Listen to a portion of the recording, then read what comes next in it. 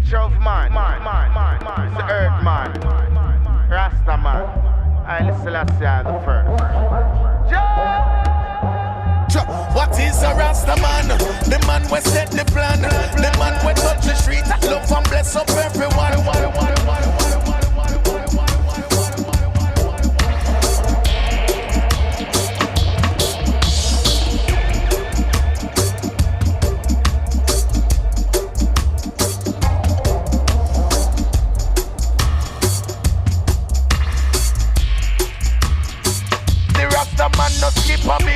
The Rasta man unique. We not go take defeat. The mission not be complete. I show the humble and the meek.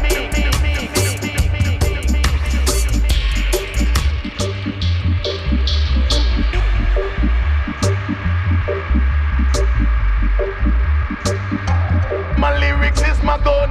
No boy can't tell me no.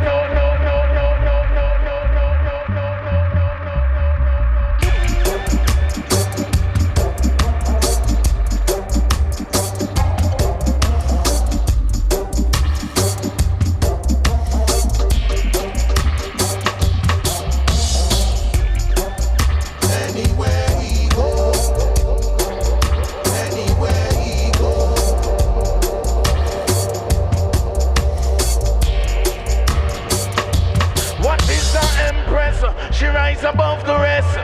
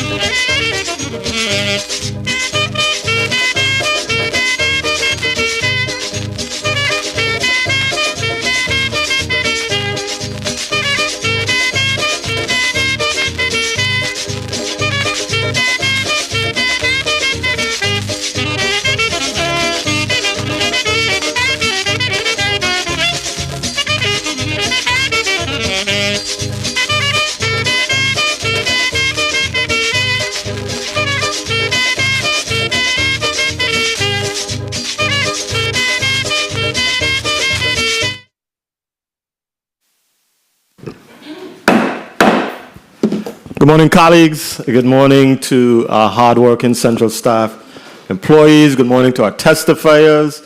And a special good morning to the people of the U.S. Virgin Islands. The Committee on Disaster Recovery, Infrastructure, and Planning meeting of Tuesday, January 30th, 2024 is hereby called to order. Before we move to a formal roll call, as chairman of the Committee on Disaster Recovery, Infrastructure, and Planning, I would be remiss if I didn't weigh in on an initiative that Governor Bryan highlighted during his State of the Territory address last Monday evening, and specifically the Rebuild USVI initiative. Overall, I was pleased that the governor recognized that the pace of recovery in our territory is not where it should be. According to Governor Bryan, at the present pace, it will take our territory another 20 years to complete our recovery, which, without question, would not be acceptable for the people of the Virgin Islands, and the governor acknowledged that also. The issue of internal capacity, the availability of critical manpower, bonding issues have all been legitimate barriers to our territory's rebuilding efforts. There's an urgent need for us to rebuild safe schools to maximize student learning and to stave off further learning loss, a need for modern healthcare facilities so that our people can receive medical treatment at home. There's a need for us to build industry-standard roads and wastewater systems and to install new pipes to replace our corroding potable water lines. Virgin Islanders deserve this just like any other U.S. citizen.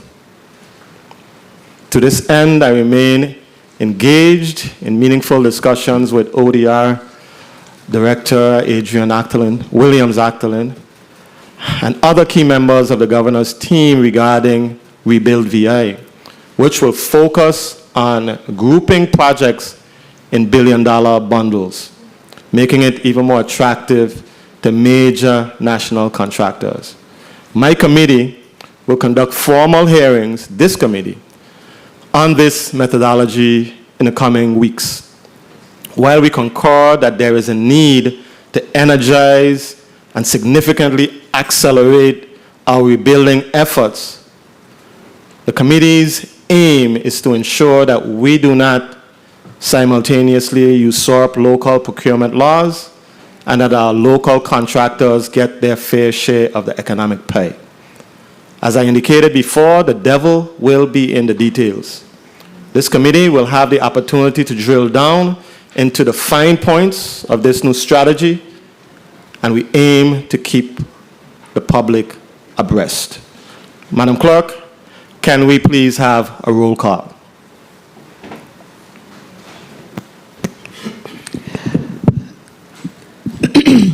Senator Diane Capehart. Diane T. Capehart. Senator Capehart, absent. Senator Alma Francis Heiliger. Senator Heiliger, absent. Senator Kenneth L. Gittins.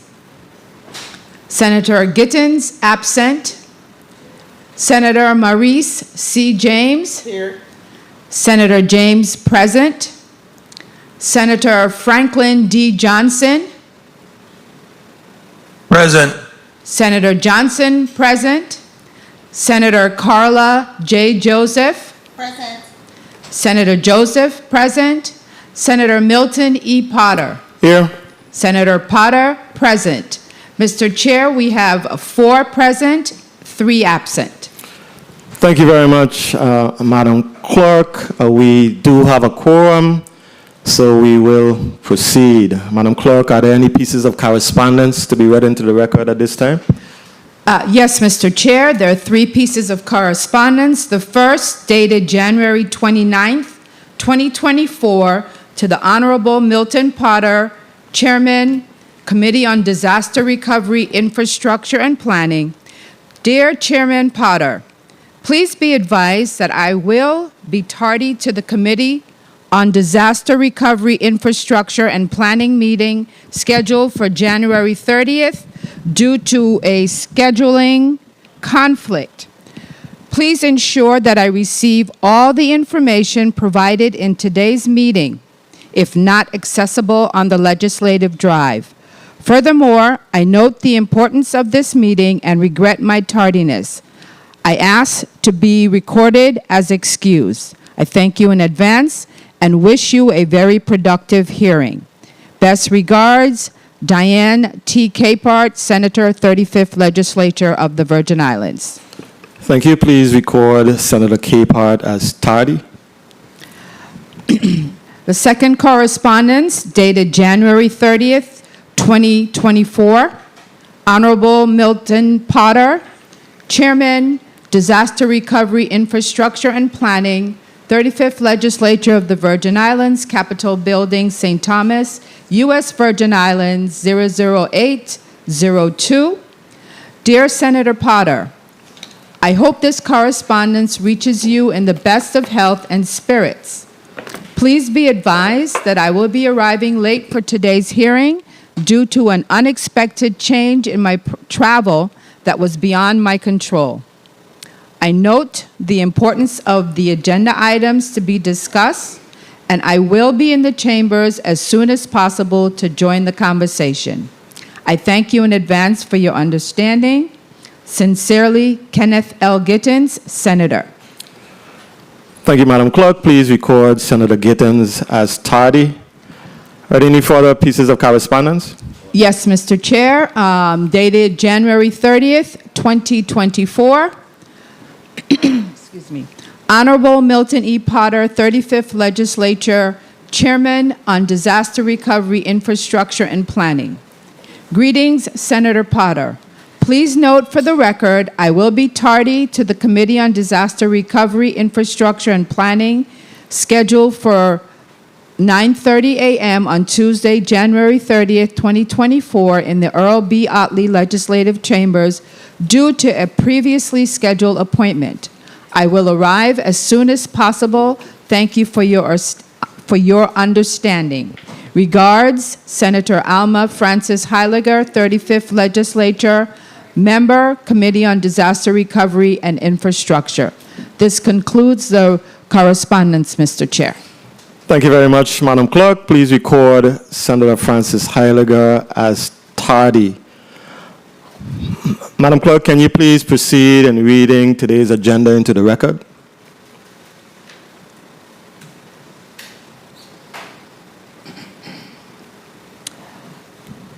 The Committee on Disaster Recovery, Infrastructure and Planning will meet on Tuesday, January 30th, 2024 at 9:30 in the Earl B. Otley Legislative Chambers on St. Thomas, Virgin Islands to consider the following. In Block 1, Bill number 350172, an act amending Title 29, Chapter 5, Virgin Islands Code relating to building codes to provide for adoption of nationally recognized consensus-based codes and standards and amendments to such codes that are in the best interests of the territory and to provide for clarifications to the Virgin Islands Building Code, sponsored by Senator Donna A. Fred Gregory. The invited testifiers include the Honorable Derek Gabriel, Commissioner, Virgin Islands Department of Public Works, the Honorable Jean P. Oriol, Commissioner, Virgin Islands Department of Planning and Natural Resources, Mrs. Adrienne Williams Octalin, Director, Virgin Islands Office of Disaster Recovery, Mr. Julio U.B. King, Chairman, Virgin Islands Board of General Construction Contractors. And then in Block 2, Bill number 350202, an act amending Title 24, Chapter 3 of the Virgin Islands Code to authorize the Historic Preservation Commission to relax certain restrictions as it relates to conservation and preservation of historic and cultural assets in the historic downtown districts of Christiansted, Frederickstead, Shalit-Amali, and Cruz Bay, sponsored by Senator Kenneth L. Gittens. The invited testifiers include the Honorable Ray Martinez, Commissioner, Virgin Islands Police Department, Mr. Matthew Ridgway, President, Christiansted Retail and Restaurant Association, Mr.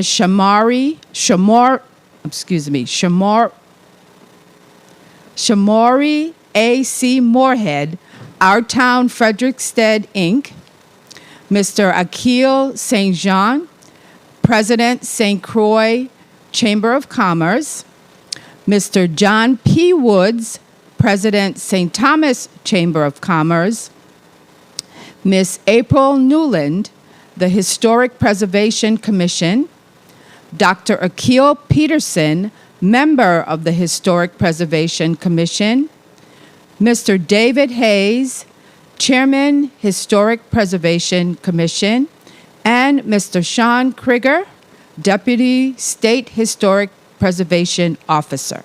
This concludes the reading of the agenda, Mr. Chair.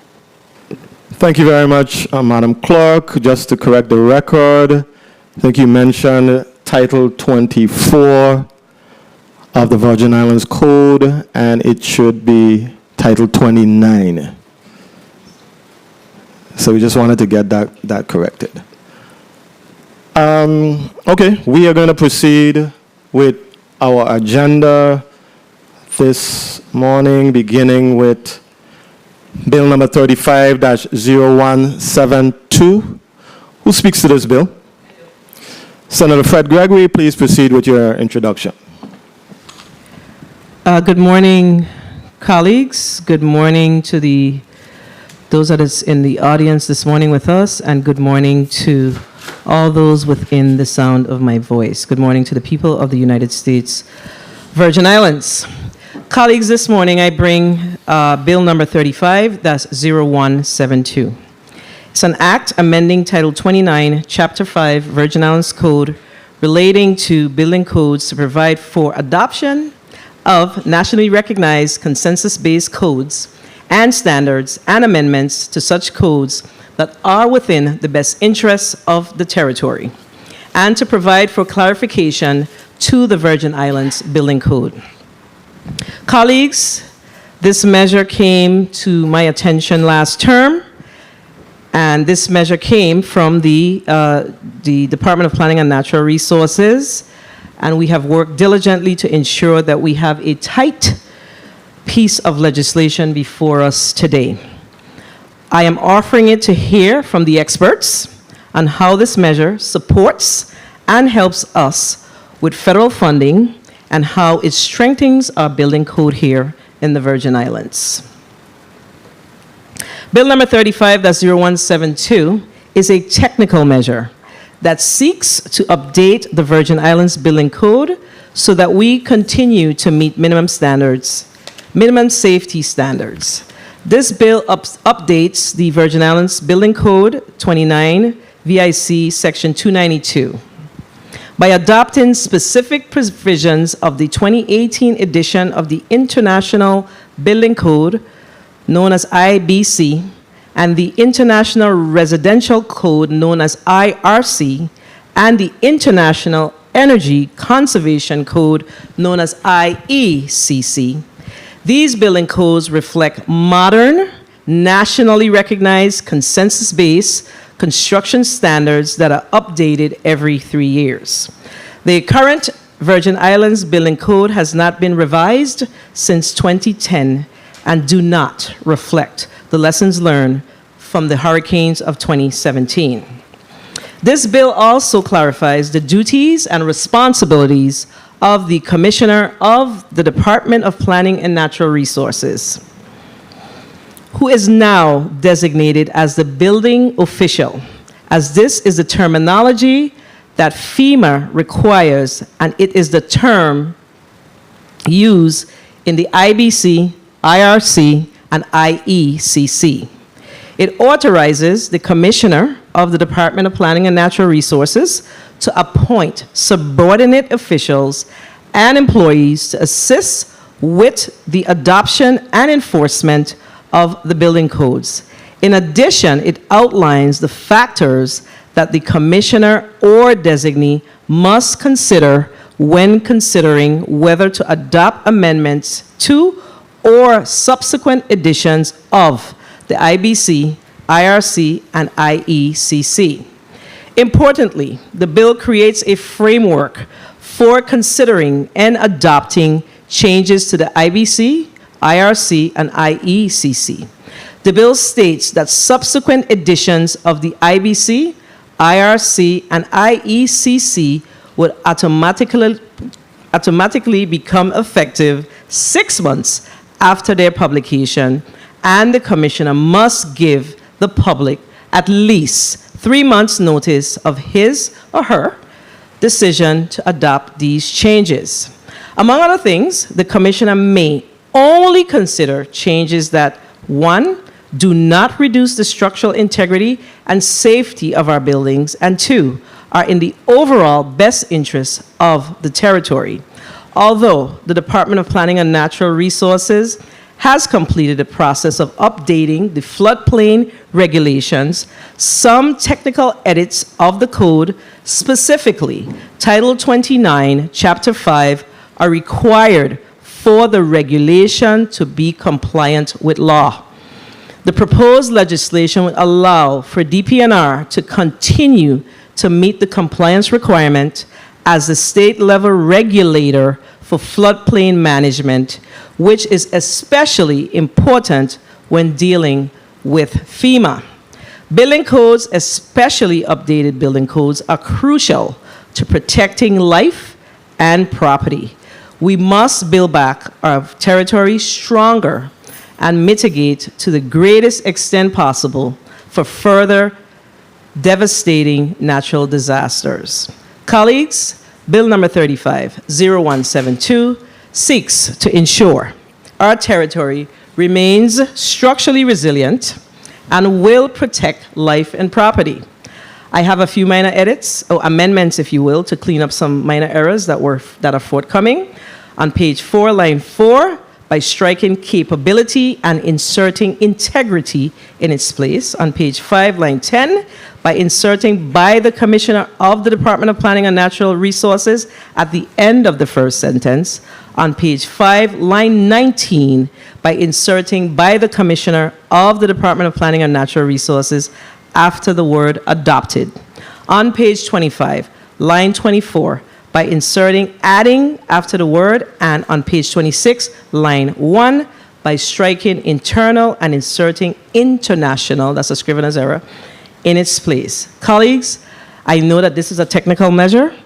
We have the experts before us today, and I too am here to hear and listen to any concerns or anything that's necessary to strengthen this measure. But we know that the chair opened this morning by sharing with us about where we need to go as it relates to us building back as a territory, and this measure is a step in the right direction. Thank you, Mr. Chair. Thank you very much, Senator Fred Gregory. Colleagues, we have a number of testifiers here before us this morning. Testifiers, I'm going to start off with a general mic check. So starting from my right, just put your name on the record and your position, just so we can make sure your mic is working correctly. So beginning with you, Good Mr. morning. King. My name is Julio U.B. King, and I'm the chairman of the Virgin Islands Board of Contractors, Trades, and Crafts. Thank you, Mr. King. Morning, Mr. Chair. Jean-Pierre Oriel, Commissioner, Department of Planning and Natural Resources. Good morning. My name is Amanda Jackson Acosta. I'm the Territorial Director for the Division of Permits at the Department of Planning and Natural Resources. Good morning, Graciela Rivera. I'm the Territorial Hazard Mitigation Officer with the Office of Disaster Recovery and VITEMA. Morning testifiers. Thank you very much. The microphones check out correctly. So we are going to start with our presentations today, beginning with you, Mr. King, and we'll move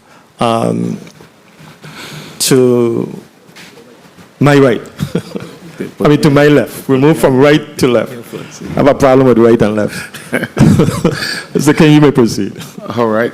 Good morning, Honorable Senator Milton E. Potter, Committee Chair, 35th Legislature of the Virgin Islands, Committee on Disaster Recovery, Infrastructure and Planning. Committee senators present, non-committee senators present, and the listening and viewing audience. My name is Julio U.B. King, Chairman of the Virgin Islands Board of Contractors, Trades, and Crafts. Thank you for providing me with the opportunity to testify before the 35th Legislature on an act amending Title 29, Virgin Islands Code, Chapter 5, relating to building codes to provide for the adoption of nationally recognized consensus-based codes and standards and amendments to such codes that are in the best interest of the Virgin Islands and to provide clarifications to the Virgin Islands Building Code. The adoption of nationally recognized consensus-based codes and standards as proposed in Bill 35-0172 is a critical step towards aligning the Virgin Islands with industry best practices. By integrating these widely accepted codes, the standards into our local building regulations, we can ensure that our community benefits from the latest advancements in construction technology and safety measures. This not only enhances the overall quality of construction projects, but also provides a solid foundation for disaster preparedness and recovery efforts. I believe the clarification proposed in Bill 35-0172 to the Virgin Islands Building Codes are a welcome initiative. Clear, concise regulations are instrumental in facilitating compliance and enforcement, and timely contributing to the safety and well-being of our residents. I believe that these clarifications will provide much-needed guidance to builders, architects, and other stakeholders in navigating the regulatory landscape, leading to improved compliance and accountability. Any reference to Title 29, Chapter 5 shall be a part of any future amendments to the Contractors, Trades, and Crafts Code. The only impact of licensing statutes is reference building standards in 27 VIC 340, which have always been inconsistent with the existing code. In conclusion, I fully support these amendments as to the strengthening of our codes in line of nationally recognized building codes. Will be in the best interest of the people of the Virgin Islands by better protecting their lives and property from the natural hazards prevalent here in the territory. Thank you for the opportunity to commit on these amendments. We stand ready to answer any questions the body may have. Thank you. Thank you very much, Mr. King. Commissioner Oriol, you may now proceed with your testimony. All right. And good morning again, Chair Potter, other members of the 35th Legislature's Committee on Disaster Recovery, Infrastructure and Planning, non-committee members and legislative staff present, and members of the viewing and listening public. My name is Jean-Pierre Oriol, Commissioner for the Department of Planning and Natural Resources, and I am accompanied by Ms. Amanda Jackson Acosta, Director of DPNR's Division of Permits. We are here today in support of Bill number 35-0172, an act amending Title 29, Chapter 5 of the Virgin Islands Code to provide for adoption of nationally recognized consensus-based codes, standards, and amendments to such codes that are in the best interest of the territory, and to provide for clarifications to the Virgin Islands Building Code.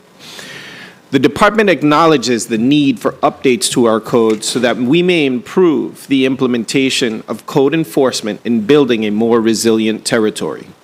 Changes within the construction industry necessitate the requested changes in order to create consistency with the codes that we have adopted and national building standards.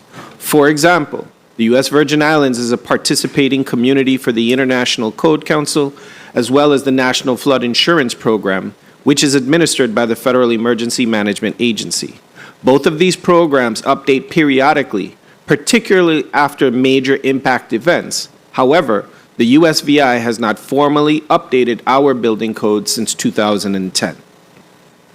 After Hurricanes Irma and Maria in 2017, FEMA deployed a mitigation assessment team to the territory, joining the USVI in assessing and evaluating the damage caused by the storms. The team also identified both successful and unsuccessful construction practices within our territory. Soon after, an evaluation of 29 Virgin Islands Code Chapter 5 was conducted, and several instances where amendments to improve the code were highlighted. These amendments include suggestions on improving the administration of the code, subsequent adoption or auto-adoption, and some technical provisions related to wind design, flood hazards, and energy conservation. In 2018, the USVI also underwent its first community assessment visit by the National Flood Insurance Program, and again, areas of the code where amendments would be necessary to be compliant as a participating community were identified. As a result, in 2020, DPNR began the process of updating our floodplain regulations, first hiring a contractor to assist with the technical amendments, then hosting several virtual town hall meetings and public comment periods. On February 17, 2021, the Honorable Albert Bryan Jr. approved the final regulations, successfully completing our first amendment since the beginning of our participation in the NFIP in 1980, bringing us significantly closer to being a compliant, practicing community partner. These regulations are extremely technical and in multiple sections of the code. Therefore, the department created a reference guide for the community that can be found on our website, and you have the hyperlink there for you. Although DPNR has completed the process of updating our floodplain regulations, there are still some technical edits of the code, specifically in Title 29, Chapter 5, that require revision in order to be A, consistent with federal requirements, such as the requirements for record-keeping policies, B, clearly identify administrative policies, and C, provide for adjustments to address areas that may be unique to the territory. One good example of the requested updates relates to the National Flood Rate Insurance Map, or FIRM. The NFIP is currently using FIRM maps developed in 2018 for participating communities. However, because there is no auto-adoption clause for our code in our floodplain regulations, the territory's official FIRM map is the 2007 map. Since 2007, there have been significant improvements in data collection and modeling, which has led FEMA to develop different tools to identify more precisely base flood elevations and special flood hazard areas, which have led to much improved FIRM maps to be developed. Our amendments passed in 2021 reference the 2018 advisory maps as the best available data. However, as regulations cannot supersede code, it is necessary to include language that will adopt the 2018 advisory maps and subsequent updates through regulations. One final point to make about the benefits of updating our building and flood code is the opportunities it provides to us. The Biden administration had made an unprecedented amount of funding available to states and territories under FEMA's Building Resilient Infrastructure and Communities, or BRIC program. FEMA has a national rating system called the Building Code Effectiveness Grading Schedule, which tracks participating communities that have adopted the most updated codes and are enforcing them. Communities with higher BCGES ratings score higher on proposals and receive the higher portions of funding under the BRIC program. Similarly, communities with updated flood regulations receive higher flood mitigation funds following disasters, lower interest loans under the Small Business Administration program, and insurance premiums are generally lower for communities participating in the NFIP. In conclusion, I would like to thank the sponsor for putting forth Bill number 35-0172. DPNR's Division of Permits is the entity responsible for ensuring the safety of our residents through the effective enforcement of our building codes and flood regulations. If we think back to 30 years ago when Hurricane Marilyn was bearing down on these islands, the standards required that we consider wind speeds of up to 110 miles an hour. Over the last 6 years since the devastation of Hurricanes Irma and Maria, there have been 27 Category 3 or higher storms in the Atlantic, which means sustained winds of 111 miles per hour or higher.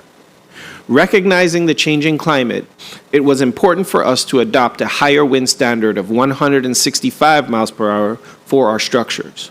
With respect to our flood-prone areas, it is important for us to adopt more enforceable standards and reduce the repetitive loss that we have seen in these areas. By having higher standards and more enforceable policies, it allows us to ensure that we are building more resilient communities for our current and future residents. Again, thank you for the opportunity to testify on Bill number 35-0172, which DPNR fully supports. Amanda and I are here to answer any of your questions to the best of our abilities. Thank you. Thank you so very much, Commissioner Orio. Ms. Rivera, you may now proceed with your testimony. Good morning, Honorable Senator Melton E. Potter, Chairman of the 35th Legislature Committee on Disaster Recovery, Infrastructure, and Planning. Distinguished members of the committee, as well as fellow testifiers and the listening audience. I am Graciela Rivera, Territorial Hazard Mitigation Officer. I am here on behalf of Director Adrian L. Williams-Octalin, Director of the Office of Disaster Recovery. It is my honor to be present and support the Department of Planning and Natural Resources with Bill number 35-0172, which would amend Title 29, Chapter 5 of the Virgin Islands Code. The Office of Disaster Recovery shares with the Territory the common goal of creating a pathway to resilience.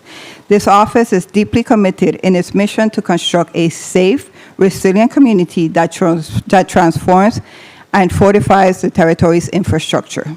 Stronger building codes are key for mitigating the impact of natural disasters and increasing the Territory's resiliency, by ensuring that both residential and commercial buildings are constructed to withstand impact of hazards such as hurricanes, floods, and earthquakes. Stronger building codes can significantly reduce damage. Additionally, stronger building codes can prevent the loss of life by ensuring safer structures for people to shelter during a disaster. Stronger building code minimize the economic impact of disasters by limiting the destruction of properties and critical infrastructure. They can contribute to creating a safer, more resilient community for generations to come. The Mitigation Assessment Report, Hurricanes Irma and Maria in the U.S. Virgin Islands, was released by FEMA in September 2018. This was done by the FEMA's Building Science team with support from STAR, the Strategic Alliance for Risk Reduction.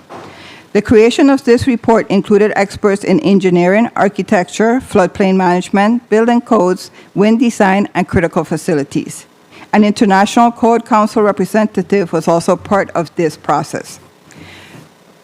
This FEMA publication provided an assessment of building performance, observations, recommendations, and technical guidance.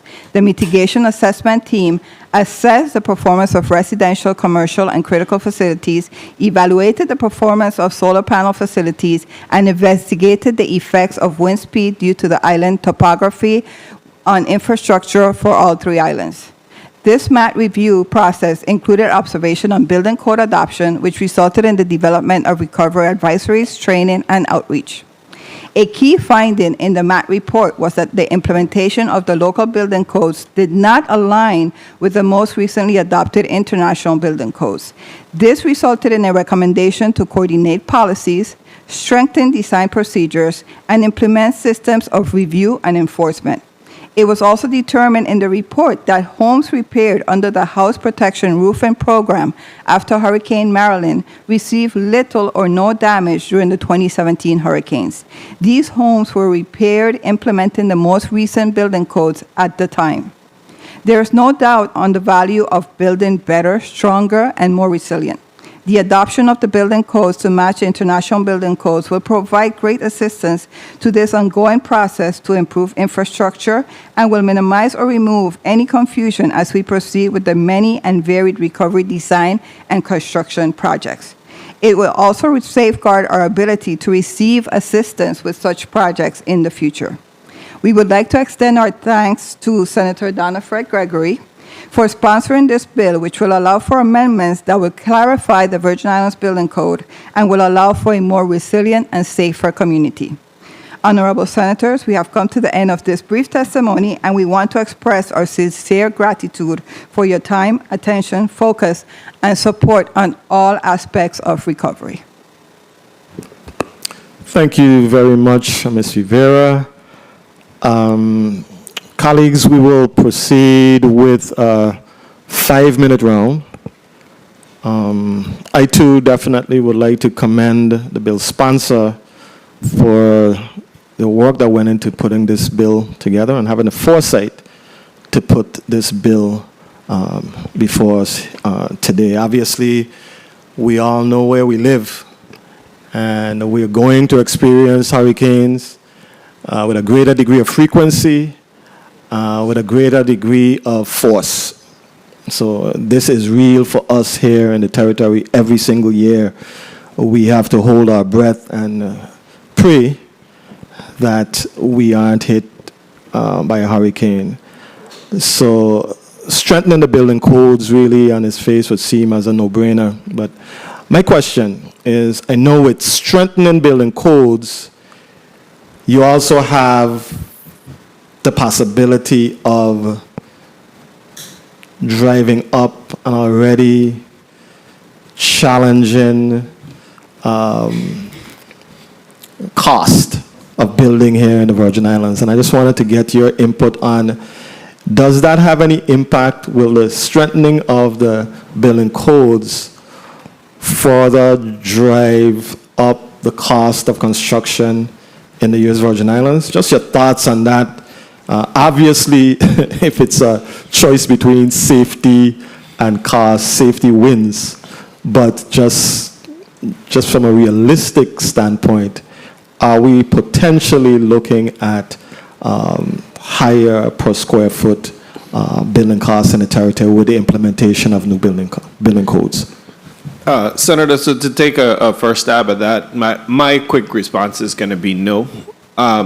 Two things. First, I have to say that in 2018, when the CAV team came down here, and I wasn't commissioner at the time, but I was within the department, I recall some of the meetings with the Architects Association here, because if you recall, the storms actually had sustained winds in certain portions of the territory over 200 miles an hour. And FEMA was actually looking to increase the wind speed from 165 to 185, which would have driven up the cost.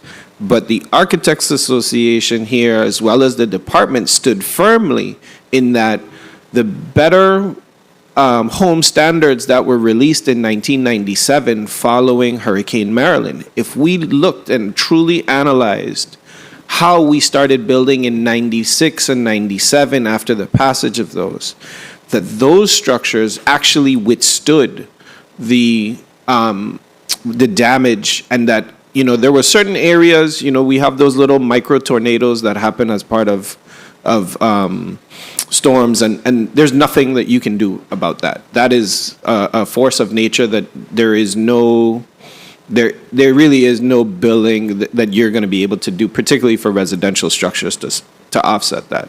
But we did push back on trying to get up to that 185 because it would have driven up the cost significantly with homes. And so we've maintained actually a leveling, so to speak, of where we are. So the amendments that we're looking at right now, they don't. There's one amendment that, I mean, it's not fully present right now. The one that actually could, that I think drive up costs, and it's not something that we're pursuing right now, is actually my thoughts on us, how we store water. And the reason why is because we know that due to the changing climate, we're seeing more and more periods of drought. And so if we were to tinker with the ratio of roof area to cistern volume, that would drive up the cost significantly. But we are looking at it. We're not moving forward with that because we understand what it could be. We know that the ability to generate water through WAPA and then through the sale of the trucking can provide the backup, since we're using reverse osmosis and not much more expensive ID and that sort of thing. But the standards that we're looking at right now, they won't significantly increase. We've been doing a lot of this for years, but this is now making sure that our code aligns with the councils that we are currently following. Thank you very much for your response, Commissioner. Mr. King, any thoughts on that? Well, I concur with the commissioner. However, there are one or two things that I think drives the cost. I don't want to quote and give it the wrong number. I think it's PF 361 that deals with, again, FEMA, that changes the impact on shutters, windows from a missile D to a missile E, which that increases the cost.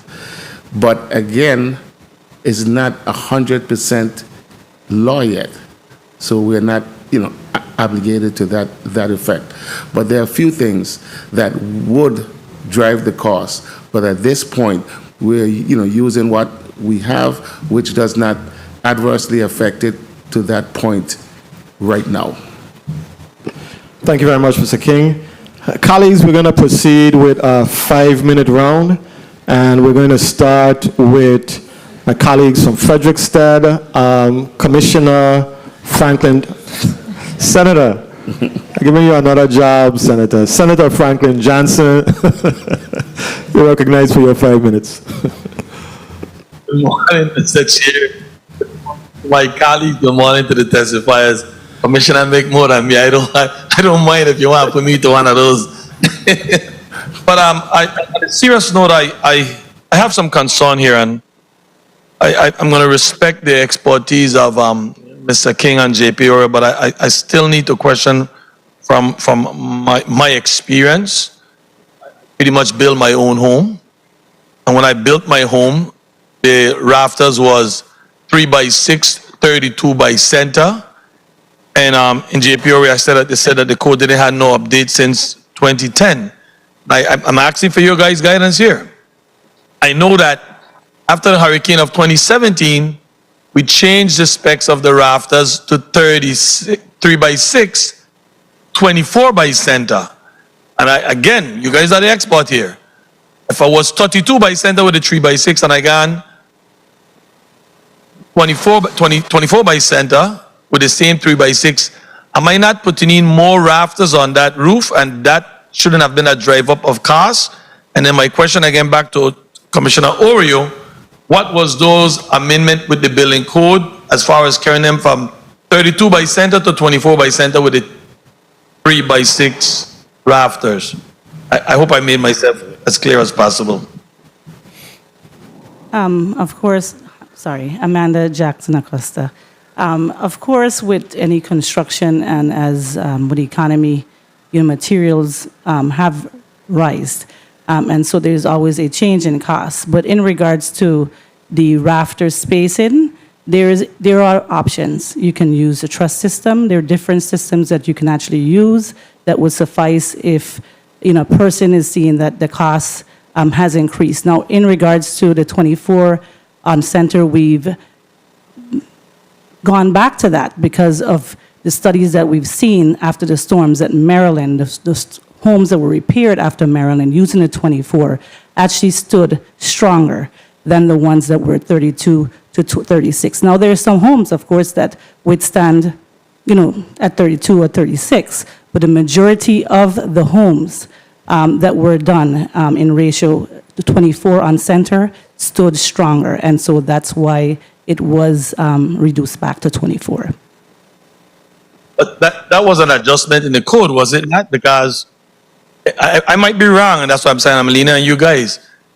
Prior to Hurricane Irma and Maria, wasn't it 32 by center? So, Senator, I think that the difference that we're trying to explain here is that, like, the IBC, the IRC, the IECC, they update every 3 years, and we incorporate them by reference. However, because we're what we call a participating communities for those. However, the code, our code, the technical amendment that we're seeking here formalizes. Now, the code also allows for the department to have discretion. And so if an applicant comes in and wants to keep it at the 32 by center and they provide the calculations to the department, that it's certified by an engineer that the way that they're designing the system will in fact meet the wind load criteria for 165, then the department will review that. But because the department is a participating community for the different codes represented by the ICC, we're adopting those every 3 years that they come out. 1 minute. And now with but the code, our code itself, has not been adjusted, and there are a bunch more things aside from just the auto adoption as well. All right, I appreciate that, but it is an increase in cost with spacing of the rafters. Would you agree to that? Instead of 32 by center, 24 by center would be a difference in cost for building and constructing a home? Yes, Senator. It would increase the cost because you would have to put in more rafters inside of there. And I think my time probably closed. I want to ask the Commissioner, how many inspectors does DPNR have on staff to ensure the requirements enhancements are being followed by contractors billing and in the territory? There's 16 inspectors on staff. Is that on each island or total? Total. So is it equal balance? What's the number on either island? It's an equal balance. You have Time. You have on St. Croix equally, and then of course on St. Thomas, there's 2. All right, thank you very much. I appreciate that. Thank you guys for your explanation of why those codes was changed and what builder can do as far as coming in and show proof that the 32 by center will be be able to withstand the 165 a win. Thank you very much, Mr. Chair. Thank you very much, Senator Johnson. Commissioner, with respect to the automatic updates that will be incorporated into the code, will be codified, is there any concern or what is the process of educating contractors as to, what the rules are today? How does that work? You want to take that one? Well, I would say the easiest way to get our contractors to know what is happening is actually to have meetings with them, to have set up forums where they can share their concerns, but we can educate on the changes. And we do a lot of outreach, and we continue to do so as we have changes or any updates in regards to our department. Okay. You want to say something, Commissioner? I would say also, at least in and I have to admit that this section of DPNR is probably the one I'm least versed in, right? But what I have noticed is that our major changes usually occur after an incident period. So, I began in 2000 in DPNR, and one of the things that I came into is when we were pushing the Stronger Home, I think it was the 4th edition from 1999 into 2000. When we did the last code update in 2010, there wasn't a specific incident period, but there were things that were being looked at. So the major changes usually happen after there's an incident. And again, while this was our first community evaluation team that came down here for that, the associations like Julio's, like the contractors, the architects, they also are part of the discussion when they come down and they say, okay, we need to have a major update. And then from industry standards, they speak on behalf of the territory as well and saying, hey, let's think rationally and reasonably here and not just a knee-jerk reaction to an incident as well. I got you. Mr. King, is there a role for you for the board as far as getting the word out and educating the general contractors as to new rules and regulations and guidelines? Yes, we are working on that. Actually, like, for example, DPNR sent out a document showing new roof details. These are things that were distributed. We are, looking to do the same thing, having communication, having, meetings with contractors, explaining the do's and the don'ts. Because unfortunately, we've been having a lot of complaints where contractors doing things that's not acceptable, is not per code.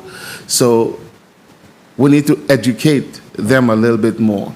So that's one of the things that we are, working on, other than trying to get more, bodies in, on the board itself. But yes. How many licensed contractors do we have in the territory? Whew. You have a rough idea?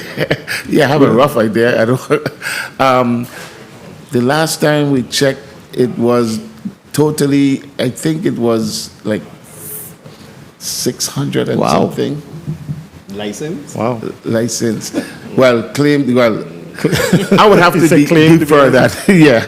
But That's a large number. We had quite a bit. Okay. We had quite a bit. Okay. Senator James, you are recognized for your point of information. Good morning, everyone.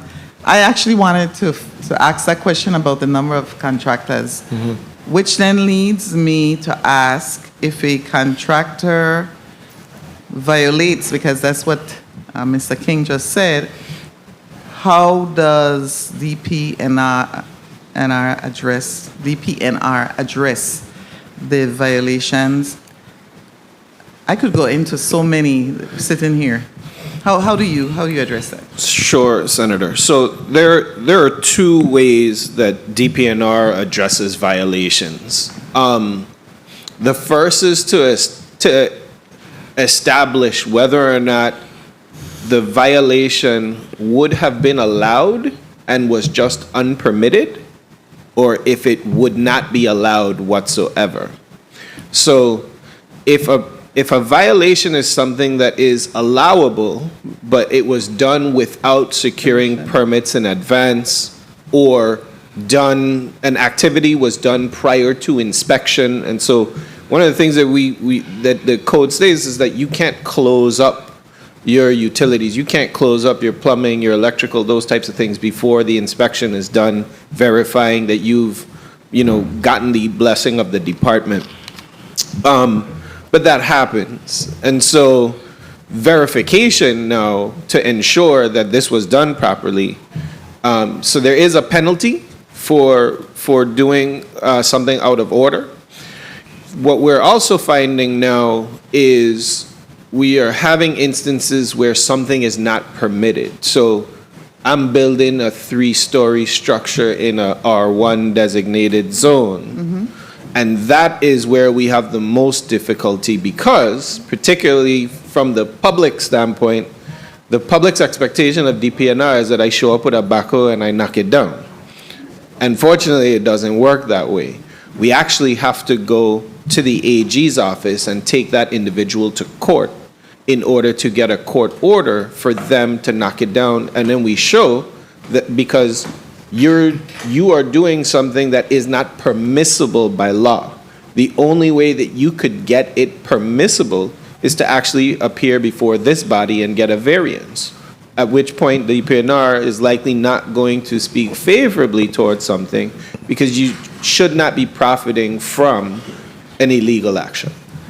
I'm going to continue when it's my turn, but I wanted to just say to Mr. King, does ODR know that you have 600 contractors in the Virgin Islands? You don't have to answer that. Let me answer that. You do? Okay, go ahead. Let me answer that. Right now, I like to correct my first statement. We have approximately 200 to 250 in the territory. Oh, okay. Okay. Yes.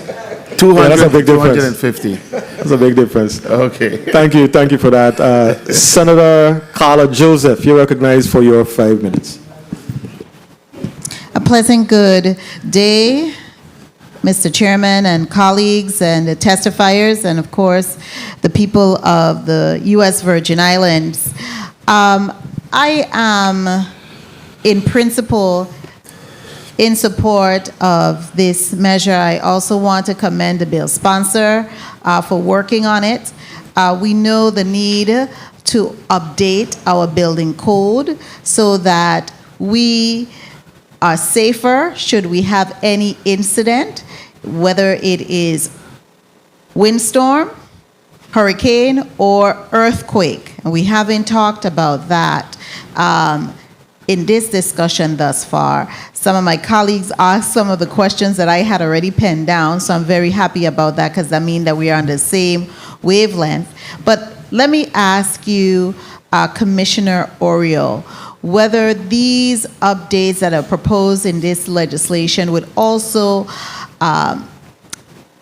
prevent us from any, and the buildings, and maintain the buildings should we have an earthquake? Or is it just for the windstorm, hurricane portion? No, Senator. So our codes deal with impacts of all activity that we are subject to. Okay, good. So that includes the earthquake. Good. I'm glad that we are able to clarify that and put that on the record. Now, I also wanted to ask you, Ms. Rivera, and it's just from my knowledge, who are the person, you mentioned the MIT assessment team. This would be on page 3 or line number 27. Who makes up this MIT assessment team? Are they comprised, who came, the MAT assessment team? Who makes up those individuals? Are they comprised of persons here locally as well as technical individuals? So it starts out with the FEMA building science team. So their focus is studying, what happens after a hazard to the existing infrastructure. They do work closely with local, and they also do bring expertise across all, the different hazards. And it's an analysis. It's an analysis and assessment. They do have interviews. They work very closely with the team at DPNR. I actually sat in some of the sessions myself. They reached out to community members as they did, the assessment, and they saw the different homes. They did speak to the residents. So it's a holistic approach, and then they provide their assessment and their report. Right. And what I noted in your testimony, which was very notable, is that the updates that were made from 2010 to the building code and the homes that implemented those updates to the building code, they were able to be more resilient and withstand the forces of the hurricanes from Irma and Maria. Correct. So that, to me, is a major seller because we are updating it to definitely protect our people and our population, and to reduce the amount of recovery and that we have to go through, and the level of inconvenience, importantly, that we are subjected to after a storm. Now, I wanted to also ask you, Mr. King, I'm sure you were in business in 2010 when the code was updated. How was it received by the construction industry partners? How was it received when they updated it so that we could gauge if they are going to be able to quickly, because we have some time here, based on the legislation, to implement these codes. I'm not worried about DPNR ability to inspect, okay, but I'm concerned about our construction industry partners' ability to acclimate and actually implement these changes. Is it going to be difficult for them, or is it going to be really smooth sailing, in your opinion? All right. In my opinion, I wouldn't say it would be smooth, sailing, but it would be well received. Based on what we have seen, when I was heavy into the construction, we have seen a lot of homes go down. The owners would like to do whatever possible to make it right. Of course, cost affects everything. But homes that were built after that, so many of them stood up. After the hurricane, the first thing I did is went to see some of the homes that I did. And basically, I felt good because they all stood up, over 90%. Standard, you might lost a little, galvanized here or there, but it works. So as a result, it's well received in most of the contractors. Okay, and they have, based on your, you are the chairman for the board, based on a board of contractors and trades and craft, based on your overall assessment, we have the capacity, and I'm just talking about the little man here, right, of contractors, the capacity to be able to implement these changes. Our local construction contractors have the ability to do that. Yes, we do. Okay. Yes, we do. And we also, rely on DPNR for inspections. Unfortunately, you will find some contractors love to close up before inspections are done. And as a result, you have complaints. And we're boggled with complaints, and that's unfortunate. Okay, so let me just ask DPNR. Time.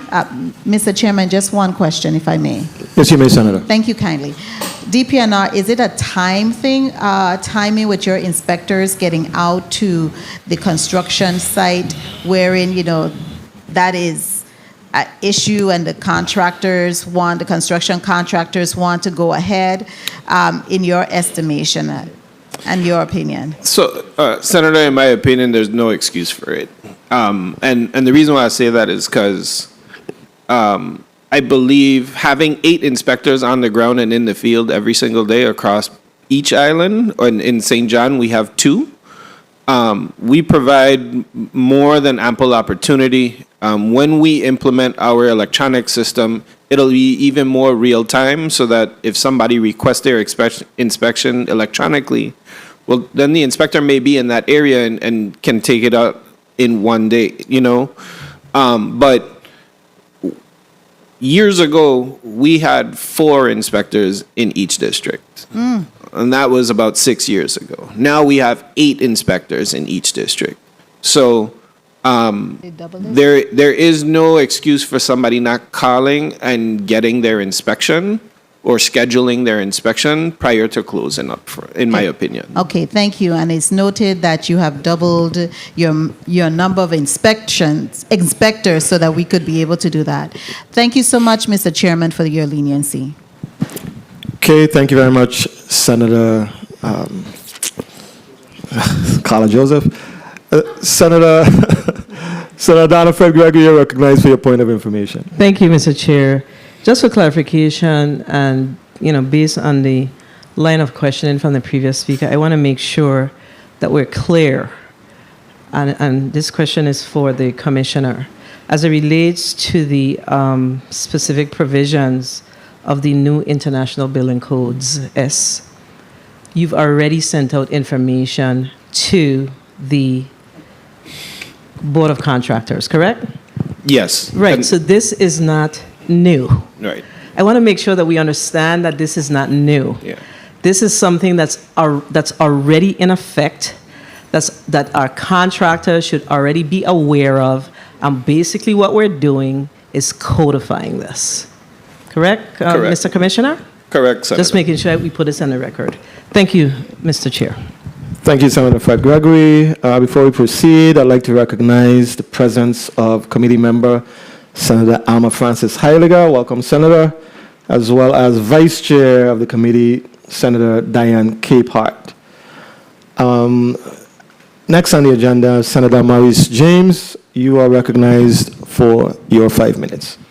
Thank you, Mr. Chairman. Good morning, Virgin Islands. Good morning, colleagues. Good morning, testifiers. I first want to start with the, I am so tired of hearing the word resilient. So tired of it. Because resilient means to rebound quickly. To spring back. And I don't know if we've been resilient, quite frankly, in a lot of ways, not only in building, in so many ways in the Virgin Islands. But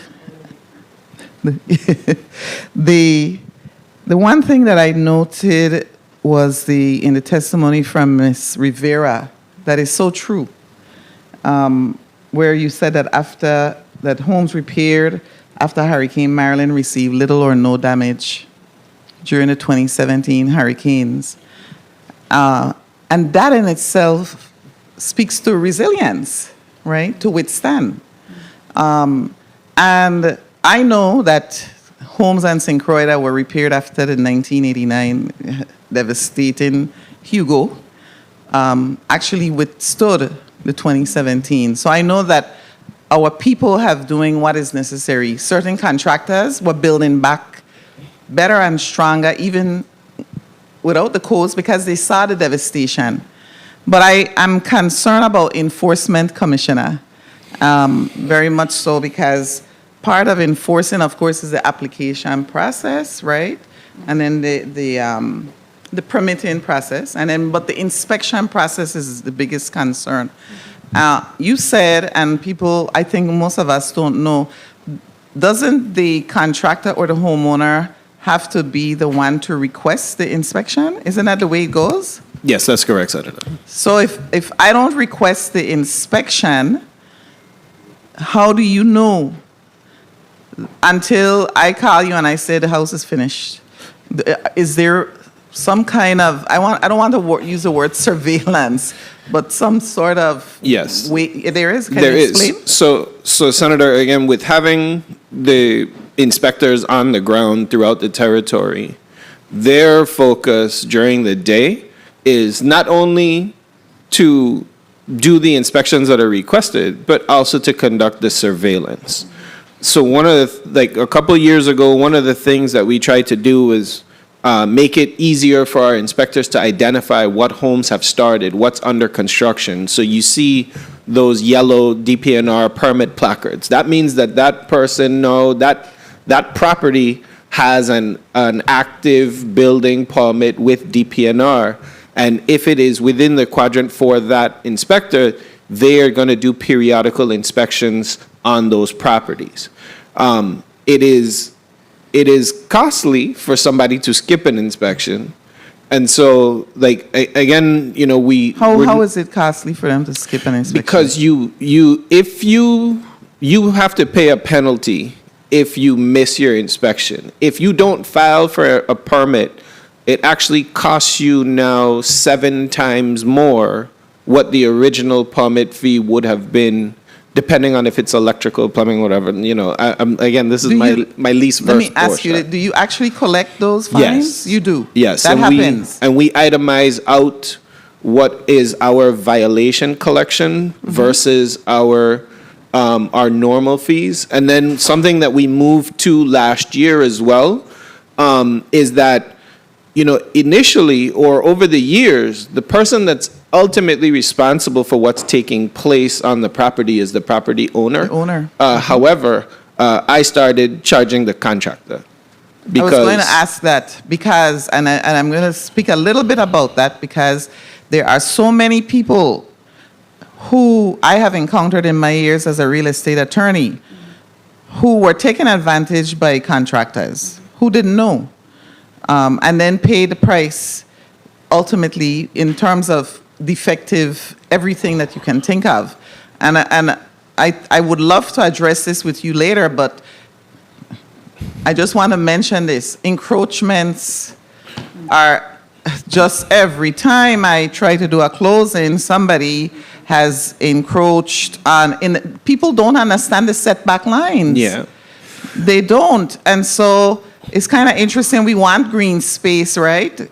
Because it makes our life better. But people are actually building all the way to the boundary line. Mm-hmm. Yeah. Do you educate the public? And how do you 1 allow minute. contractors to do that?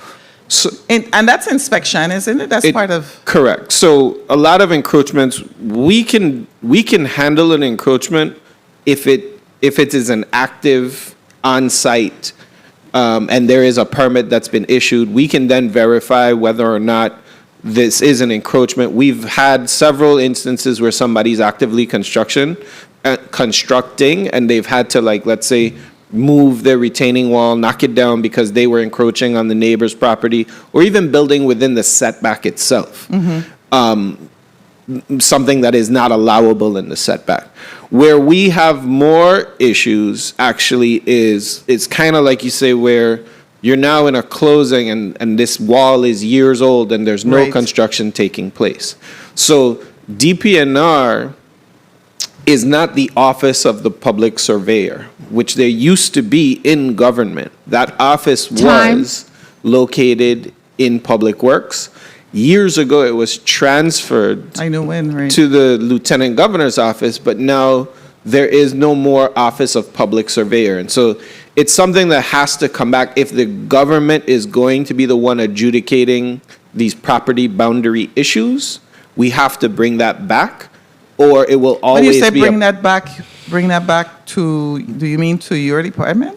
Or to Public Works? So if the government is going to adjudicate property disputes, the office of the public surveyor has to come back. Whichever department you put it in and fund it, it would make. That's right. So years ago, when they transferred it out of Public Works, they put the office of the public surveyor to work in tandem with the cadastral. Right. Because the cadastral is who certifies the maps. And so it makes sense that it would be there. But it needs to be an office if the government is going to adjudicate those issues. Thank you, Mr. Chairman. But we need to address that.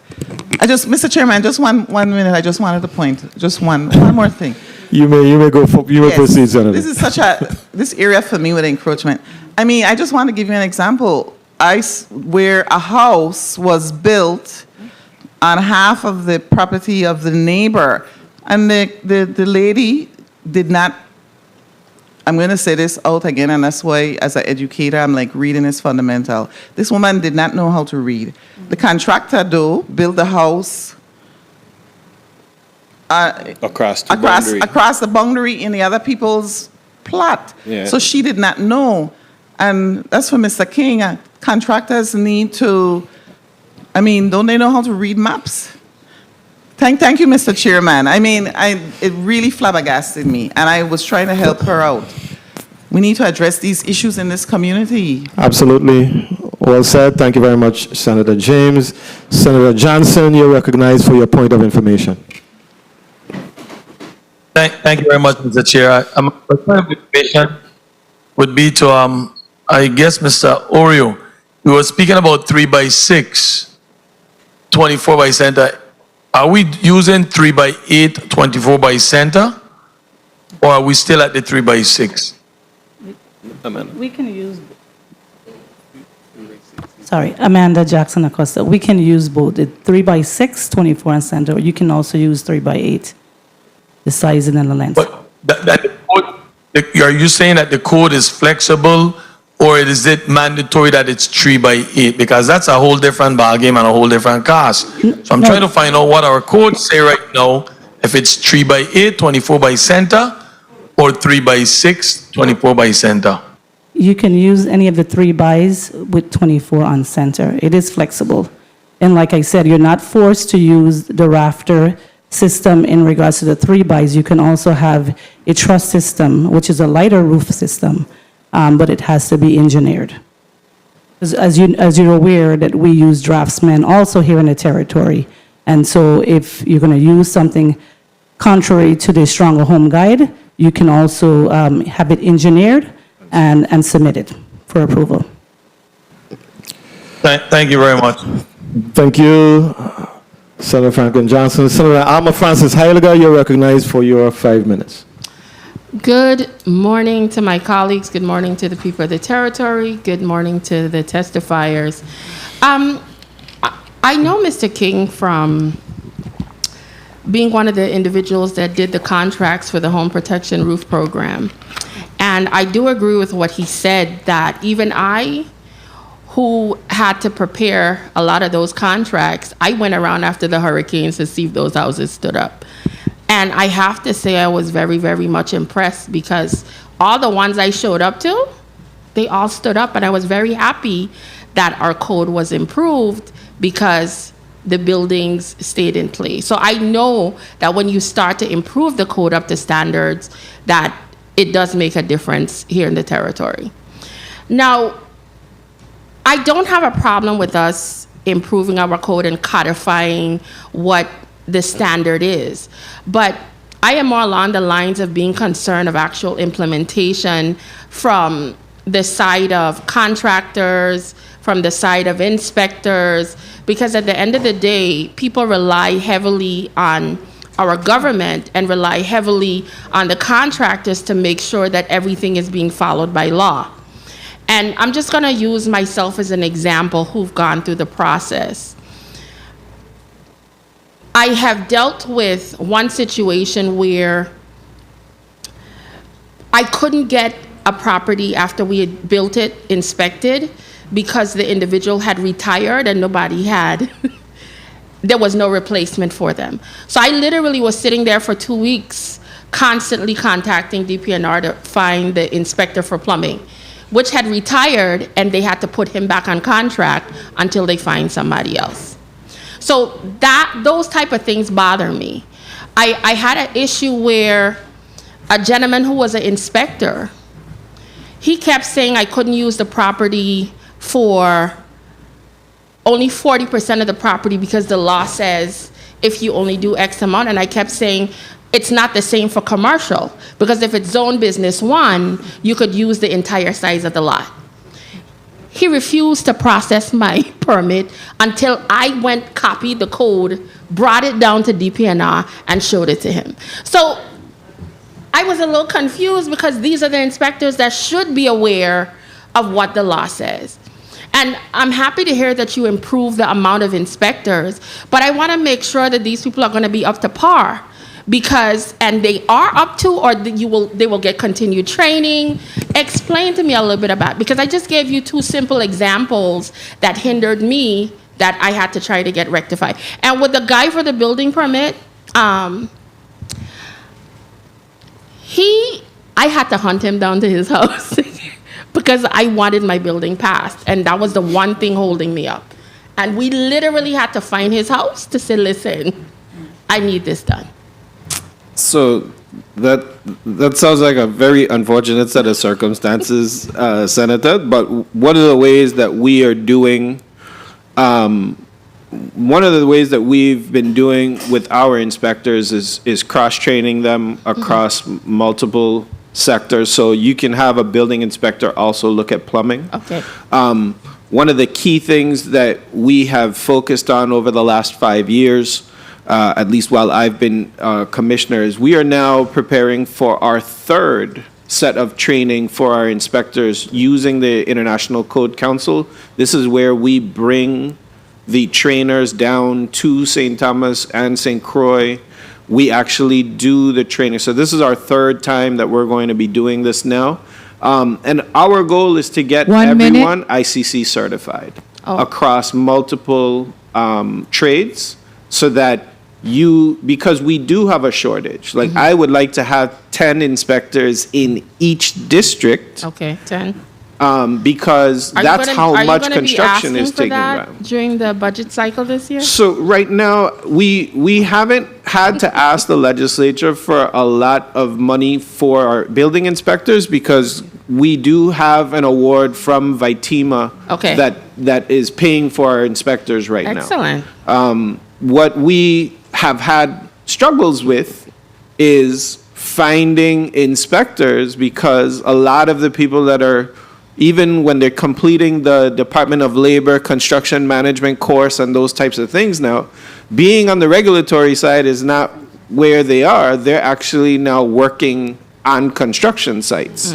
And so, it boils down to the shortage of available manpower right now. Okay. Can I ask a final question, Mr. Chair? Yes, you may, Senator. You spoke a little bit about Office of Public Surveyors and the need for it to possibly re-exist. I'll give you an example. I know of a situation where there was a piece of property that was divided in 2, and there was a right-of-way ran up the middle of it to make sure both of them could access either side. One of the individuals built their retaining wall smack dead in the middle of the right-of-way. Yeah. How would situations like that be dealt with, and why are those things not picked up on prior? Because this construction is actively still going on. So now the other party is now in a fight with these people because you're now blocking me from getting access to the property. So as I said, Senator, if the construction is active, right, then there would have been, or there should be, a permit. There's no way the permit is going to be showing a wall through the easement, the access easement, which means that they've deviated from the permit and violated that. Okay. And so that's how we can make somebody remove Take it the down. structure, because you would now be in violation. We can, if you don't, you have, once we notify you of a violation, you have 14 days to correct that activity. If you fail to do so, you're issued another 14-day notice. After that, it can go, we revoke your permit. And then, but in order to fully get compliance, if it involves a structure like that, again, it doesn't give us the permission to knock it down. What it does do is we have to go to the AG's office and we have to get a court order for that. And just quickly for that part with the AG, what happens if the AG chooses not to pursue something? Because that's a scary situation, and then all of a sudden, we're not touching this. What happens then? Correct, Senator. So I would say that, you know, we recognize the difficulties of having to go to the AG when there's a shortage, and the civil division probably only has, I think, 2 attorneys in it. So what we focus on is trying to do everything that we can administratively within our power before we have to. It is usually a situation where somebody is being so blatant and so non-compliant that you have to involve the AG's office, and at that point, the AG's office actually does work with us. We currently have a case in St. Croix that Amanda's been working on. Again, we have somebody that's just being blatantly non-compliant, Okay. and we're now in court with the individual. Okay, thank you for your responses, and thank you, Mr. Chair, for the additional time. Thank you very much, Senator Francis Heiliger.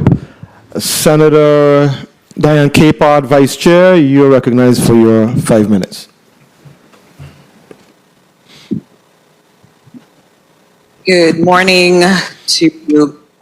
Good morning to the people of the Virgin Islands. Good morning, testifiers. Please forgive me, Mr. Chair, for being tardy today as I attended a funeral for the Bascom family. I want to extend my condolences. This bill 35-0172, I actually got preempted on this, understanding the need and the importance of the territory as we have all this FEMA funding to rebuild.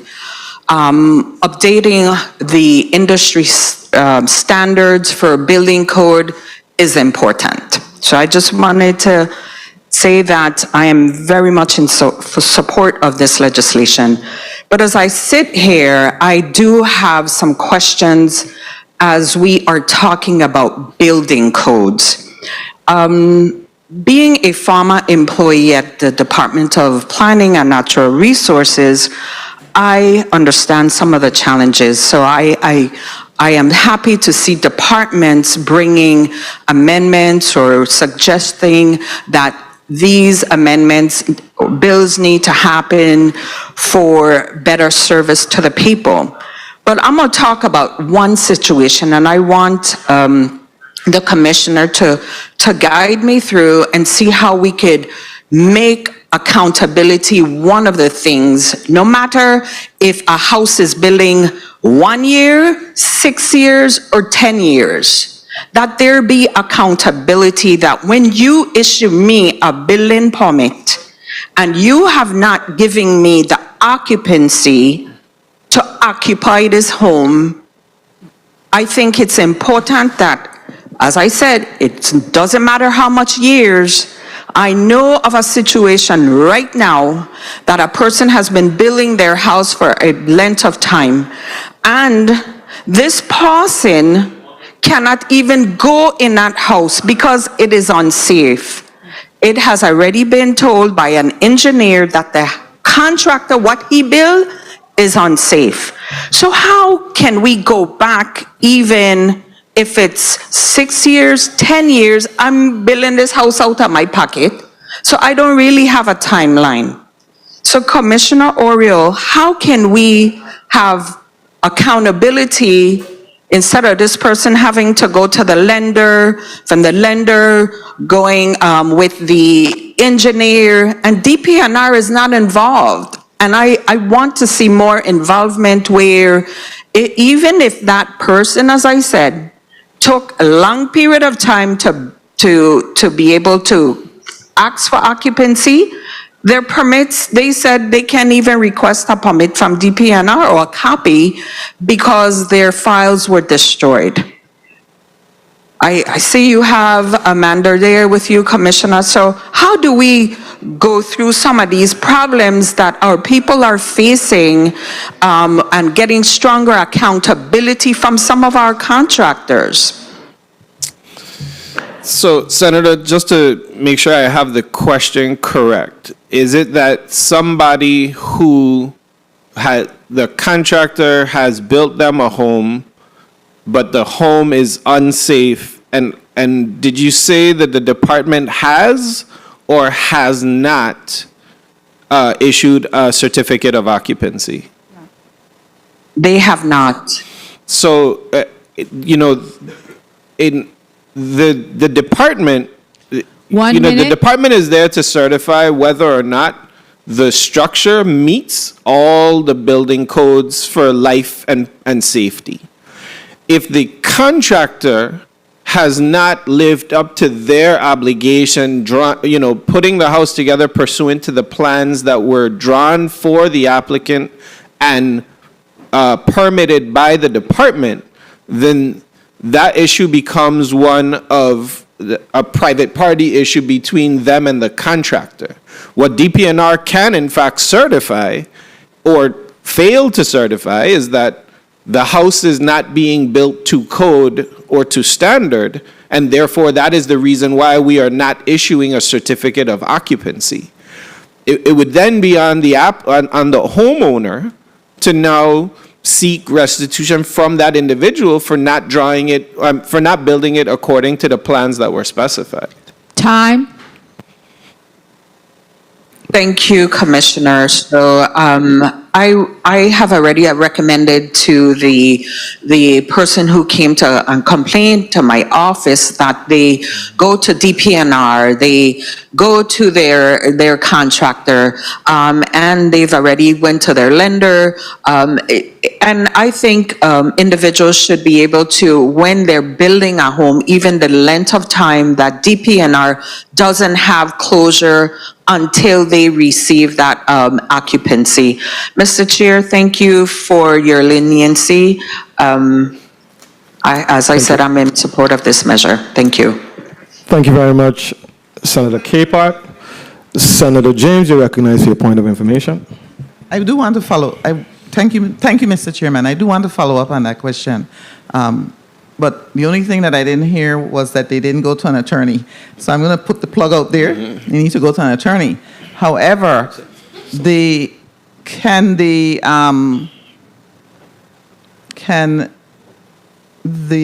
know how contractors can put a lien on your property?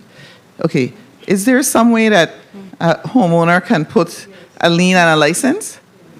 Right? You know what I mean? The reverse. Right? I'm not, that would be a DLCA type of thing. Right. And I just want to point out that's why I brought it up. Mr. King, can you educate the public? All right, it's not actually a lien. I know. But it's, explain, please. Yeah, it is not a lien, but complaints are made. And there are a number of complaints that we have. Unfortunately, we could only deal with the complaints that you have licensed contractors. If the contractor is not, licensed, then it's something that you have to take to court. All right, but those that license, we do evaluations, we make recommendations. Right now, we're in the verge of complying with the law, which is to put a bond. Each contractor has to have a bond. if it's 50,000, 100,000. So in complaints, we have something to draw back on. Because unfortunately, the contractors up and leave, and there's nothing that you can hold them responsible for. Thank you. You're welcome. Thank you very much, Senator James. Senator James, as bill sponsors, Senator Donna Fred Gregory, you're recognized for your 5 minutes. Thank you, Mr. Chair. So a lot has been discussed today. And it is clear that we do have challenges around our construction of new buildings in the territory. And I know there were questions or concerns around enforcement, but the one thing that we didn't say or share, and I know that this is in fact the case, that many times the Department of Planning and Natural Resources is not aware that individuals actually are building homes in the territory. And hence, the reason why we may complain and say there's no enforcement. So our responsibility as citizens in the Virgin Islands is when we see, it's just like when VIPD say, if you see something, say something. It is no different with regards to what's happening with our building of new structures in the Virgin Islands. If you see something, you have to say something. I mean, I see it all the time. I have made my complaints. So that's one of the reasons why you may see, or it may appear that there's lack of enforcement. So we have to start looking for that. Is it a yellow paper? The yellow. The yellow paper. You know, in your area, if you're seeing huge construction going on, people building new homes, you have to check to see if that yellow paper is there. So I just want to make sure I put that on the record. Now, Commissioner, you made reference to the fact that you do referrals to the Attorney General's office? Yes, Senator. Okay, and of those referrals, you know, how many of them actually you see the AG office coming back to your office to say, look, we have a case that's before the courts today? Yeah. So, Senator, right now, we are in court with one particular case. There are 2 more cases where we're actively working on, but we want to see, I believe the only solution is going to be going to court for these other 2. Again, it is a situation where somebody has built something that the zoning code does not allow for, and so I mean, they can. So that's outside of your permitting process? Correct. So it goes back to what I just said earlier, right? Yes. Okay, so we also have a responsibility as the citizenry of the territory to say something. So I get that. But let me ask you, in the bill, it says that there's a 3 to 6 month period to provide notice as it relates to the implementation of the new code. However, we are aware that you all have long started moving forward with the international codes. But is 3 to 6 months notice enough time? I just want to make sure we put it on the record. I think so, Senator. And again, I think that, you know, like right now we're operating, I believe it's 2021, and then the next update would be 2024. Okay. So it's every 3 years, but these are things that go out in advance, and some of them may not have any substantial tweaks to them at all. But 3 months to 6 months gives us, if there is something that's particularly, that it would be particularly difficult for the territory to have to deal with, then we would be able to have those discussions with the architects, with the contractors, and then be able to also state how the department would deal with them through the special provisions given by the commissioner as well. Okay, understood. And then, so if a builder has already submitted his or her plans for approval and they're approved, do they have to resubmit their plans? No. Approval? No. So no? No. Okay, good. Your permit is valid for 1 year after it's approved. Got it. And then, do we currently have any of our disaster-related projects that are being impacted due to the U.S. Virgin Islands not having this measure in place? Can you repeat the question? So, our projects, our disaster-related projects that are approved by FEMA, do we have any challenges as a result of the law not No. being in place? No challenges whatsoever. And then I'm going to close by just saying that I want to thank Ms. Amanda Jackson Acosta for your diligence, for you working with my office to make sure that we clean up all of the issues that we saw. She's very diligent, so I want to thank you on the record. So, colleagues, I'm asking for your support on this measure. I'm not going to say that this measure is a no-brainer. This measure is a very impactful piece of legislation that really matters to the health and safety of the people of the Virgin Islands. So I'm going to ask for your support. I am not a member of this committee, so I'm going to have to ask one of my colleagues to bring this measure on my behalf. Thank you, Mr. Chair, for the time. Thank you very much, Senator Fred Gregory. Technical bills like this, we require the input, or we rely on the input of the subject matter experts. So it really helps when the subject matter experts in advance are involved in the crafting of the legislation, testify and express no concerns with the bill. I feel a lot better voting for bills like this. I wanted to ask, just to kind of piggyback off of what my colleague to the right of me mentioned earlier regarding a retaining wall, because I remember maybe late last year I got a call to my office from a resident in the Red Hook area who, above the Armory, who expressed frustration. He was literally at his wit's end. And he said that his neighbor had constructed this retaining wall that was in violation of the setback. And he was just very angry, very frustrated. He felt as though there was no recourse, and he said that it seemed as though his neighbor was accelerating the process because, in his view, once he had the wall up, there wasn't anything that was going to be done. And he expressed frustration to me, Senator, you have to do something. He said he went into DPNR. The folks at DPNR empathized with what he was saying, and they agreed. Went out, saw the infraction, but it just continued, and there wasn't anything that happened. So I just wanted you, Commissioner Oriel, to address that. I know you sort of did. And I know you mentioned the legal recourse, going to the Attorney General's office. Is that basically what is left in a situation like that when the building is already up? Yeah.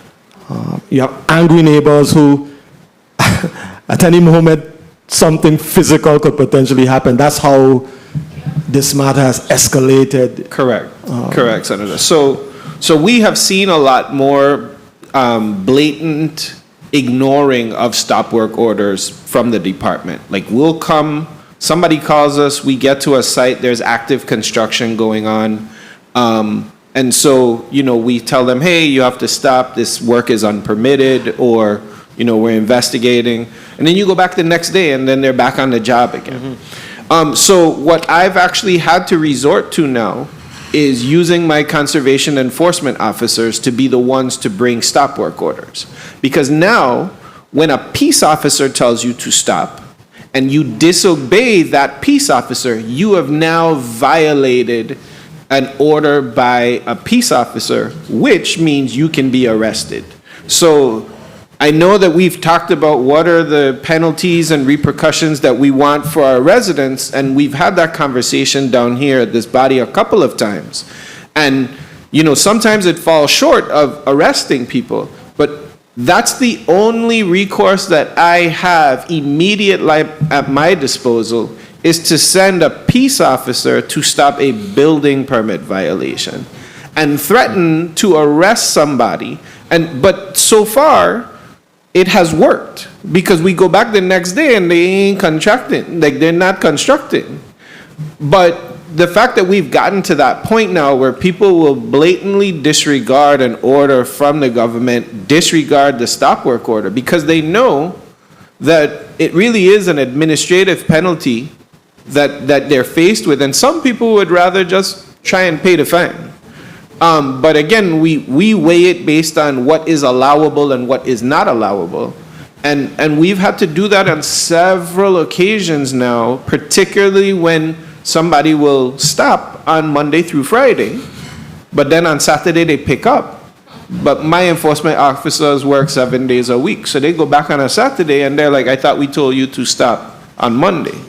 So, you know, if people want to run the risk and play that game, you know, then that's going to be on them. But you will hear complaints about enforcement officers are locking up people for building permit violations, because again, that's the only recourse that I have. Yeah. Thank you for that, Commissioner. One final question I wanted to really talk a little bit about, and we have a bill that will be offered following this one. How does the historic preservation, the preservation of historic buildings, how does that, I don't know if align is the right word, with the development of stringent building codes and regulations? If it is sort of out of sync with historic preservation, how does that eventually work out? Sure. So the truth, Senator, is that them old house and the towns, they're the strongest buildings in this territory. They got concrete like you never seen before. They got big, thick rafters and beams that people, like you don't see wood cut like that no more, right? Yeah. So some of these structures are actually the strongest buildings in our territory. I'll even point out my favorite one is, I don't know how many people have been to Hassel Island before, but on the top of Hassel Island there's Signal Hill.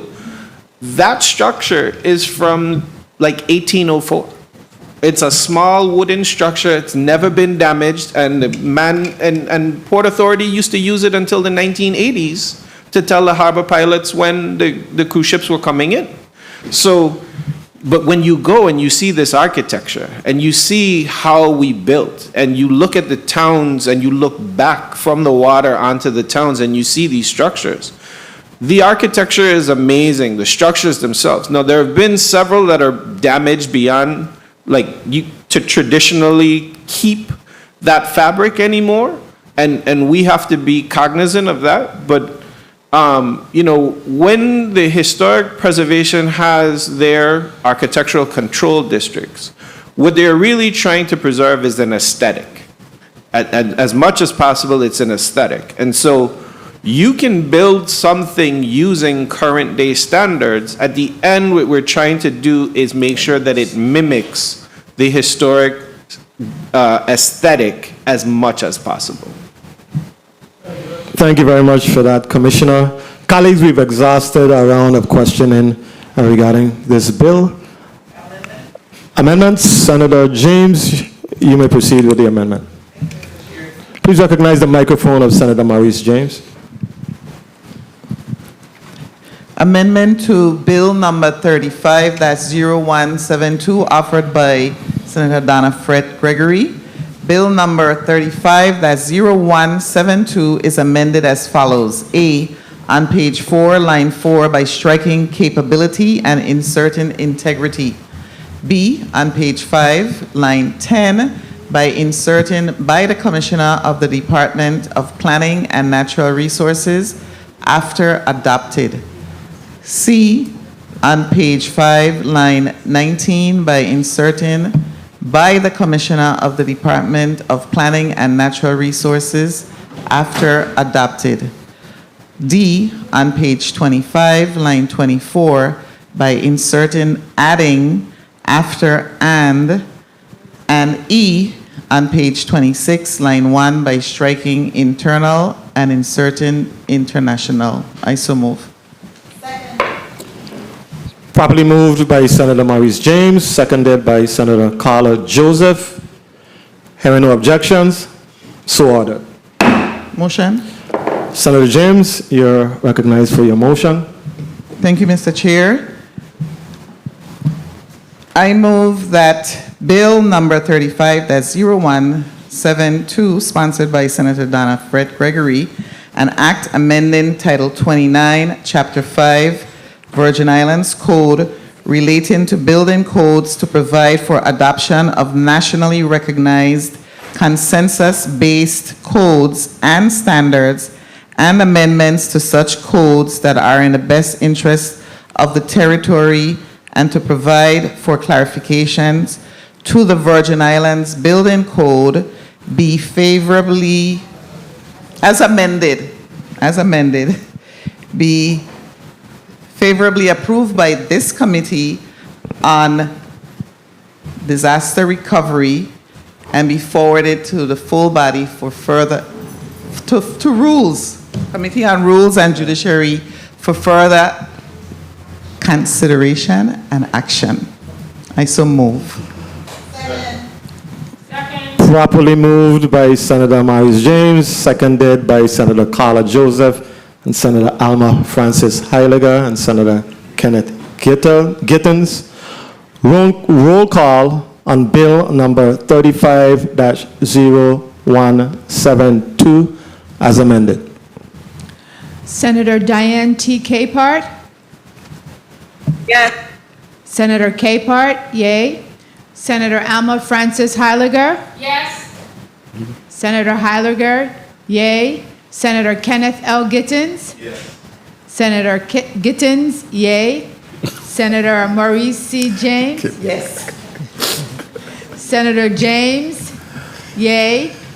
Senator Franklin D. Johnson? Yay. Senator Johnson, yay. Senator Carla J. Joseph? Yes. Senator Joseph, yay. Senator Milton Potter? Yes. Senator Potter, yay. Mr. Chair, we have 7 yay. Thank you so much, Madam Chair. Colleagues, Bill number 35-0172, an act amending Title 29, Chapter 5, Virgin Islands Code relating to building codes to provide for adoption of nationally recognized consensus-based codes and standards and amendments to such codes that are in the best interests of the territory, and to provide for clarifications to the Virgin Islands Building Code as amended has been favorably voted upon in the Committee on Disaster Recovery, Infrastructure and Planning and will be forwarded to the Committee on Rules and Judiciary for further consideration and action. Colleagues, we will,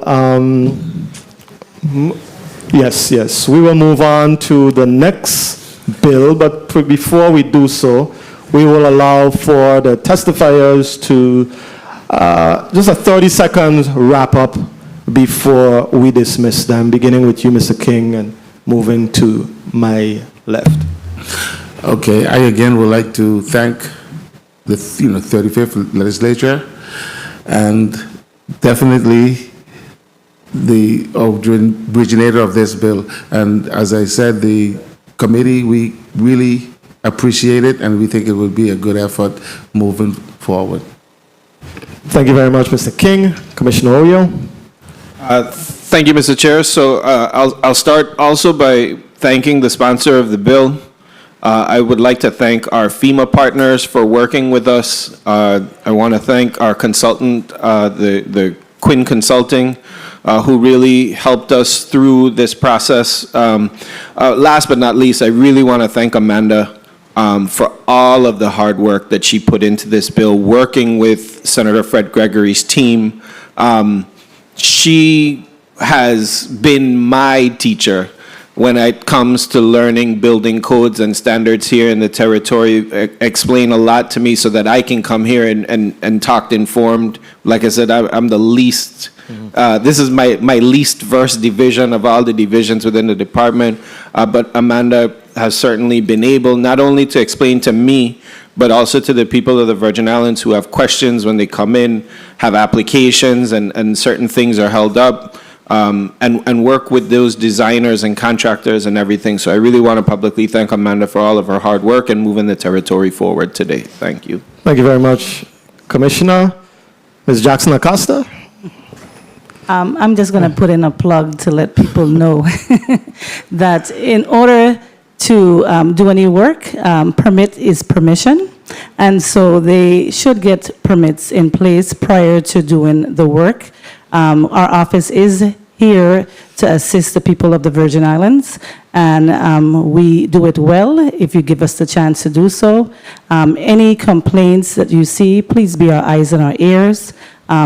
Just to let you know, when it comes to correcting issues, it might take some time. There's not a willing always a way for people to want to listen to a no. And so I just want to let the public know that we will address your concerns, give us the time to do so, and I continue to work for the people of the Virgin Islands, and we're here to do so. Thank you so very much, Ms. Jackson Acosta. Ms. Rivera. So I would like to say thank you to this body for entertaining this proposal and for passing it forward, and I hope it goes to much success. I would like to thank Senator Donna Fred Gregory for passing this, for sponsoring this bill, and I would also like to thank DPNR for allowing me to be part of this journey with them. It was a great educational experience, and it's going to be very helpful for us to do great things in the territory in the future.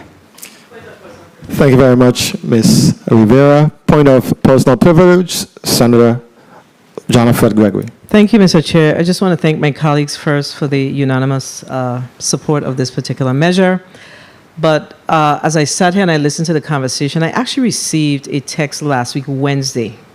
And this is what it reads. It says, "Good afternoon. I have not accomplished anything at DPNR yet. Mr. Newton is only one person. And so the construction goes on that's near my home. No enforcement officer has come out to correct the problem, only report to him that I called up on him, so the situation is out of control. I'm not going to play dead. This ignorance must stop. Now, I need your assistance. This is a residential area, not zoned for business. And he has built with no permit." I'm going to see Newton this afternoon. And as I'm sitting here, I got a phone call saying, "Look, this man just tried to run me off the road." Wow. So this is what's happening. So the enforcement component, you know, we really have to get on top of it. We do know that people are building outside of getting their permits, but we have to take these things seriously. You know, I know that there's just a lot that's on your plate, but I'm going to share this with you. But I really thought it was important for me to read it on the record because we need action. Thank you, Mr. Chair. And again, thank you to my colleagues, and for sure, thank you to the team at DPNR for all of their assistance with putting this measure together. Thank you. Thank you very much, Senator Fred Gregory, for sharing with us this real-time update on a critical matter. I'm very confident that Commissioner Oriel and his team will follow up on this. Colleagues, we will take a 10-minute break as we transition from one group to the next. Testifiers, thank you for spending the morning with us. Your testimony was very meaningful, and you are officially released from this meeting. Thank you. Committee on Disaster Recovery, Infrastructure, and Planning hereby stands in recess for 10 minutes.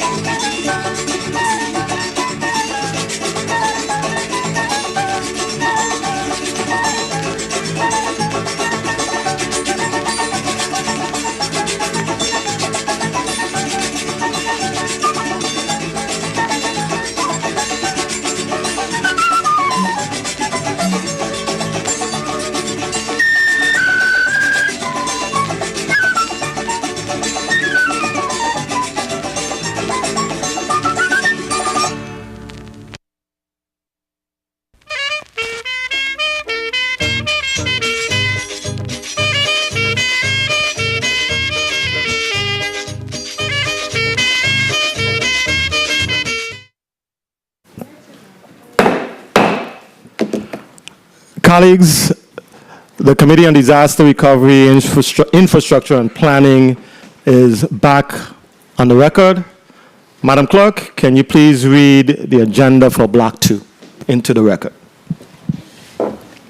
In Block 2, Bill number 350202, an act amending Title 29, Chapter 3 of the Virgin Islands Code to authorize the Historic Preservation Commission to relax certain restrictions as it relates to conservation and preservation of historic and cultural assets in the historic districts of Christiansted, Frederiksted, Charlotte Amalie, and Cruz Bay. Sponsored by Senator Kenneth L. Gittins. Invited testifiers, the Honorable Ray Martinez, Commissioner, Virgin Islands Police Department, Mr. Matthew Ridgway, President, Christiansted Retail and Restaurant Association, Mr. Shamari A.C. Moorhead, Our Town Frederiksted, Inc., Mr. Akil St. Jean, President of the St. Croix Chamber of Commerce, Mr. John P. Woods, President, St. Thomas Chamber of Commerce, Ms. April Newland, Historic Preservation Commission, Dr. Akil Peterson, Member, Historic Preservation Commission, Mr. David Hayes, Chairman, Historic Preservation Commission, and Mr. Sean Krieger, Deputy State Historical Preservation Officer. This concludes the reading of the agenda, Mr. Chair. Thank you very much, Madam Clerk. Before we proceed, just for the record, I'm going to put on the record that Bill number 35-0172 was amended by amendment number 35-653. Just to make sure we had the record straight. Thank you. Yes, 35-653. Okay, colleagues, we will move forward with the proponent, the author of the legislation, Senator Kenneth Gittins. You may proceed with your introduction.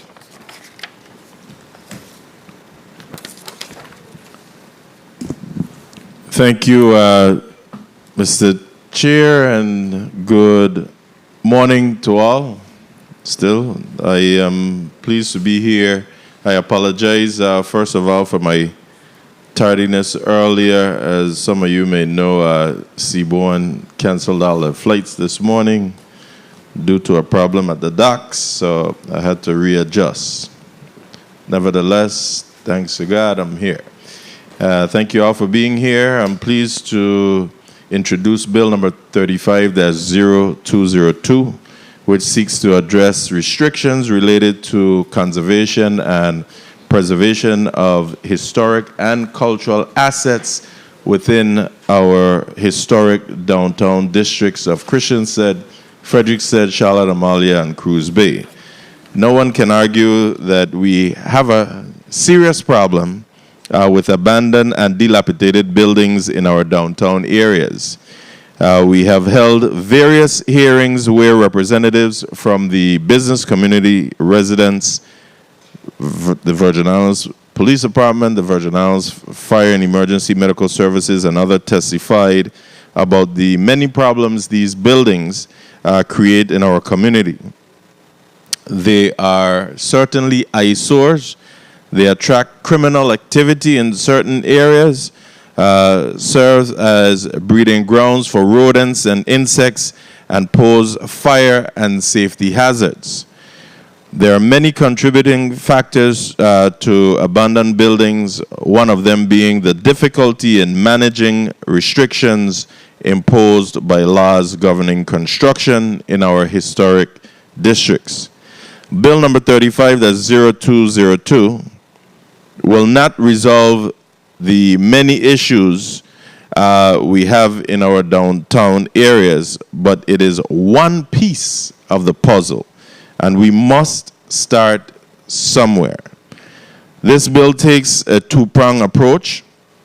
First, we are asking, while I'm introducing media, if you could just go through the pics. Those pics that you're seeing are just some areas in the, Frederick said, and I had some of the Christians said downtown area as well, that are dilapidated. This bill again takes a two-pronged approach. First, we are asking that the Historic Preservation Commission identify structures within our downtown historic districts that must be fully preserved due to their cultural or historic significance. As my colleague always say, there's a difference between historic and old. We know that there are some very special structures in our downtown areas that absolutely should be maintained. The second step is loosening restrictions on the remaining buildings in our historic districts to allow them to be built or rebuilt without so many restrictions, once they maintain the historic facade on the outside of the structure. Every building should and would be considered on a case-by-case basis. This legislation would allow for much greater flexibility for property owners who truly want to rebuild or repair their properties, but are concerned about the cost and time delays to rebuild to the restrictions currently imposed. As I previously noted, this is but one piece of the puzzle.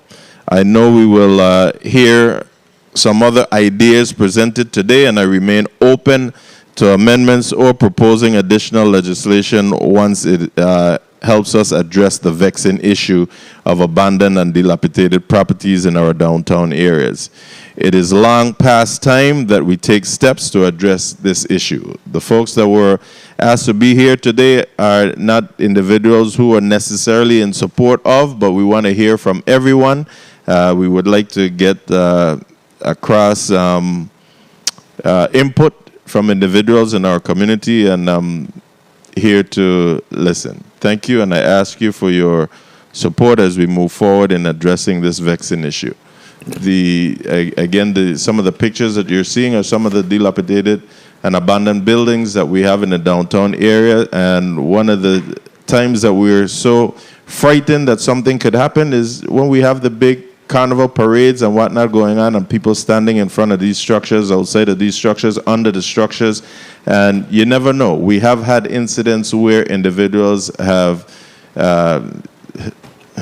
ultimately, to their demise, died in some of these structures, whether it crumbled or burnt with them in there. So hopefully we could address this matter. Thank you so much, Mr. Chair and colleagues, and thank you for your indulgence.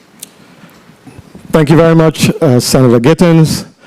Colleagues, we have a number of testifiers who are here with us today, and before we go into the testimony, we're going to do a mic check, beginning with Mr. Woods, then proceed to my left, and then we'll go to St. Croix. So just put your name and your title on the record. John Woods, President, St. Thomas St. John Chamber of Commerce. April Newland, representing the Virgin Islands Territorial Association of Realtors. Good afternoon, Mr. Chair. Jean-Pierre Oriol, Commissioner for the Department of Planning and Natural Resources. Good afternoon. Sean L. Krieger, Director and Deputy State Historic Preservation Officer, DPNR. Good afternoon. Akil Peterson, Chairman, St. Thomas St. John Historical Preservation Committee. Okay, thank you very much. Commissioner Oriol, you're spending the whole day with us. That's a good thing. Yeah, I think we do. Well, we're going to start with you, Mr. Woods.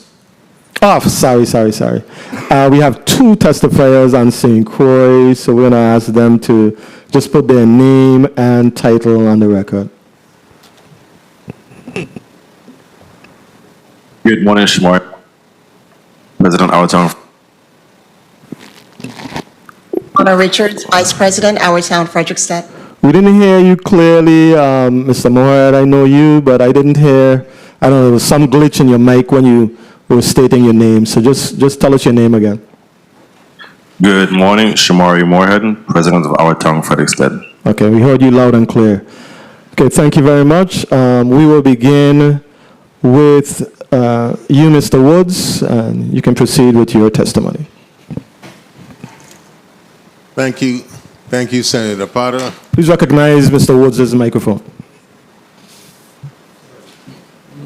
Thank you, Senator Potter, and other members of the 35th Legislature that are in attendance, and members of this committee, and other members and testifiers. Thank you for the opportunity to review and comment on Bill number 35-0202. While my response on this bill is on the behalf of the St. Thomas St. John Chamber of Commerce, this particular bill affects my private avocation as an architect working in the historic districts in the territory and as a chairperson of the Virgin Islands Board of Land Use Appeals. BLUA, better known as BLUA. BLUA adjudicates disputes and appeals that may arise from the approvals and denials of such permits as Historic Preservation Commission permits. I have found in my more than 4 decades of practicing architecture that the Historic Preservation Commission already takes into account many of the various items that are trying to be achieved with this bill. Recently, I've worked on 2 applications to the HPC, that's the acronym net generally for the commission, that resulted in the approval and demolition of the Hamburg building in St. Thomas and the partial demolition of existing remnants of warehouse structures on Curacao Garda. The Hamburg building is a structure long considered a historical landmark at the entrance to downtown Charlotte-Amalie. However, detailed structural reports have determined that the high level of salinity within the concrete structure will continue to deteriorate and finally destroy what is remaining of that building. This was the basis for the approval by the committee of the demolition of this building, to be rebuilt in a manner similar to what is intended in this bill. So some of what this bill intends to be done was approved by the very commission that apparently is too stringent. The Curacao Garda property also has deteriorated structures within the site that could not be rehabilitated to meet our present building codes. Additionally, the return on investment to stabilize the portion of the structures this applied to could not be justified economically. The HPC approved partial demolition of some of the structures, preserving the portions of the site that were deemed historically significant. This is what should be the basis of the modernization of any site within the historic districts.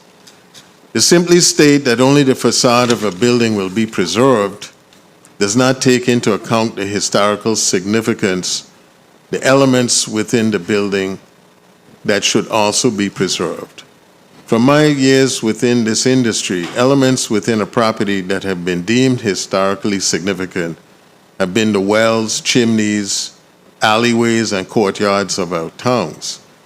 Simply removing the significance of these historical elements compromises what is unique about our towns. I have witnessed over my years of practice removal of many of these significant features in the town of Charlotte-Amalie. The beauty of the courtyards and alleyways of our historical towns, along with historic features such as the wells and ovens and chimneys, are still worth preserving in any restoration or renovation venture. From a regulatory point of view, this bill will be difficult to administer on the part of the HBC and BLUA if an appeal is filed regarding it. There's no basis for the destruction of the interior or exterior of this bill in order to make a sound decision. If this bill is to move forward, it should include some measure of structural evaluation or return on investment evaluation to be included in any presentation to HBC. This is what you can use as a basis for the approval of demolition and reconstruction. In terms of the use of modern materials, our regulatory codes, like the International Building Code, already requires upgrades of structural and fire-resistive integrity in order to be permitted. This is what in many cases will allow for the use of modern materials and methods of construction. It should not be based upon a blanket statement of demolition. In conclusion, these statements will all lead up to one firm statement. There needs to be justifications in demolishing the entire interior of an existing building. Now, just one last statement following up on what Senator Giddings talked about. If you read the historic preservation section of the code, there is a section where DPNR is supposed to establish an inventory of landmark structures.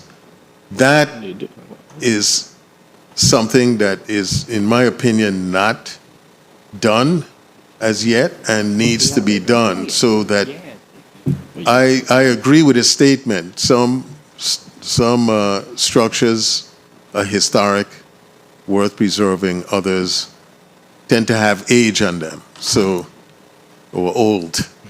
So I think that is a necessary piece that needs to occur, even though it's already in the code. It hasn't been done with any sort of specificity as yet. That concludes my statement, Senator. I'm available for questions later. Thank you very much, Mr. Woods. Ms. Newland, you may now proceed with your testimony. Good morning, Senator Potter and members of the committee. Thank you for the opportunity to testify today concerning Bill number 350202 concerning historic properties in the Virgin Islands. In 2012, we applied for a grant from the National Association of Realtors to advance a historic preservation bill. The bill was presented to the legislature and sponsored by Senator Hill. Unfortunately, it did not proceed to the body of the whole. We did exhaustive work on this bill and utilized the grant we received, which was $90,000, to buy laptops for students attending UVI, to go street by street and neighborhood by neighborhood to document the location and condition and if the taxes had been paid on each historic property in dilapidated condition. We were featured in several newspapers and on radio explaining the importance of saving these historic properties.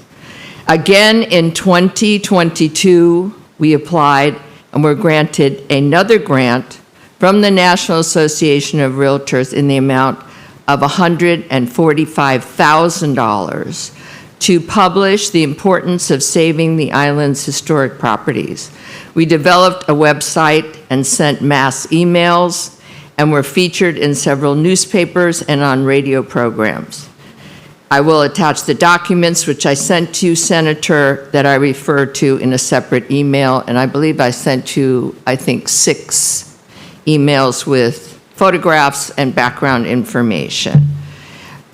This is a subject that has been a concern since 2012, and we are pleased that you are addressing some of the concerns we have worked on so vigorously over the last 10 years.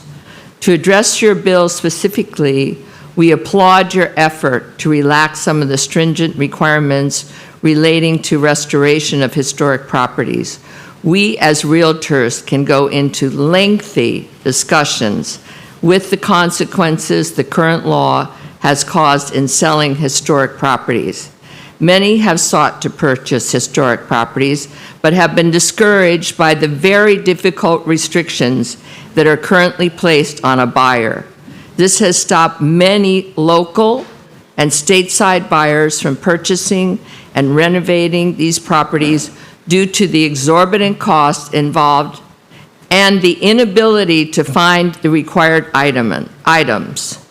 If these restrictions were relaxed, as you propose, then we would see the renovation and rehabilitation of historic properties progress at a much faster rate.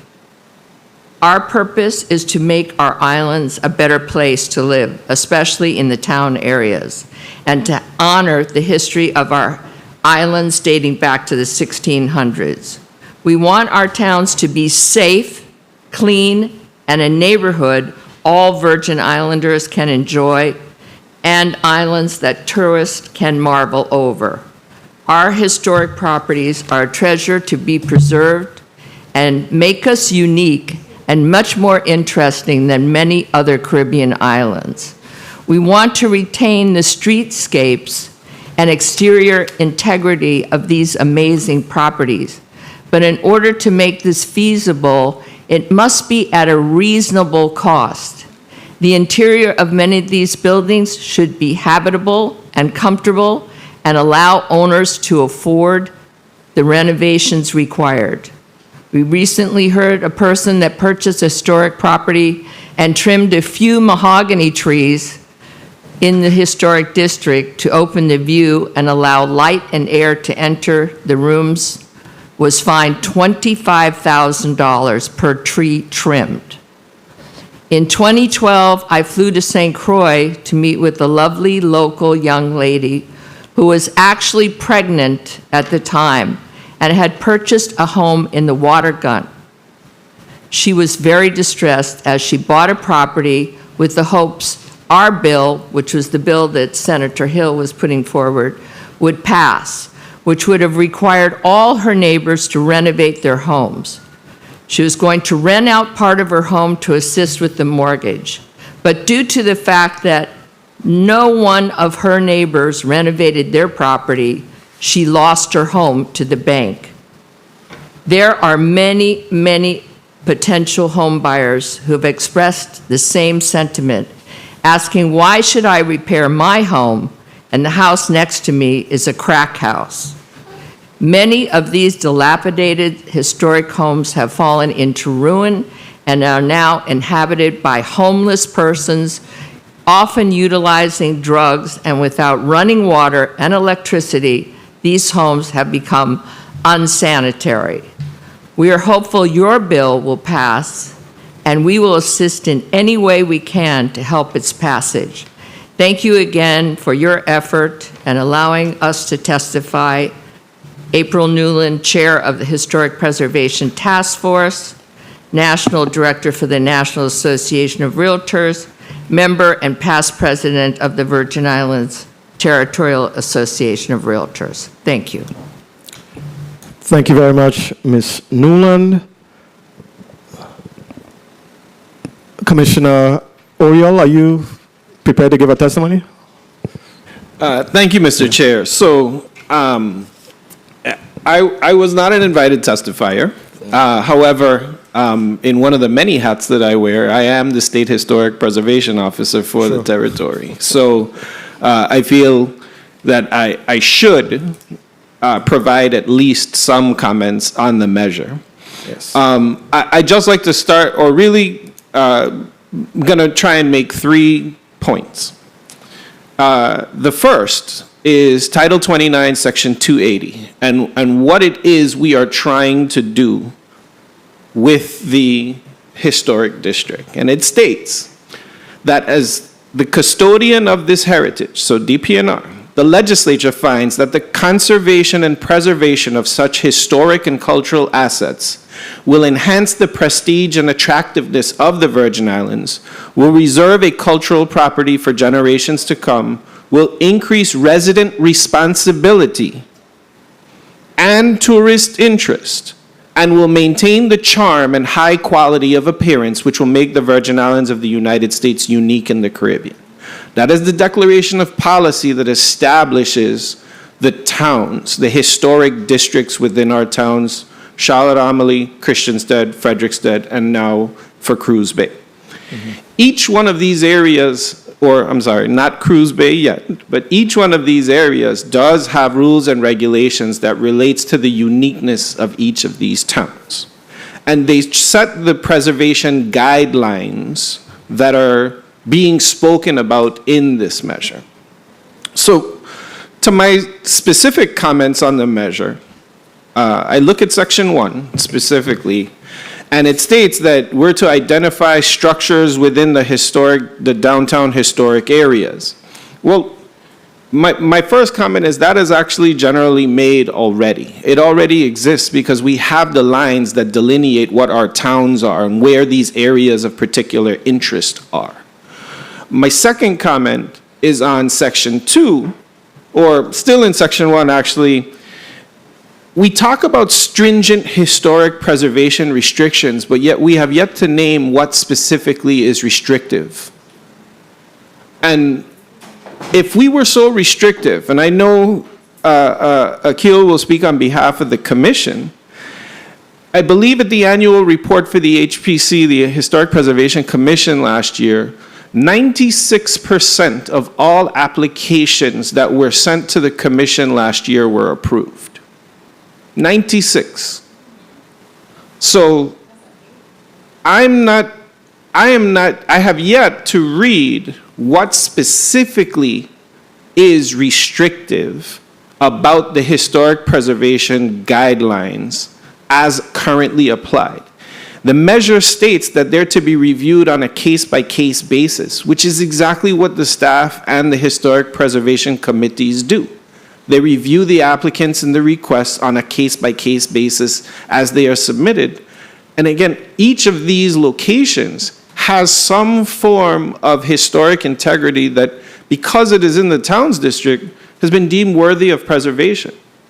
I do not think that the regulations are so stringent that you cannot remove something that is 70%, 80% damaged, or what have you. What it really tries to do is make sure that we do not lose the integrity of what the towns are supposed to represent, much like Mr. Woods mentioned regarding not just the structure itself, but some of your wells, some of your outdoor stoves, the alcoves, the arcades themselves, the walkways and passages.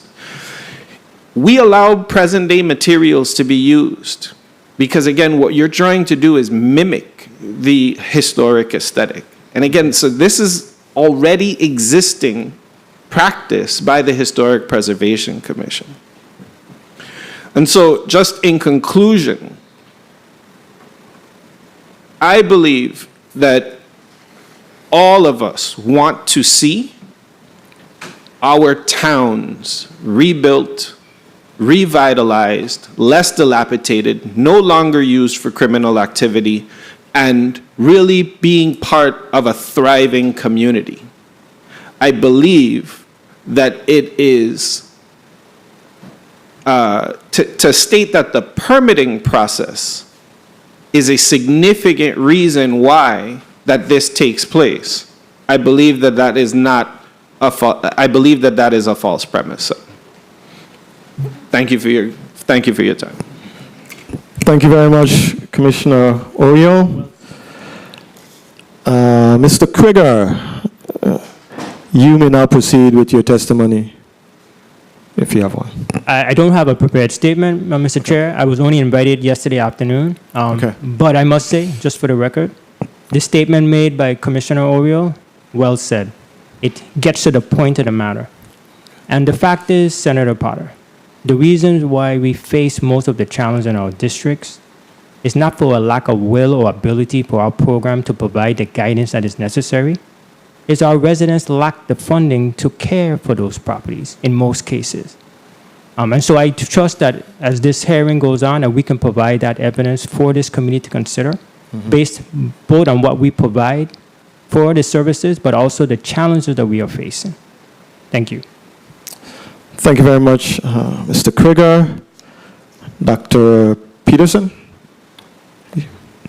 you may proceed with your testimony. I'm actually not a doctor, Senator. I think they're getting it confused for the Akil Peterson from for UVA. agriculture. So, I guess it could be worse people to be mixed up with. Good afternoon, Chair and the members of 35th Legislature. My name is Akil Peterson, the Chairman of the St. Thomas St. John Historical Preservation Committee. And thank you for the opportunity to testify before you for this proposed Bill 35-0202. Allow me to underscore the significance of our cultural heritage, traditions, and history in which we weave the unique fabric of our Virgin Islands in the Caribbean, adorned with turquoise waters and sunny skies. In a world shrinking and advancing technology, our community stands as a guardian against the corrosion of what defines us. As the Caribbean evolves, the role of the historical preservation becomes increasingly pivotal. I implore and reconsider the profound impact of supporting the mission for the preservation of the cultural tapestry. We secure a legacy for generations to come. I trust that my testimony here today will foster a more nuanced understanding of the invaluable role of our community plays and the invitation for a dialogue for reconsideration on this proposed bill. Thank you. Thank you very much, Mr. Peterson. The committee gave you an honorary doctorate. That's what we did today.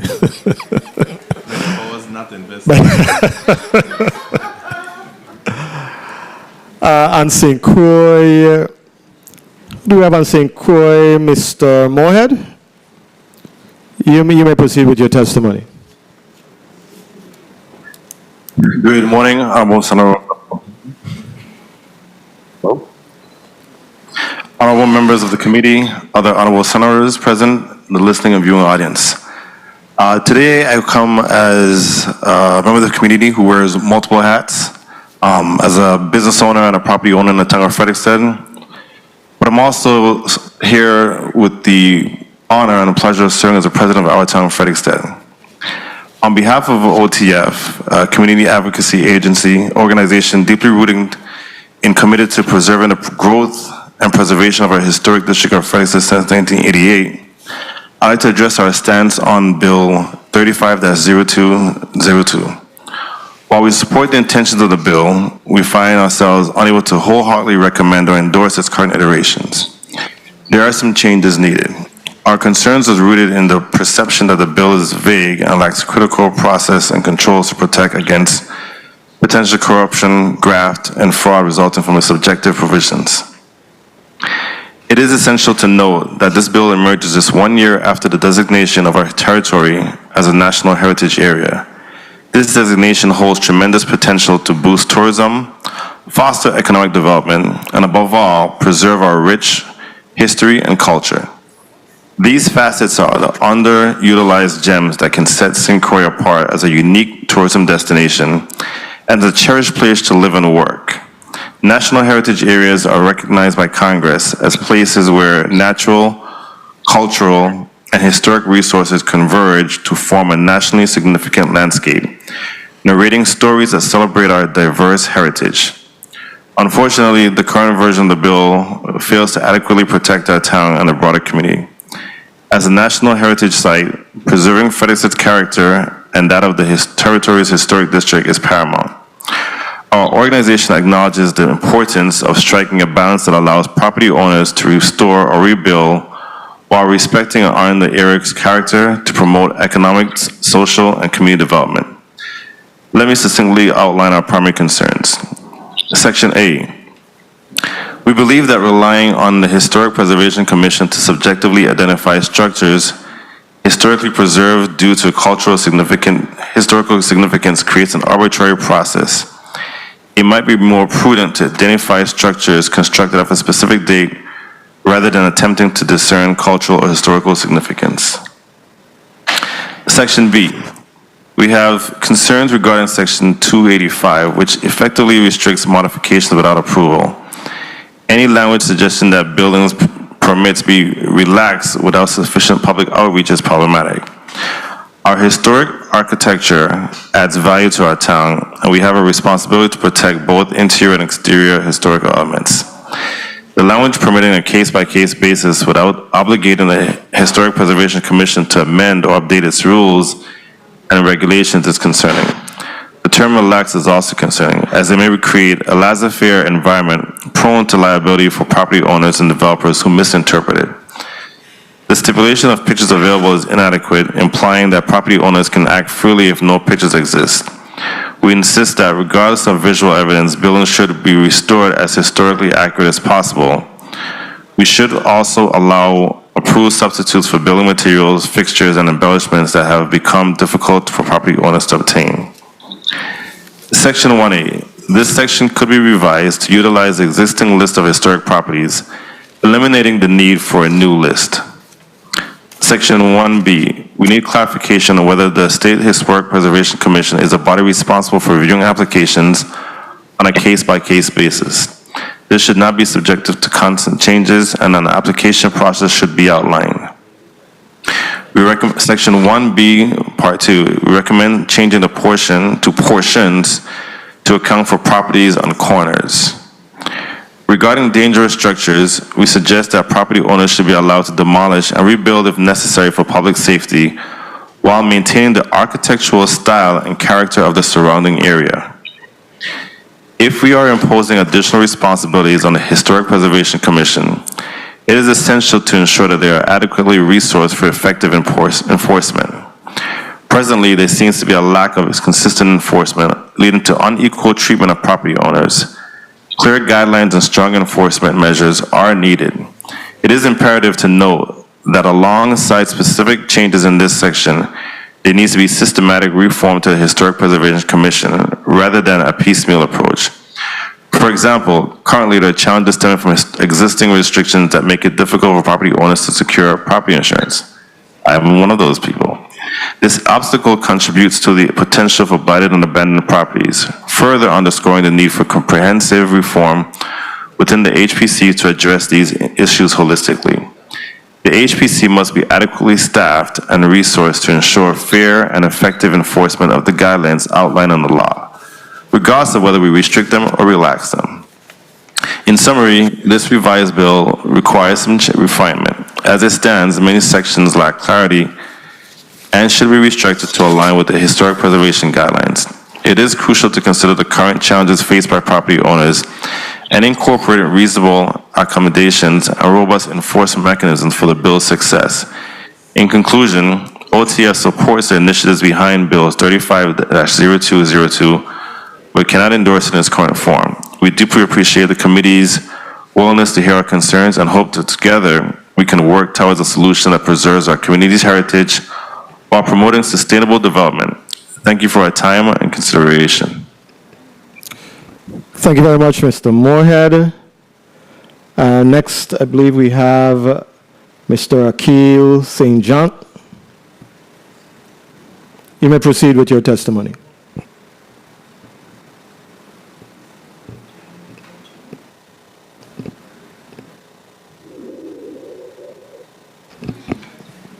Okay, he was on my lineup, but obviously he's not here.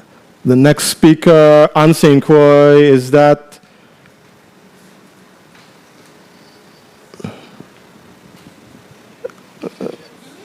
Mr. Ridgway? Who do we have? She's with Moorhead. I'm sorry. All of the testify. Ms. Richards, are you making a presentation today? No, sir. Okay. Thank you very much. We've concluded all of the testimonies today, and we're going to start, colleague, with a 5-minute round. And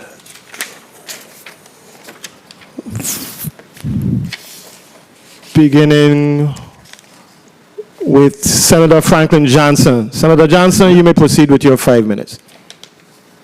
Thank you very much. Good afternoon to my colleagues. Good afternoon to the testifiers. And I really applaud the sponsor of this bill with his initiative. And I see where there's some issues. And, you know, this is something we have a lot of work we can do. but I still would like to go ahead with some of my question. And I guess we'll start with our town Frederick said, and also the historic preservation. What type of financial assistance is available for properties owners in the district? Is there any kind of assistance? Our town Frederick said, and then historic preservation?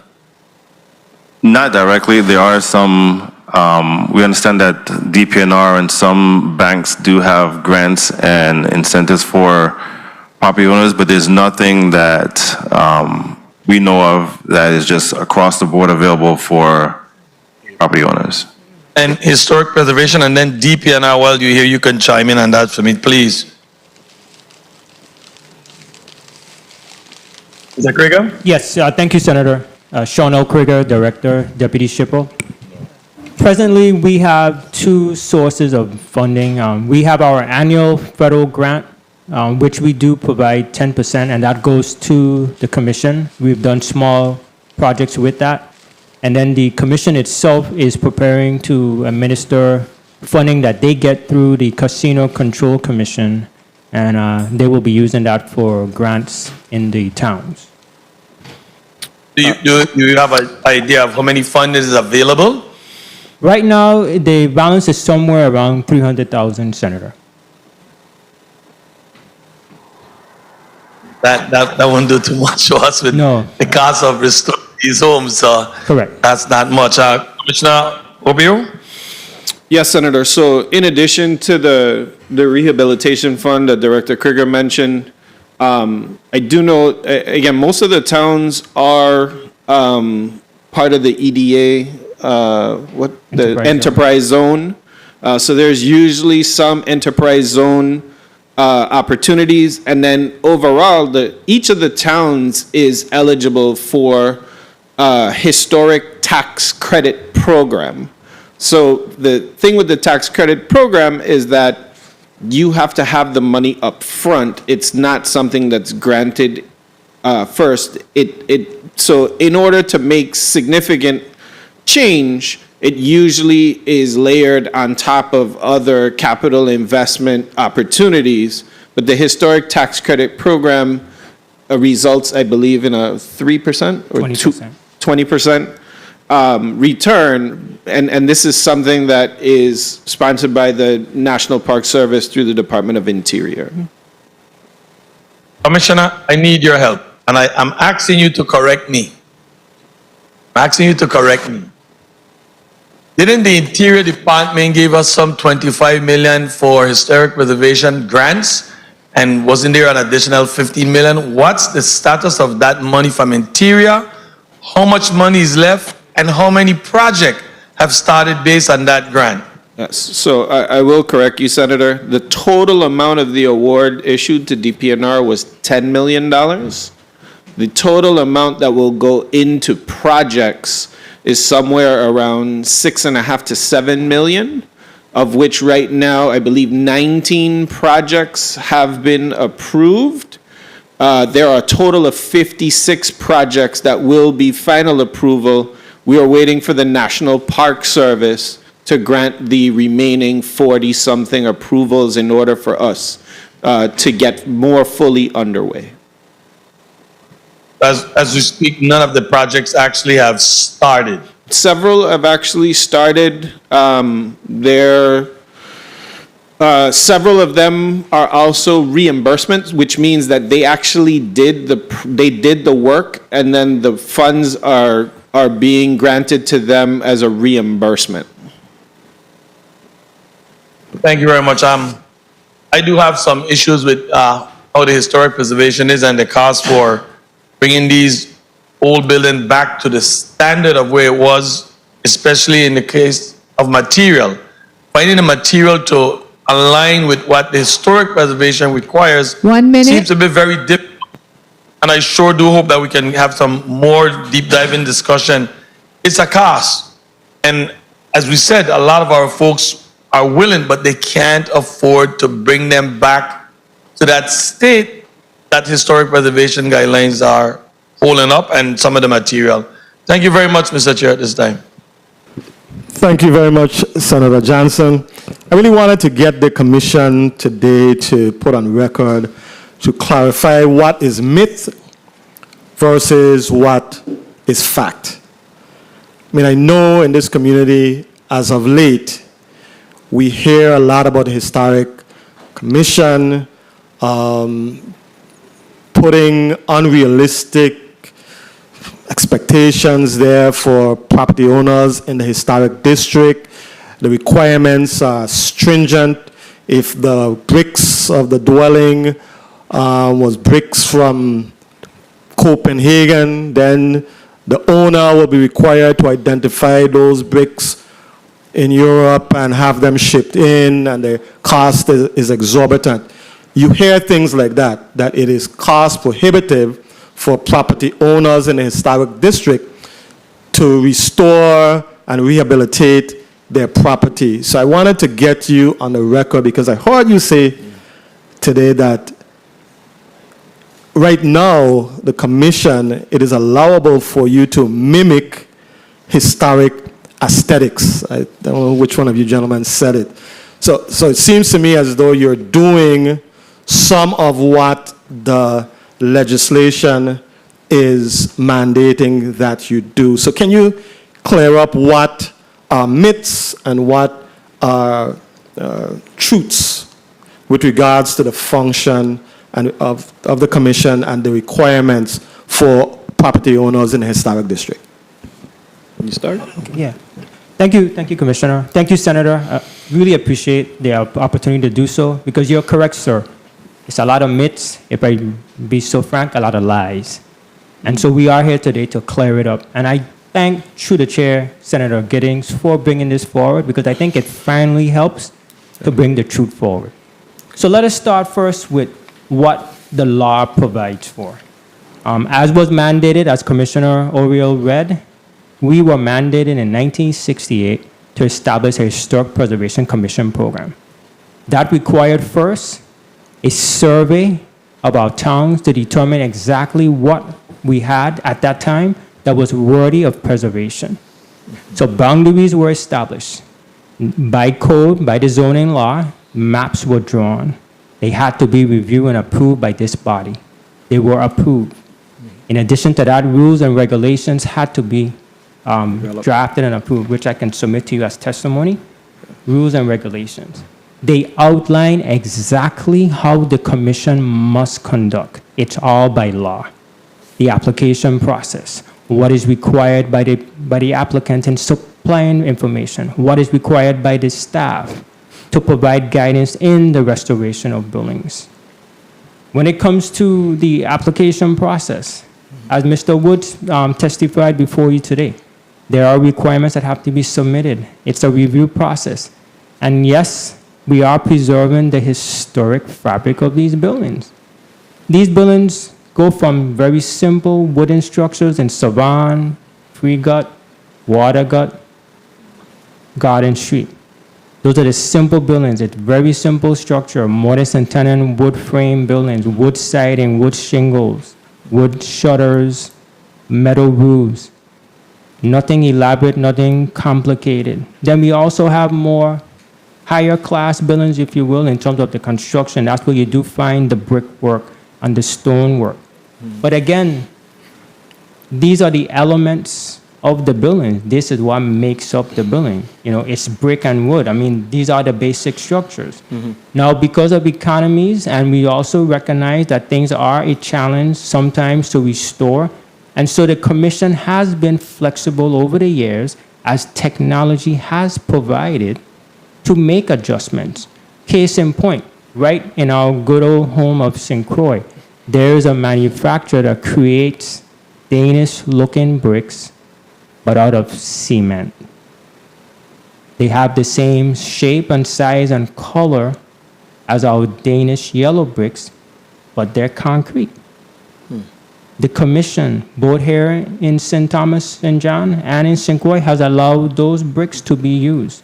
But of course, because we are ideally, you would want to preserve the original fabric, the bricks, the clay bricks are the primary one that we would like to see. But flexibility is allowed for the use of the cement bricks.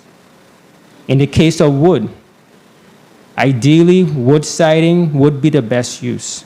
But there is technology now that has cementitious boards that look like shiplap siding, that look like shingles. And the committees have allowed the use of such materials. This also provides an additional benefit because it's fireproof. This is just 2 examples of where modern materials have been utilized. When we do in roofs, basic material, corrugated, galvanized sheeting. That was available back in the 19th century. It is still available today. That's your typical roofing for our historic buildings. Nothing elaborate, nothing, of any major expense. Buildings were historically shingled on their roofs. Some were also clay tile. If a property owner chooses to do that, if they want to take their building to that next level, that is allowed, but it's not mandated by the committees that you have to put back slate tiles or clay tiles. This is just an example. Windows. Some jurisdictions, they're very stringent in their window specifications. They will tell you it's only wood and that's it. Our committees are flexible. You are allowed to do either wood, aluminum, vinyl, iron. Our standards go across the spectrum. One of the things that the legislature, in their wisdom, when they established this program, required that our regulations mirror those of the National Park Service. And so although it is not a federal program in through the code, we do abide by the National Park Service standards, and so do your rehabilitation standards. This is one of the standards that we utilize in guiding our applicants. But we also have our own historic preservation guidelines. There are 16 guidelines. They cover everything from paint color to new additions. If one reads those guidelines clearly, you would see that they're very flexible in their basic guidance. This is just a comment. I'll stop at this point. I know there are other senators that have questions to ask, but the key point is to know there is enough flexibility in this program that different economies of scale for projects can take place. Thank you. Thank you very much for your comments, Mr. Krieger. You're welcome. For information. Thank you. Good afternoon, Mr. Krieger. Good afternoon, Senator. While I listened to your explanation, I eagerly awaited for you to answer the actual question. Can't hear you. You're not on the record. Hello? Here, there you go. I said, while I listened to your response, I eagerly awaited for you to actually answer the question. And for me, has the historic preservation ever required anyone to purchase any bricks or anything from outside of the territory like Copenhagen in order to rebuild their property to historic, balance? Because when you mention the individual in St. Croix that builds them similar, or that's one thing, because what if that didn't exist? Do you require them to go to these extended, needs? That's what I want to find out. Thank you, Senator. I appreciate the clarification. And through the chair, from my knowledge, private applicants, I'm not aware of any applicant that has been required to purchase bricks from Denmark.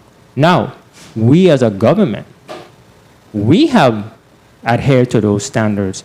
And when we were restoring Fort Christian, there were particular items that we did go straight to Denmark to get. But then again, we're dealing with Fort Christian, a national historic landmark. And so we did want to maintain a higher level of standards, but that's us as a government. Our applicants in general, no. We have referred individuals to suppliers on the U.S. mainland, but that would be it. And that's only in certain instances. And Senator, if I could just add one more point. I don't think anywhere inside the rules and regulations does it say you're required to do so. And that if a determination did come down that about the regulatory process, that's when that individual goes to him as the chair of BLUA and says, I believe that this decision is arbitrary and capricious and I'm filing an appeal. Okay. Thank you so much for that clarity. Thank you very much. Thank you very much for your responses. Ms. Newland mentioned during her testimony, I mean, it stood out to me, that there was fines imposed, I think in the amount of $25,000 per tree for individuals who were in violation and inappropriately cut down mahogany trees. And that is what the commission imposed. I just wanted to give you an opportunity. Is that I honestly, as the SHPO, it wasn't our department, and the reason why I say that is because the heritage tree law only came about in 2020, I believe it was. Yeah, roughly. And DPNR is actually a consulting agency to the Territorial Forestry Office, which is out of the Department of Agriculture. So and nowhere do I know of any penalty for the destruction of the tree that is going to be $25,000 each. I believe that the forestry law, if I'm not mistaken, may have a penalty. I think it's $5,000. But again, it's not even, it wouldn't be the Historic Preservation Commission that is going to issue that penalty. It's outside of their jurisdiction. Thank you. Looked like you wanted to say something, Mr. Peterson. Yeah, I'm curious what year this was, Ms. Newland. Ms. Newland? This year. This year is in 2024? That's correct. Actually, yes, 2024, yes. Because we're still in the month of January in 2024. So that would be something that would be very recent. Mr. Woods? Yes. Please recognize Mr. Woods' microphone. As the chairman of the Board of Land Use Appeals, all that person needs to do is file an appeal, and I can tell you we'll throw it out. Because we've done that before with, one time, DPNR had a case against, outside of the district, with a trailer that was improperly placed and placed a fine of some $50,000. And by the way, I thought many of the commission members on that board felt, yes, that trailer should go, but to arbitrarily say it's $50,000, it was thrown out. Okay. The trailer is still there, by the way. It still hasn't been removed, but there was nothing to tie such a penalty, such a penalty fine to the individual. Okay. Mr. Chair, I guess for the record, I'd like to say this is not in the historical district at all, whatever this tree issue is. This is news to me, so. Yeah. Okay. Thank you. Mr. Kliger? Yeah, through the chair, Mr. Chair, if the testifier could provide specific information, because I would like to address this matter before your committee this morning to clear this up, because as the director of the State Historic Preservation Office, I would have been involved with working with the committee to enforce such a penalty through Commissioner Oriole, and I am not aware of anything taking place related to trees in our historic district. Okay. Thank you very much, and perhaps Ms. Newland, offline, you may be able to provide the specific details to the officials so that this matter can be rectified. If that person was fined $25,000 per tree, there seems to be some recourse that they may have, if it happened through the appeal process. Well, this is just one of hundreds of calls that all realtors have received. There's 360 realtors in St. Thomas, St. John, and St. Croix. And I will tell you that we are constantly receiving calls, not only about this tree incident. I don't feel comfortable about the person that called my office to tell me, but actually asked me to come and see it. I know the location of it. I saw the yellow card or whatever you all put on the property myself. and all I can do is tell you what people are reporting to me. We recently sold 6 properties on Government Hill, and I will tell you the reason that the person is selling all of those buildings is he has had a lot of problems trying to restore those properties and finally just gave up and decided he was going to sell them. People that have purchased them have been calling my office constantly, complaining about all of the high restrictions that they're being required and how difficult it's been for them to do anything with their renovation.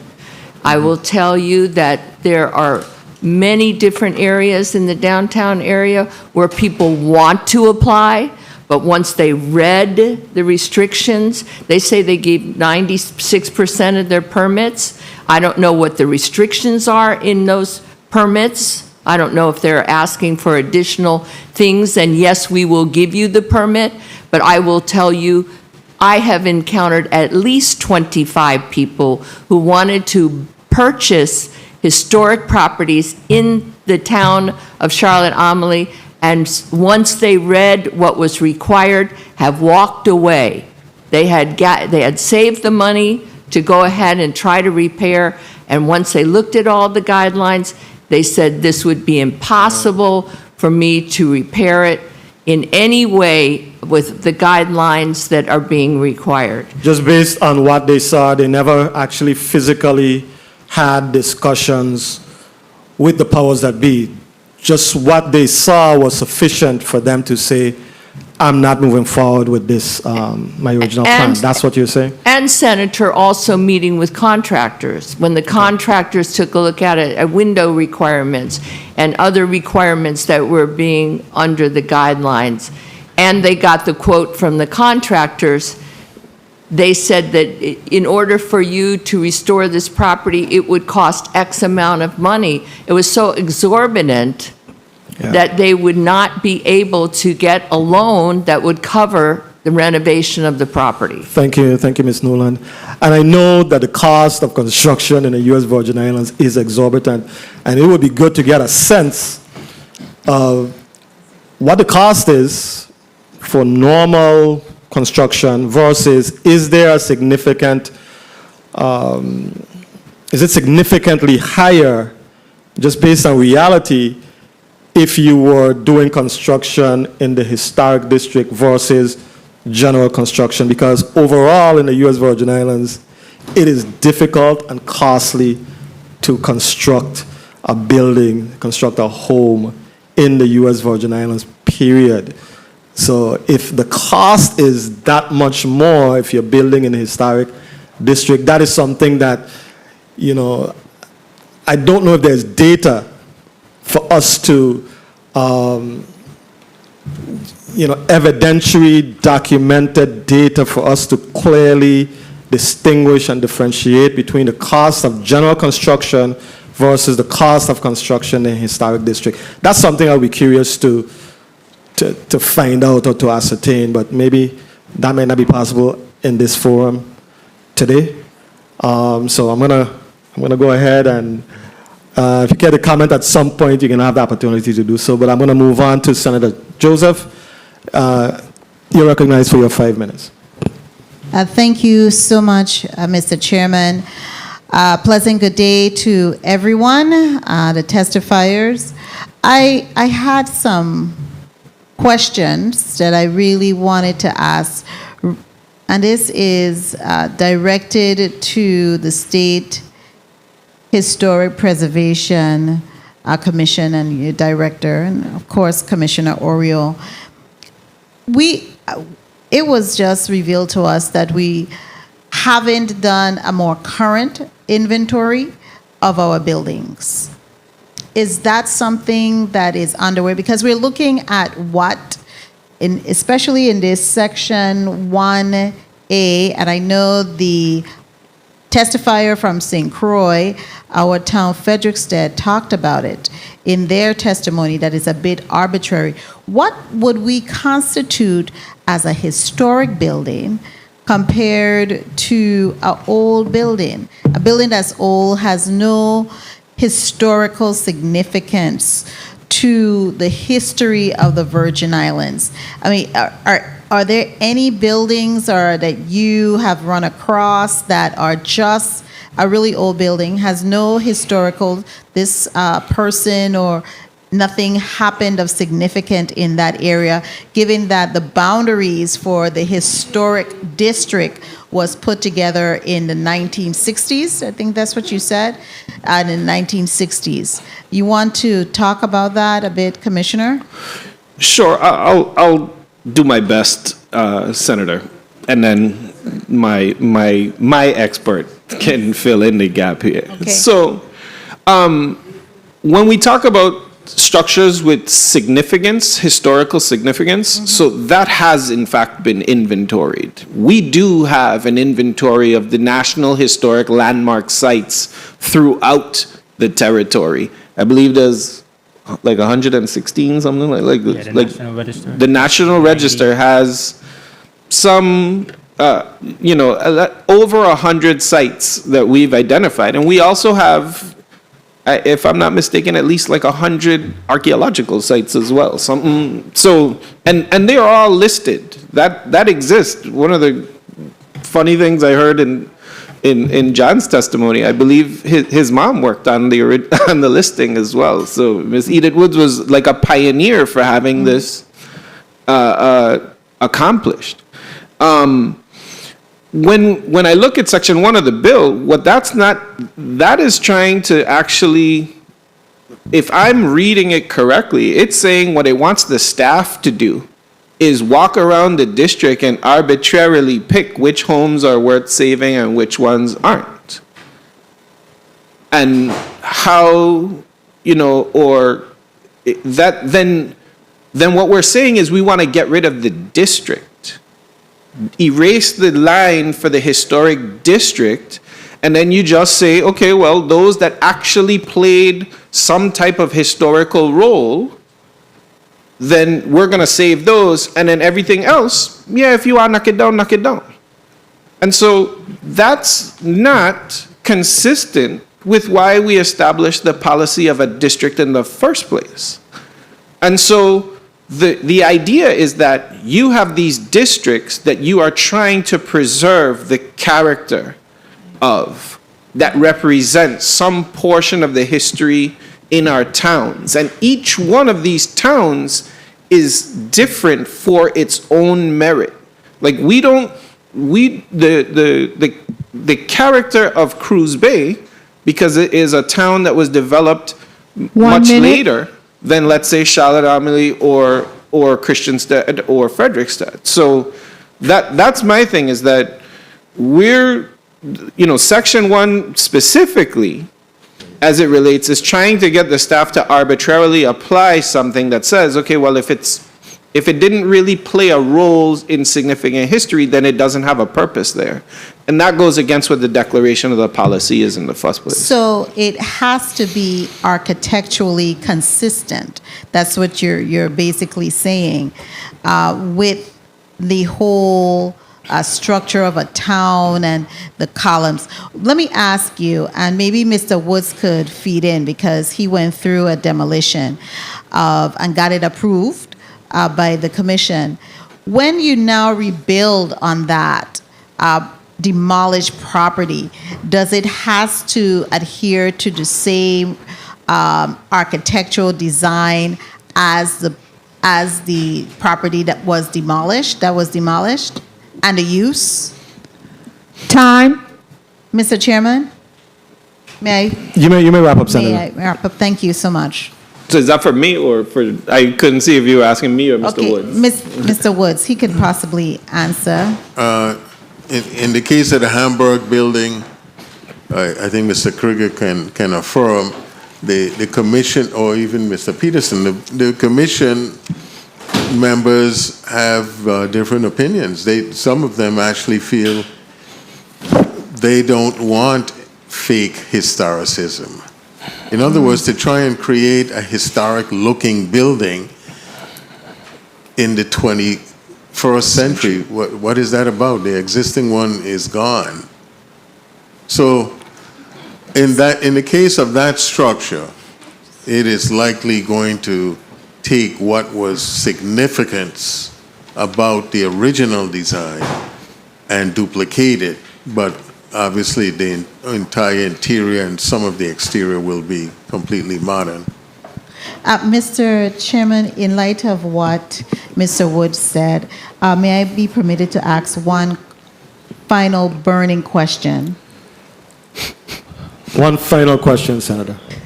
And this is to Commissioner Oriole, You may because this is proceed. a very good conversation. You see, Mr. Woods just brought to light something that can be of a contention, okay, because we don't have something to model it from, or any jurisdiction. I don't know if you've used or done any research to see how that is done in other jurisdictions to rebuild a historical building in a place that has, and this building in a place that has already been demolished. So how do we reach, because now we don't want him to have us come here and tell us we have all of these stringent issues and the commission isn't approving his plans, and this building that could be earning income and helping to pay taxes is not being built because of that. So how do we address those types of issues that are present and foreseeable? Sure. Thank you for the question. Thank you, Mr. Senator. Chairman.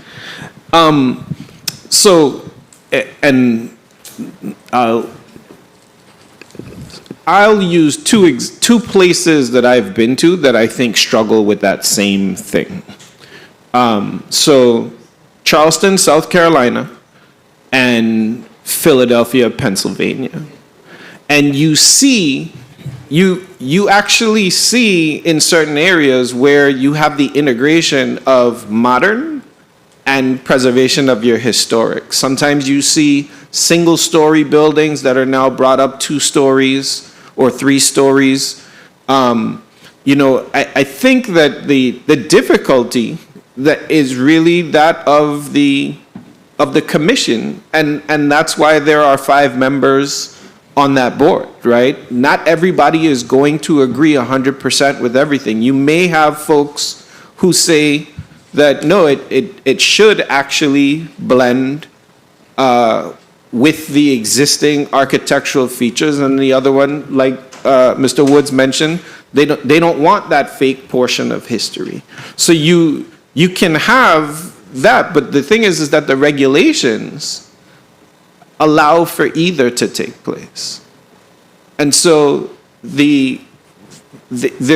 the committee has to make sure of is that when they're making their determination, that it is not arbitrary and capricious, that they put what their findings are as to why it is they voted in a particular manner in order for them to say yes to this style or no to this style.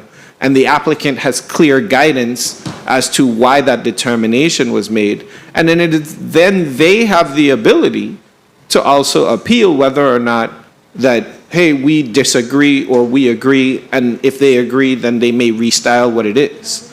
So the importance, I think, in that discussion is that the rules and regulations allow for either to take place. Okay. Thank you very much, Commissioner. Senator James, you may proceed with your point of information before Senator James proceeds. Senator.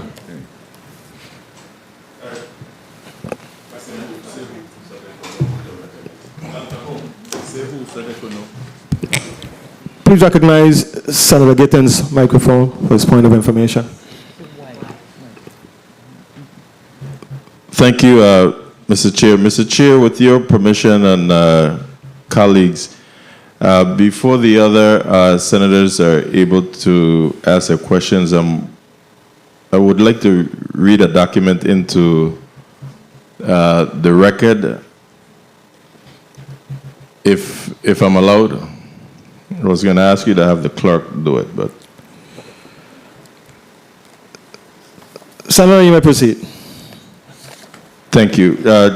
Colleagues and the viewing and listening audience, You know, as I listen to the discussion here back and forth, I'm a little baffled because what we would like is the input so that we could move forward and correct what we have before us.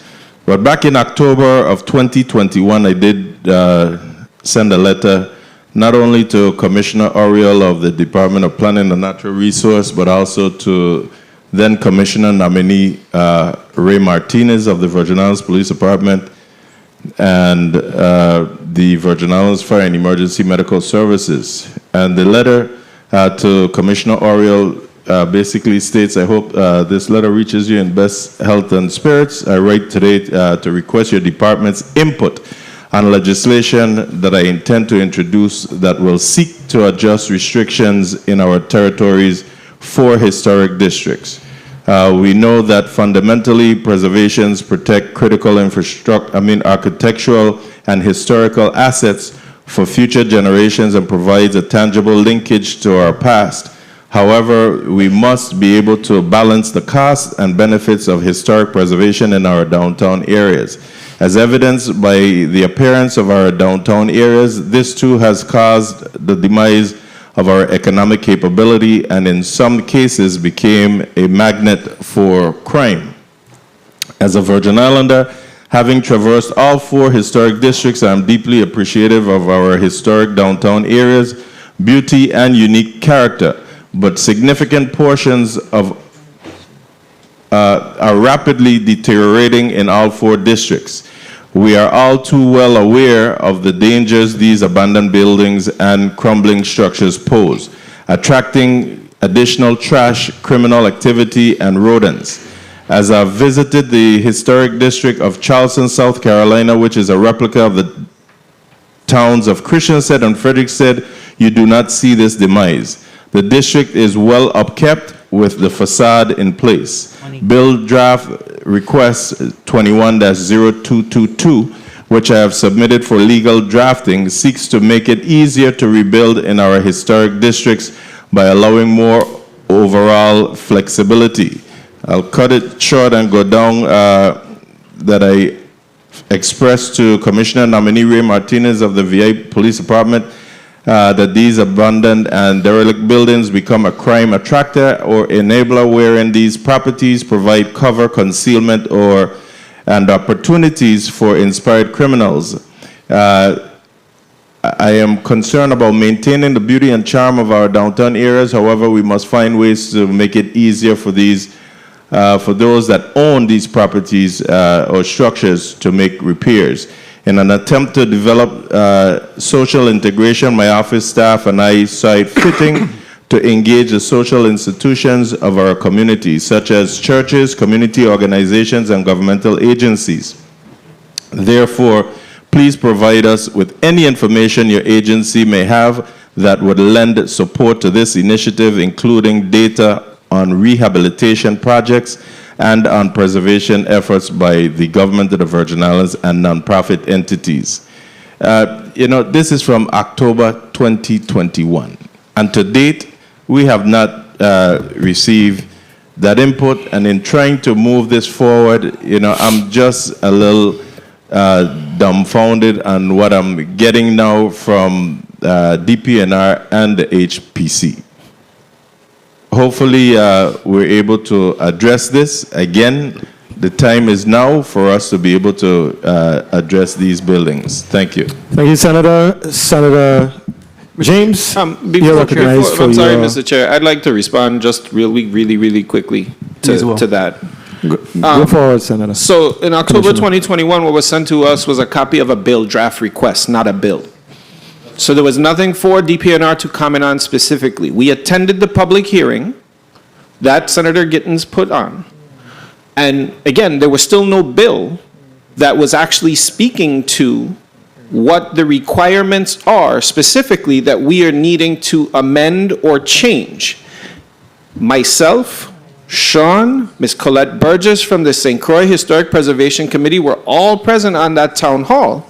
And we expressed, again, we don't see exactly what it is you want us to provide specific comments on, because at this time, and you said it best, Senator, are some of these things myths?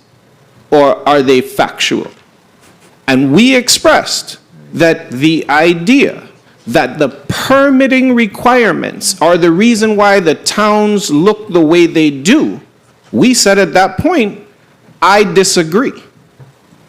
Now, I am going to sit here and 100% agree that the towns and their dilapidated state something needs to be done. 95% of the buildings in the historic districts are privately owned. But yet everybody is looking to the government to bail them out. And off of what? Our 2% of the casino commission, $33,000 a year, that we're supposed to upgrade all of these towns? So no, we didn't have anything specific to state because there was nothing specific presented for me to comment on. Even this bill right now does not state what are the requirements that we're saying are too stringent for us. We've stood up time and time again that the requirements are made in here. The first time that I'm hearing that everybody has a problem from them is from Ms. Newland saying her clients don't want to even buy the property because they don't like the requirements. Okay. But the requirements have been there. They're there to protect the character and the nature of the towns.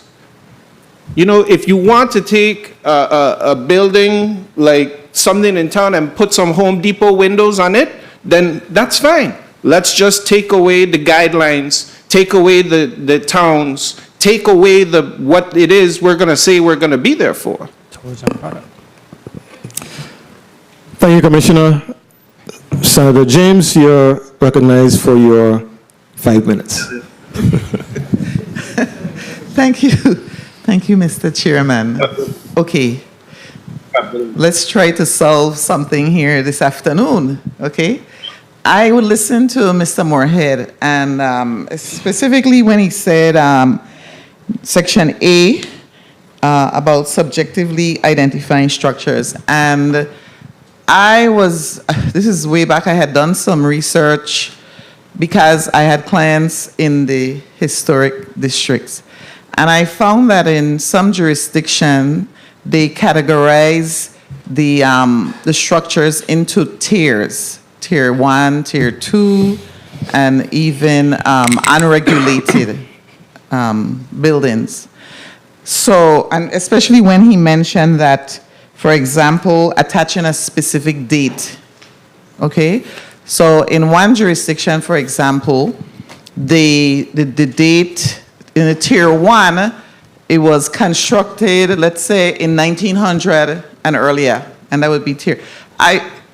In doing your registry, did you ever consider, or maybe you have, I don't know, have you categorized the buildings into tiers, even though I know it's not in a code, but did you ever think about doing something like that and then treat them differently based on the tiers you would put them in? Have you considered something like that?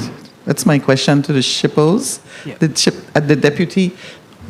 Go ahead. Oh, I can talk to me. yes. Yeah, I'm the interviewer at this point. Okay, thank you, Senator James. Yes, in our jurisdiction, it's classified by class. Class. So we have Class A buildings, Class B, and Class C.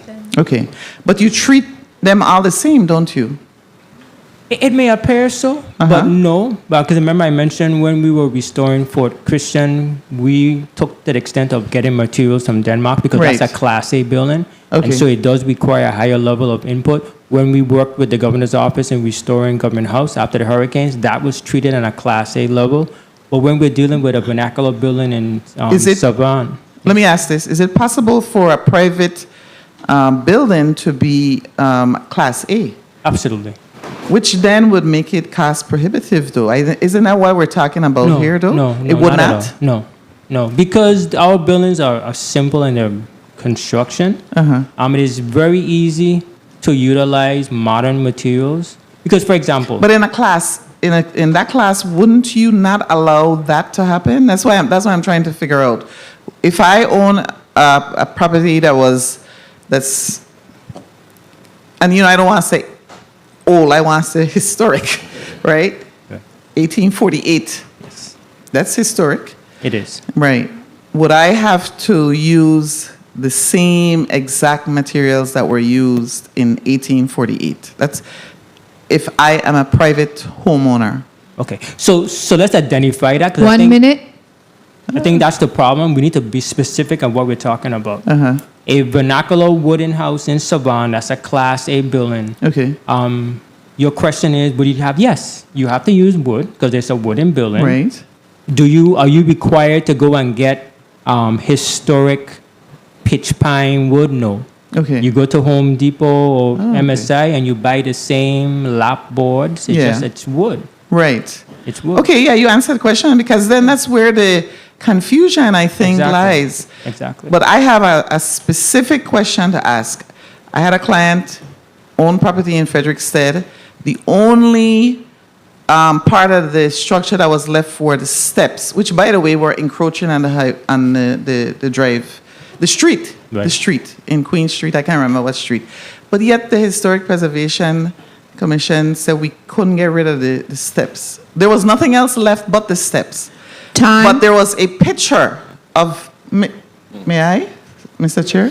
You may proceed. But there was a photograph of the building that existed there at the time. Would my client have to, the sale did not go through because the buyer was from the States and wanted to remove the steps. But the Historic Preservation, I guess who it was, said they couldn't remove the steps. Explain that to me. If there is no structure anymore, do I have to build exactly what I had there before? Because that troubled me about the photographs. I have to build exactly what's in that photograph? No, you do not. So Okay. I can give you by example. I'm not Okay, going to. sure. Here in St. Thomas, Charlton, Maryland, we have at least 2 cases I can take you to where properties were redeveloped on lots in historic district following the zoning law that's there. So, for example, in the town, most of the zoning height is limited to 3 stories. So we have examples of buildings that have been built 3 stories, new modern structures. They have some architectural character because you are in historic district, right? Mr. Woods mentioned this also. When we building new structures, there's a balance, and it's really by, to some extent by the determination of the committees. But you do not have to replicate the building if that's not what you're focusing on. That is an option that you have, and it will be based on the photographic evidence or plans, because per the standards of the National Park Service, if you're doing a historic reconstruction, it has to be based on evidence, i.e. photographs, plans, drawings. Money. Yes, you're right, Senator, and that's one of the things I started off by stating. The issue at hand, it's a money problem at the end of the day. It is not about rules and regulations, guidelines, or restrictions. It's about money. Okay, thank you, Mr. Chair. I just wanted to request through the chair the list of the 100, whatever, the historic. Facility. Can you provide that for us? Yes, I will send it by email. We have the National Register listing, and then there's also the VI registry listing of sites. Okay, thank you very much for that. Thank you. I'll share with the committee once we receive it. Point of information, Senator Francis Heiliger. Good afternoon, through the chair to testifier Krieger or Peterson. For example, if you have a historic location where the building has been demolished, is it plausible that someone can put up a concrete building and put a wood facade around it? So it will still look, but it's a concrete building, the structure of it. But in order to meet your requirements, they build wood. Because, some people feel a little bit safer in a hurricane, because of the hurricanes. They build a concrete house, but they put the wood around it. Is that something you guys would allow? Yes, Senator, you can put up a concrete building. You don't have to put wood around it. What you will be required to do is that the fenestrations, the order of how the windows are aligned, the doors, the shape of the roof, that's where the committee's guidelines will guide you. But you can build a masonry building out of cement blocks concrete plaster. Yes. Okay. Thank you very much. Thank you so much. Thank you very much, Senator Francis Heidegger. Senator Donna Fred Gregory, you're recognized for your 5 minutes. Thank you, Mr. Chair, and good afternoon to everyone. I have sat here and listened intently to the conversation, and what really matters here is effective collaboration. I don't hear that there was any true collaboration with regards to the measure that's before us. And as this is a very important measure to our communities, it is important that there is that collective sit-down discussion, flesh out, etc. And I'm saying this specifically because DPNR, by way of the historic preservation, plays a major, significant role in our historic structures here in the territory, our historic communities in the territory. However, the testimony that came before us, they didn't really have a testimony. So it is clear that the legislation was not truly fleshed out. And that concerns me. I'm not a member of this committee, but that concerns me because at some point I will have to vote on this measure if it moves through the process. So I believe that that is a very important component and we cannot ignore that. Now, I also heard and listened intently to the testimony of Mr. Moorhead. And Mr. Moorhead's testimony was profound. Profound because he and his team, I suspect, took the time to go through section by section. And there were some salient things that they're concerned about. But one of the things that he said is, as a natural heritage site, preserving Frederickstead's character and that of the territory's historic districts is paramount. So it means that we cannot independently address this measure. We have to collectively and collaboratively address this measure. I looked at Mr. Peterson's testimony, and it is clear that I'm not sure what happened with this, how the information went out or how the responses are coming in, but it doesn't give me an opportunity to say that I am for or against this measure. But I think it was Mr. Krieger, you spoke about the 1968 Historic Preservation Commission establishment by this body. Right? Yes.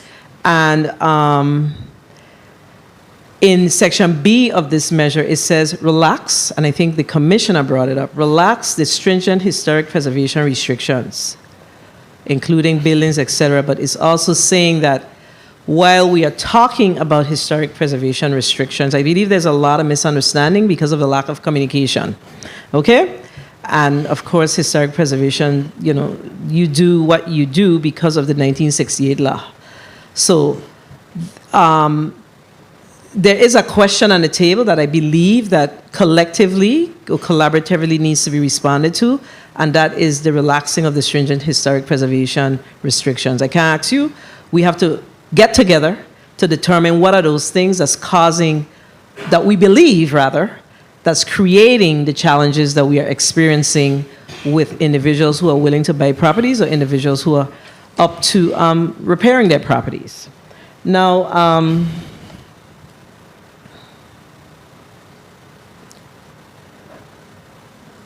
Commissioner, you made a reference to I kind of missed it. How much funding, I think the senator from St. Croix asked the question from Frederickstead about the funding for those properties. What was the total amount?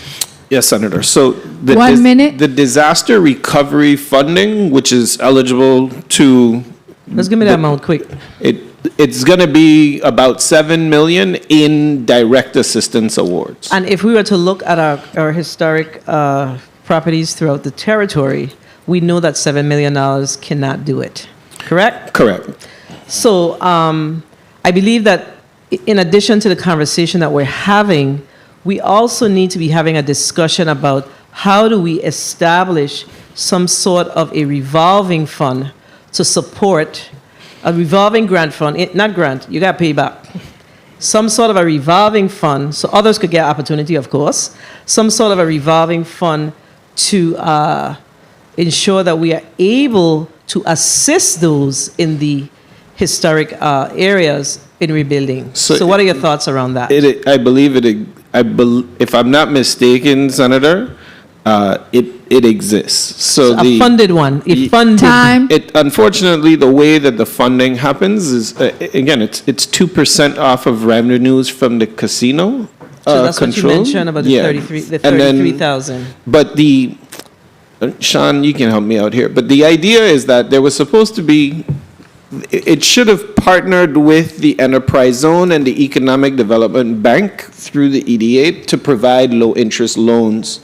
And that was the premise. It would be that the Historic Preservation Commission could make some of this money available, but that the overall, it would have been that somebody is undertaking these projects to rehabilitate, and then they would be eligible for the low interest loans under the EDA.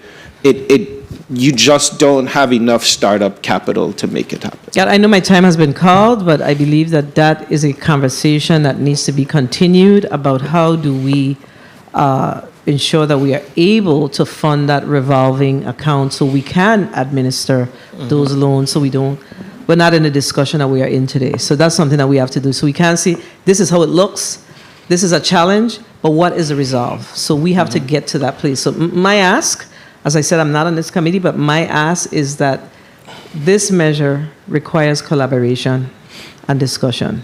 Thank you, Mr. Chair, for the time.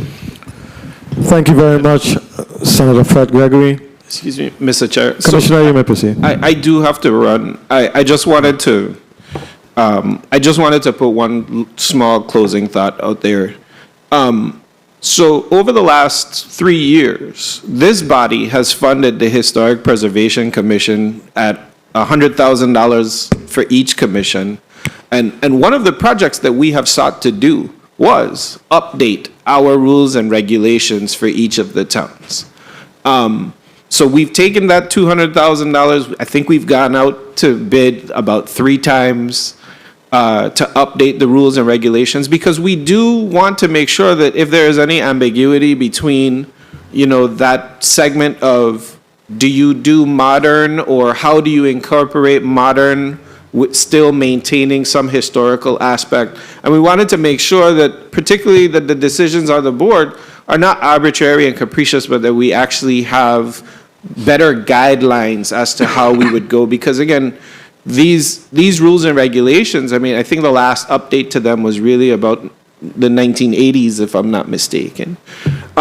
We have tried and will continue trying to update the rules and regulations, because those are the things that make the enforceable policies that would guide not only the commission, but even the developers, the architects, everything. And we want to make sure that they're included in that process as we go forward. Fortunately, some of the price tag that has come back to us on the times we've gone out to bid has been very, very high, much higher than the $200,000 that's been allotted to us. But we're working on ways, grant funding and other sources to be able to do that. So I do recognize that rules and regulations do need to be looked at. For the town of Cruz Bay, we don't even have specific rules and regulations for them.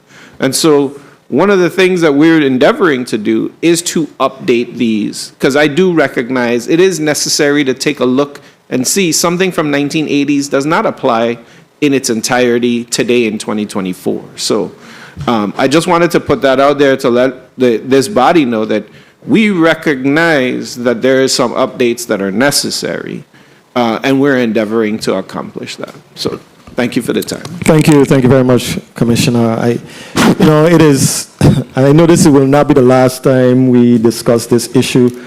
It's a very important issue, and I think the one common thread that I think has linked both sides to the issue is that there is a problem. There is a problem in the historic district in downtown Charlotte Amalie, in Frederickstead, in Christianstead, and in St. John. We just haven't fine-tuned exactly what the fix is. And I've been trying to understand really, is it a problem, and Mr. Krieger, you mentioned problem of cost. But is it an issue that the cost of construction in the U.S. Virgin Islands is just high? Or is it an issue of it is exacerbated by the regulations required by the Historic Commission? And it's hard to really understand what it is exactly. But that's just something that I've been thinking. Mr. Krieger, you? Yeah. Thank you, Senator. So you're correct. Construction in the United States Virgin Islands is expensive. It's expensive in the United States as a whole. The requirements of doing work in the historic district, it is not that much more different than building a house anywhere else on St. Thomas or St. John or St. Croix. And I think this is important that we get this point across or make it clear, because this is where a lot of the misconception and, again, no disrespect, but lies come in to really, I don't understand what it is, because if you clearly review the guidelines, the preservation guidelines, if you go through the rules and regulations, you will see that the guidelines as they exist, they're so simple in their nature that it's not difficult to apply them. I'm sorry, I'm not really sure why others may not be willing to, really just fairly look at the matters. But for example, we asked about the modern buildings. So the historic buildings were constructed with stone and brick, but most of them are lime plastered. They're covered with plaster. So when you look at those walls, you can't tell what's underneath of them. And that's why when building modern structures or modern buildings in the historic district, it is not difficult to build it out of modern materials, cement blocks, because the finish is a plaster. So when you use lime plaster or cement plaster, no one knows what's underneath there, if it's brick, stone, or cement blocks. These are some of the examples of where it is easy. It's no different if I was building that house out in Tutu or in Charlotte or Mali. The key is that where the difference comes in, your arrangement of your windows and doors. In the historic district, things are very symmetrical. So for example, you have an elevation, whereas you might do door here, another door, a window, a door. In the historic district, it will be window, door, window. It's symmetrical. Or door, window, door, window, door. So it's balanced. Your roof might be a little steeper. But I will yield, because you have here the chairman for the St. Thomas St. John Committee. They are actually reviewing projects, giving approvals, and sometimes denials. So he has even evidence to that. I guess I'd like to say a few things for the record as well. Mr. Senator Giddens said crime and other issues. If you walk outside this building, the old police station, who owns that building? The government, right? That's a dilapidated, abandoned building, correct? There's homeless people that live in that building. So I think you guys actually need to look in the mirror first before you blame us here. Walk a little bit further. The Hamburg America building, Mr. John Woods talked about a few minutes ago, we approved for it to be demoed. Obviously, nothing has happened with that project yet, but who owns that building? You guys own this building. So, and these are just within a couple hundred yards of this body right here. So you guys can't blame us for different things going on in different districts where you guys have to look yourselves in the mirror as well. Not you, per se, the government in general. Thank you. Your comments are definitely on the record. And I know that, no, I'm going to move on to the next speaker. Senator Francis Heidegger? Yes. Somehow it seems like you went already, but Oh, no, I'm patiently waiting. you're recognized for your 5 minutes. Hi, good afternoon once again to my colleagues, to the people of the territory, to the testifier. Mr. Peterson, I happen to agree with you 100%. I think as a government, we also have to do our part, Because if you're making all these rules and regulations for the general public to follow, we should be following them as well. Now, I wanted to ask a question quickly in regards to, for example, Mr. Commissioner Oriel left. I wanted to know what was the balance of the other money that's not being distributed.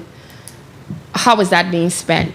Because initially he said it was like 6 million out of the 10 would be distributed. Then he said about 7 million.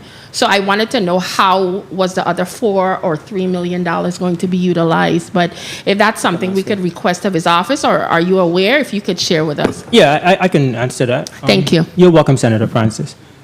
So the territory, we were awarded $10 million. Out of that $10 million, there were 2 direct award projects. Okay. One went to Government House. It was like $1,005,000. $1,005,000 went for our DPNR building to be restored.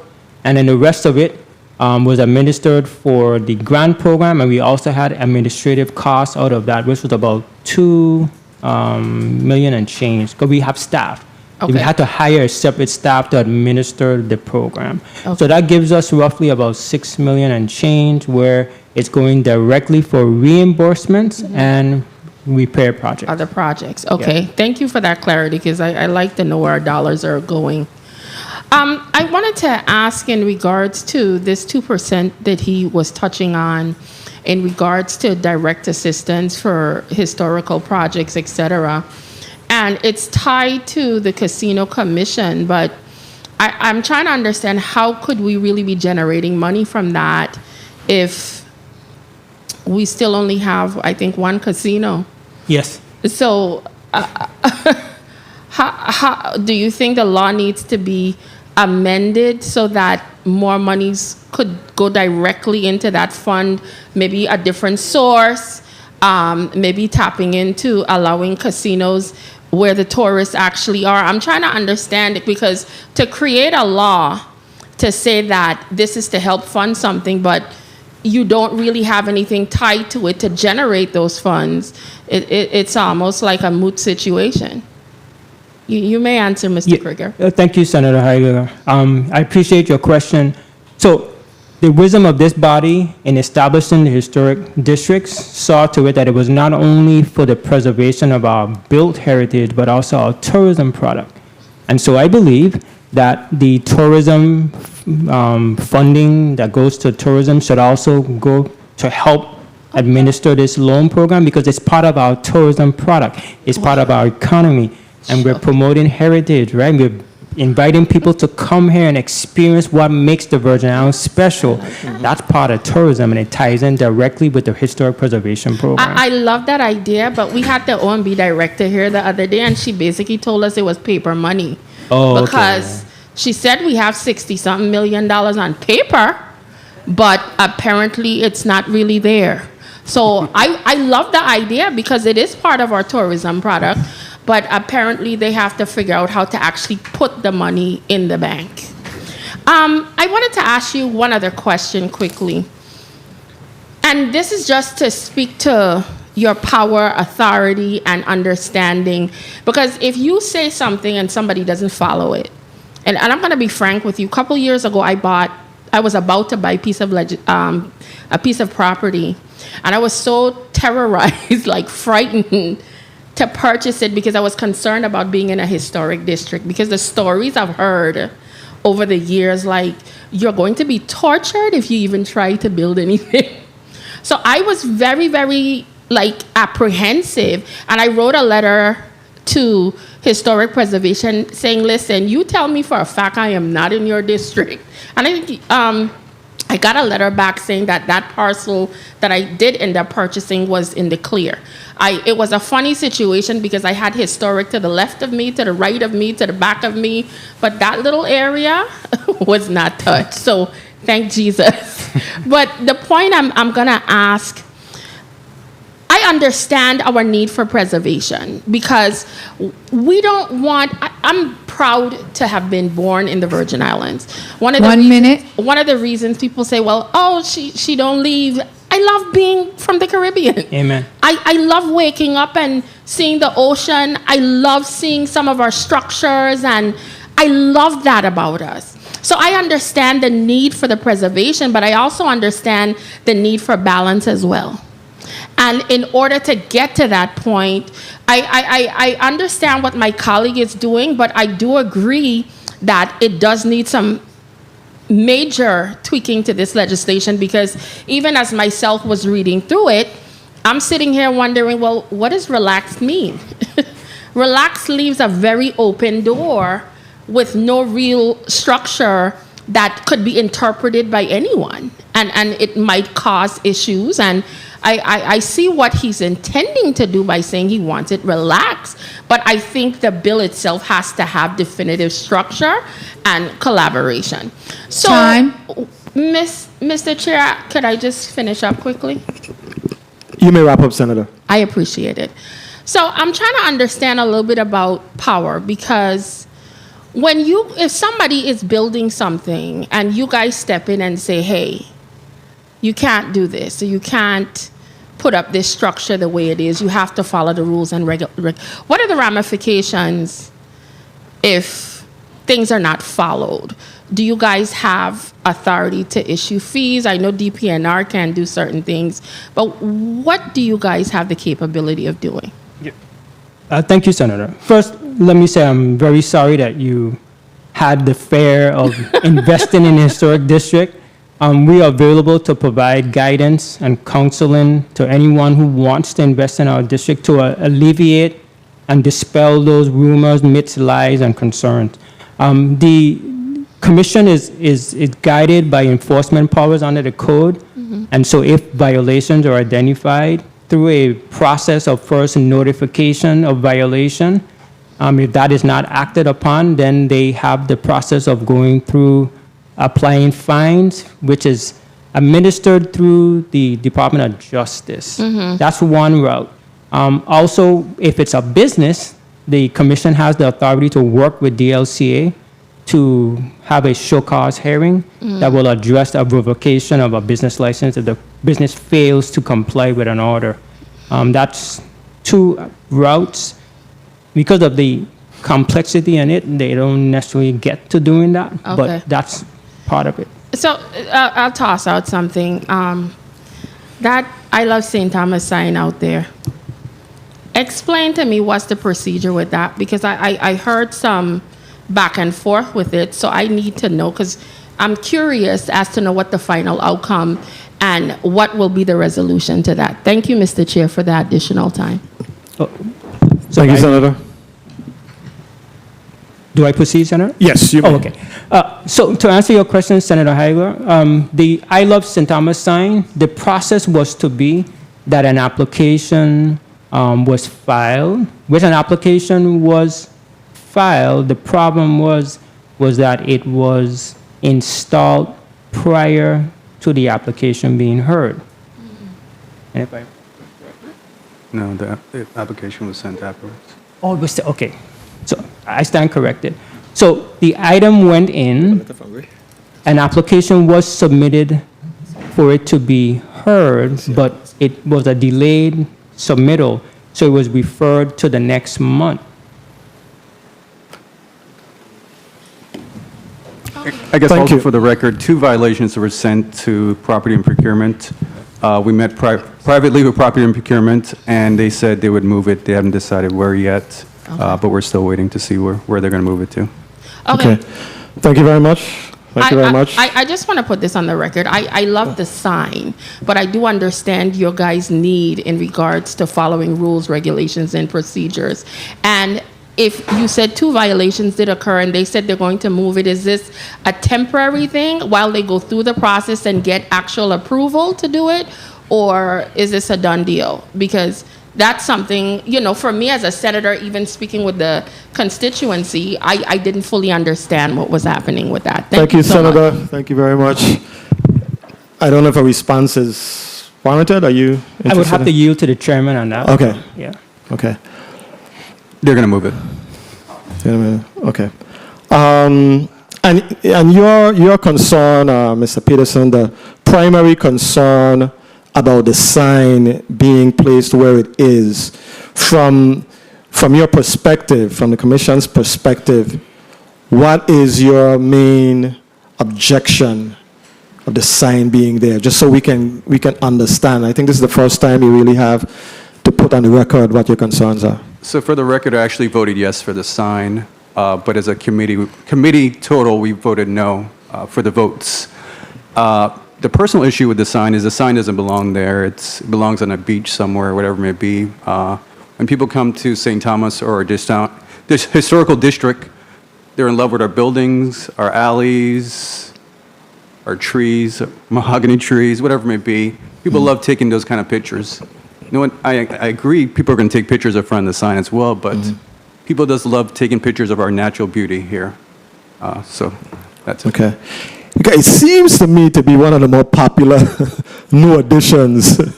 And you speak to the tourists, and we were walking, a couple of us were walking, down past Vendors Plaza about 2 weeks ago, and it was amazing the amount of tourists who were just very much excited about the sign being there, taking pictures and all of that. They even took pictures with us. So, I mean, if the objective is, and maybe that's not the objective, if the objective is to have a new, a new piece of, a statue, for lack of a better word, that people will enjoy, both locals and visitors. It seems to me as though you accomplished it by putting it there, because I have seen and heard not even one objection from anybody local as well as visitors. Visitors just gravitate to the sign. But if I could provide some clarity, I think one of and this is, as the director, I sit on the committee, so I see and witness the deliberations and the process. Right. Part of the problem for the committee was that they were not given the opportunity to deliberate on the design of the sign and its placement. I got you. It's not to say that that couldn't have been an appropriate spot for a sign, but they were not given the opportunity to discuss even the scale of it. And I Understood. think that was the unfortunate part of the whole matter. But with that said, that same size, that sign, we have discussed and given recommendations that there are areas within this immediate area that would be more even, appropriate. oh yes, for example, the old pump house location here at a point, that would be a beautiful spot for that sign. It actually would be even more appropriate because guess what's back of you? The cruise ships. Gotcha. So I think we're missing out an opportunity to do something even more fabulous. Understood. Thank you very much for your explanation. You're welcome. Senator Capehart, you're recognized for your 5 minutes. Thank you, Mr. Chair, and good afternoon, colleagues, and good afternoon, testifiers in Block 2. Mr. Krieger, DPNR, you have always been an asset to DPNR working in the historic preservation office. But I want to ask, does the Virgin Islands Historic Preservation Commission have a page on the website? Yes, Senator. We have a presence on. Yes. Okay, thank you. You're welcome. Under section that says legislation and advocacy, it says in there, in the middle of there, it says citizens need to contact VI senators so they can make existing preservation laws more effective. So I sit here and I understand the intent of this legislation. It is well needed for us to work with DPNR to get updates on these regulations. Because yes, our towns need revitalization. We need it. And I understand the responsibility of the commission is conserving and preserving our architectural culture. But what I don't understand, what was said here today, that you do it by case, and that is not so. Because I'm going to tell you, I got a call from someone, and I had to go to see what this person was talking about. This individual had funding, by the way. They had money. They live in the States, but they're from here, and they inherited family property. And they wanted to do right by maintaining a building and making sure that there are no dangerous structure on his property. He was given so many problems with DPNR. You know what a man do? He knocked down the whole thing. Now, this was a building that you could not even stand in because the roof was compromised, the walls was compromised, the flooring was compromised, the whole structure was compromised. So case by case, I think we need to really think about that case by case, because we can't say one thing and then we do the next. If a structure like that needs to knock down, and I think Mr. Moorhead said it in his testimony, regarding dangerous structures, we suggest that property owners should be allowed to demolish and rebuild if necessary for public safety. That wasn't a public safety issue, you know, because DPNR said that he couldn't mess with the structure, whatever. The man knocked it down, and he said, fine me. Because he understands he wants to build a good structure, and he wants to maintain the architectural look. But we have stringent laws as it pertains to the historic preservation districts. And I think, and I understand the intent of this legislation, and we just need to work collaboratively together with these departments and the bill sponsor to make sure that we maintain the integrity and make sure that the people that are coming to the Virgin Islands see the beauty in our towns. And just for the record, Mr. Chair, mahogany trees are not indigenous to the Virgin Islands. You want me to tell you what's indigenous? Top and giant trees, sea grape, the wild frangipani. So stop finding our people them big dollars for knocking down mahogany trees. Thank you, Mr. Chair. Thank you very much, Senator Capehart.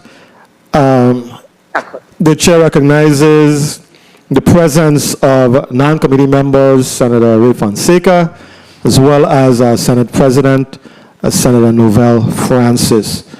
We're going to proceed with you, Senator Fonseca. You may proceed with your 5 minutes. Yes, blessings and good afternoon to all the listening audience. Thank you so kindly, Mr. Chair, for recognizing me. I am not a voting member of this committee, but this is such an important matter. I wanted to chime in. You see, as a young man growing up in St. Thomas, right, our town, Charlotte and Marley, were bustling with activity. You could go over to St. Croix, down Frederickstead, a lot of activity. And this is an issue that is before the legislature. You see, the job of the legislature is to legislate. Right now, our town, let's just deal with Charlotte Amalia right now. But all of them, they are looking old. And so I know we have Mr. John Woods here. We've worked together doing millions of dollars in renovations, several different projects. So, John, I wanted to ask you, what's the development cost per square foot in St. Thomas right now? 300. Well, that's a number that's floating around because of inflation recently in the U.S. economy and the world.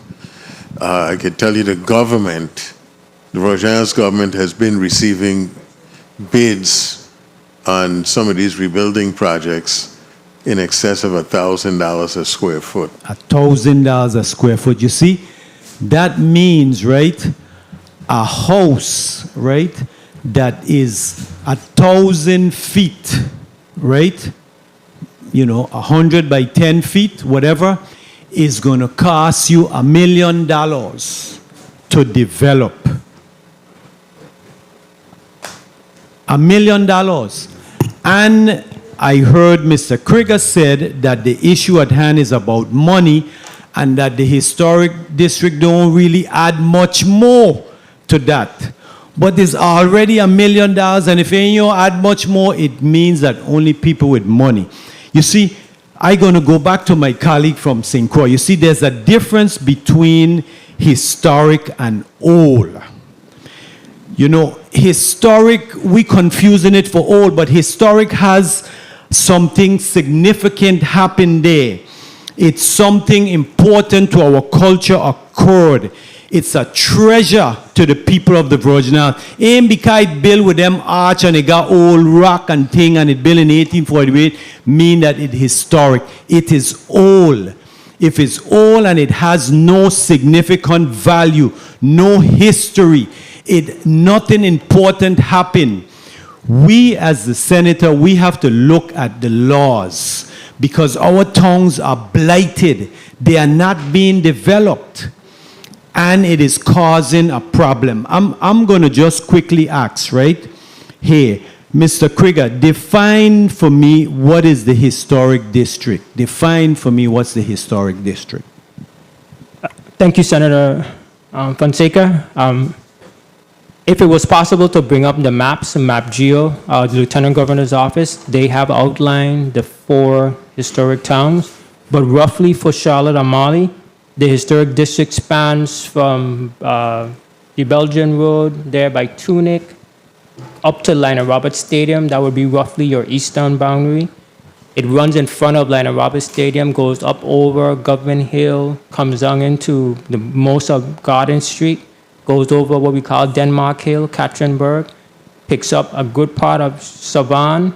It goes as far as what is known as Simmons Alley along Compenson's Garden. That would be the northern side of the street. Working our way back to the east, the roadway that comes down by Windward Passage Hotel, 200 feet out into the harbor to its point of beginning on the east. So you see, that is what I'm saying. The whole of the tongue is historic. The whole of the tongue, even up on the hill out to the sea. Now, our whole waterfront is landfill, but everything is historic, you see. So it is based on a map. He admitted it's based on a map. So this body, this legislature has the authority to change that map. It is us that makes the laws. It is based on a map. I wanted to point out, was my time called, Mr. Chair? 1 minute. Oh, okay, good. You see, right now, right, based on $1,000 a square foot, right? Mr. Chairman, we was the other day, we had a meeting, the 3 of us. We walked down, it was a building, it's an old building. The stairway in the building is so angled where you got to hold on to the railings, you got to be strong. You can fall down and break your knee on these stairways, but there's nothing you can do because there's no other available land to change it. As a matter of fact, get into the sign. Yesterday I took a picture. They had 3 different tourists taking a picture of the sign. I don't know, Mr. Chairman, if you and I in trouble, but you and I took a picture by that I Love St. Thomas sign and another colleague from Wrong the Field the other day. These are small issues. You see, it is about being able to redevelop our towns. Okay? Time. If I can just finish up, Mr. Chair. You may wrap up, Senator. So, Mr. Chair, what I am saying, right, is we need to bring our towns back to progress. We have to work with the historical district together, but our towns used to be bustling with activity, and it's no longer like that. It's a ghost town. It is dilapidated, and I'm not upset. I am just, I'm man born here, and I know the difference between how our town look now and when it is I was growing up. And thank you very much, Mr. Chair, for the time. Blessings. Thank you very much, Senator Fonseca. Senator Novel Francis, you're recognized for your 5 minutes. Thank you very much, Mr. Chair.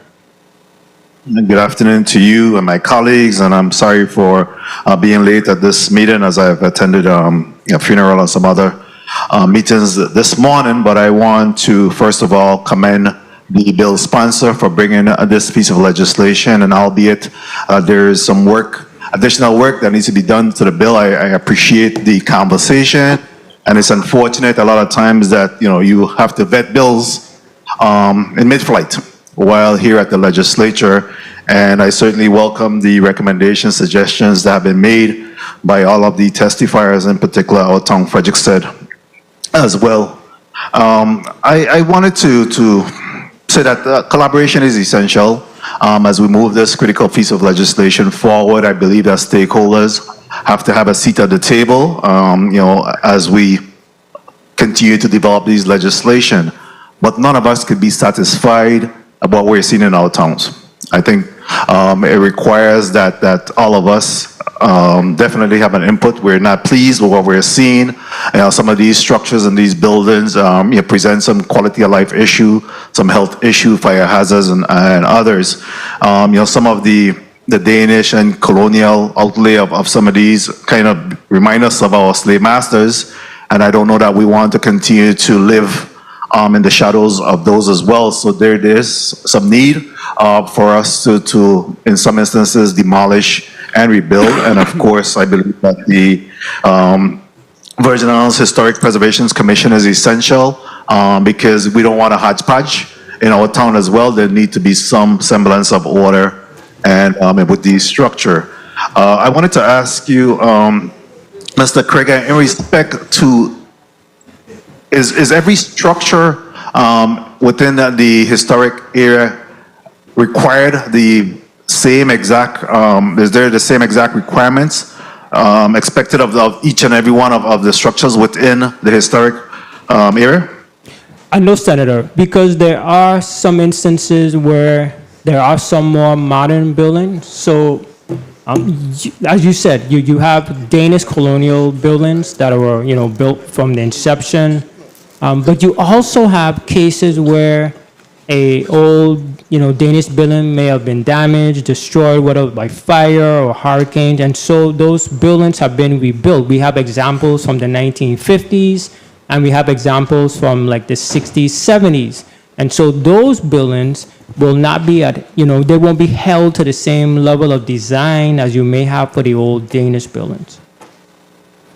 Very well. And in respect to when measures are considered, what is the guide stick that you utilize? I mean, obviously, you said that your rules and regulations are somewhat outdated. How then do you allow for some consistency in your evaluation of requests that may come through the Historic Preservation Commission? Yeah, so Senator, I would say to you that the guidelines are not outdated. The guidelines are flexible enough that it allows you as a property owner or a manager caring for your building to fix that building to the appearance and standards that are necessary. And there's enough flexibility there to do so without it being exhaustively restrictive. Have you had any requests for solar panels to be erected on roofs in our town district? And do you believe, or have you approved or denied those requests? Thank you, Senator. All the towns have applications that have reviewed and approved solar panels for installation.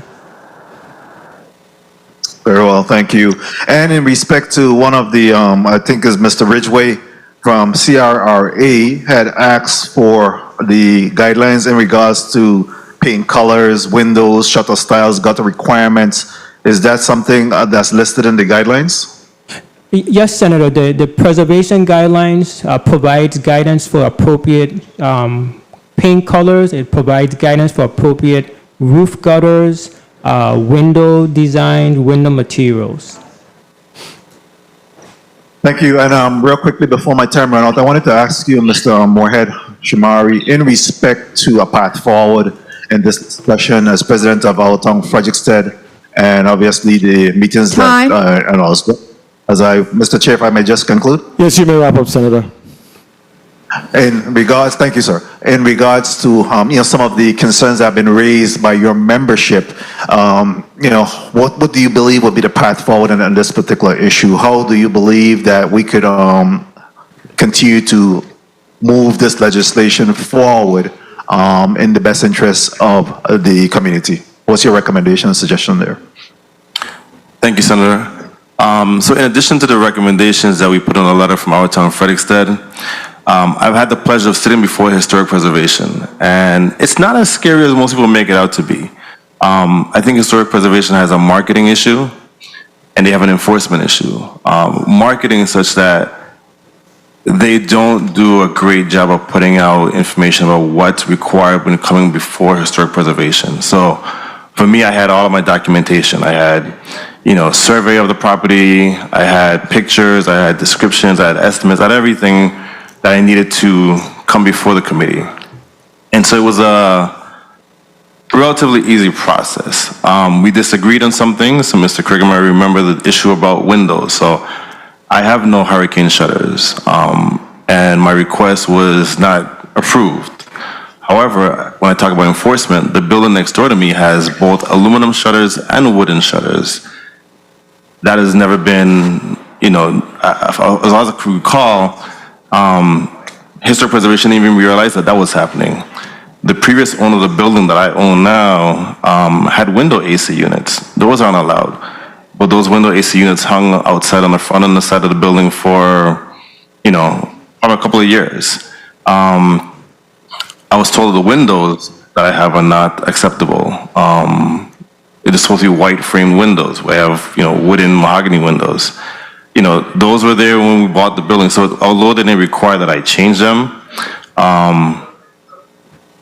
as an enforcement issue, those should have been corrected, years ago when they were first put in. So I think in moving this measure forward, one, yes, the changes we suggested, but two, really finding funding for enforcement so that it's enforced equitably. You're not selectively, only enforcing it when it comes before historic preservation, but if they're going through the towns and they see things that are deficient, working with the property owners and say, hey, before you get to this, or, we see that you're doing construction, please make sure that you're doing it by the guidelines. Because the book that they have, while it does need to be reprinted, and we've talked about this, it is pretty detailed in terms of what you can and cannot do.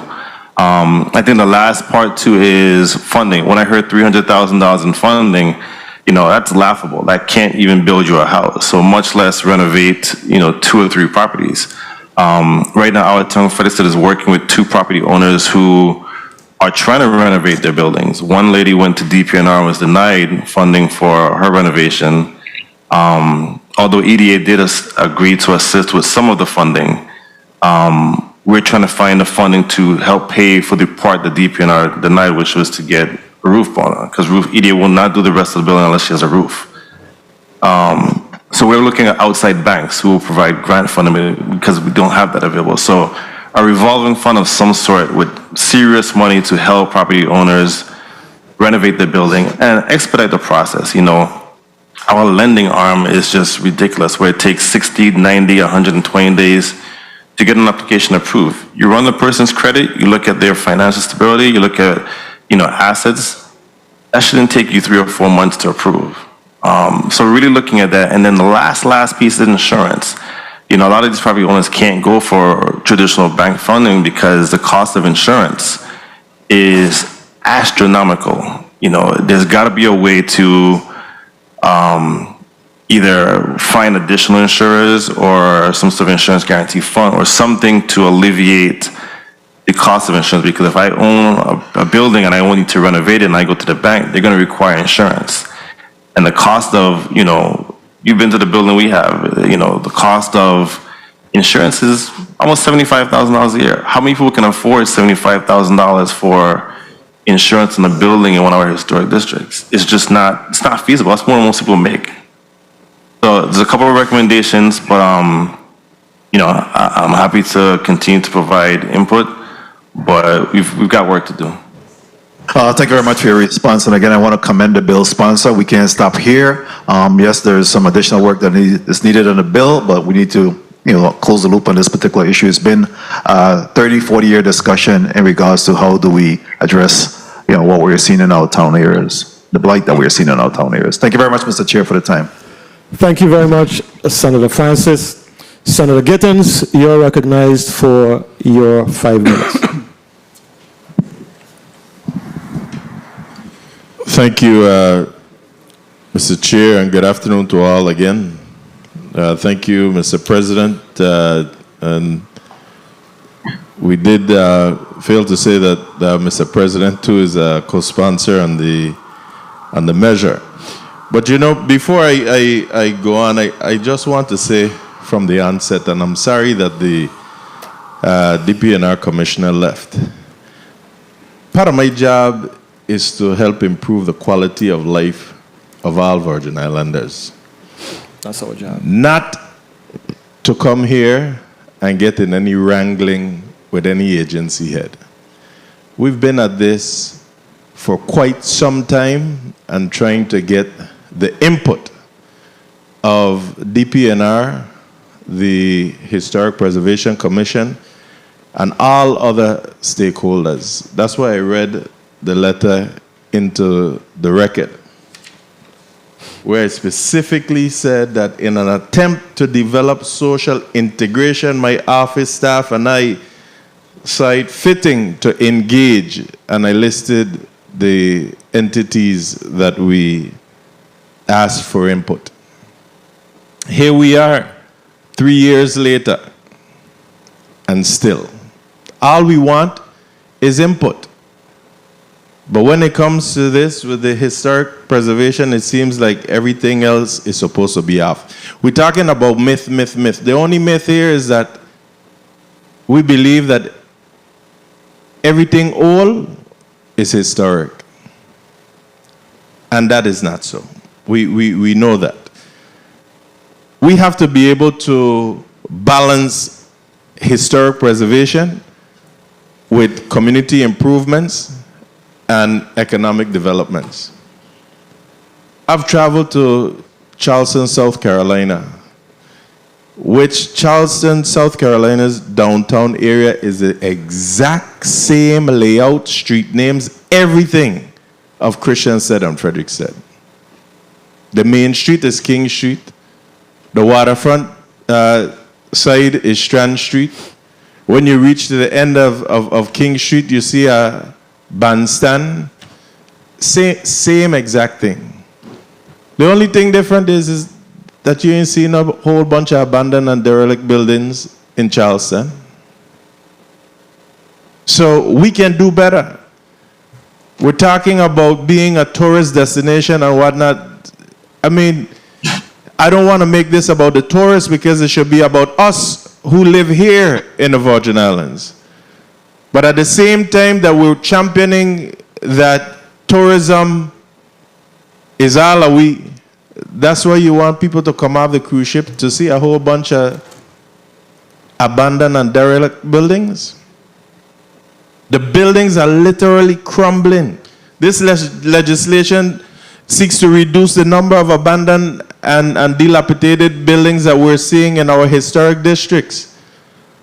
The reason why the bill is this vague is because we've been sitting and waiting for input for how long? We didn't get the input. The commissioner was right that what I sent him initially back in 2021 was a bill draft request, requesting information from them so that we can make the bill solid. We got to start someplace. And I agree with you, sir, because even from back then I've been saying over and over, we too as a government, part of the problem in the downtown area with government buildings being run down.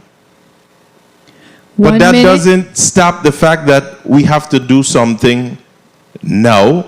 We know that probate is a problem. Multiple property owners that's not getting along is a problem. some people, money is an issue, but also property owners often have difficulty renovating their buildings, given some of the overly restrictive laws for historic preservation of buildings that are simply just old, but not historic. There's no value to it whatsoever. The bill also simply seeks to allow property owners to rebuild a more modern structure once they maintain the historic facade. I also agree with Mr. Woods that some of the other properties, in addition to maintaining the facade, should also maintain, may I conclude, Mr. Chair? Yes, you may, Senator. Should also maintain certain structures within.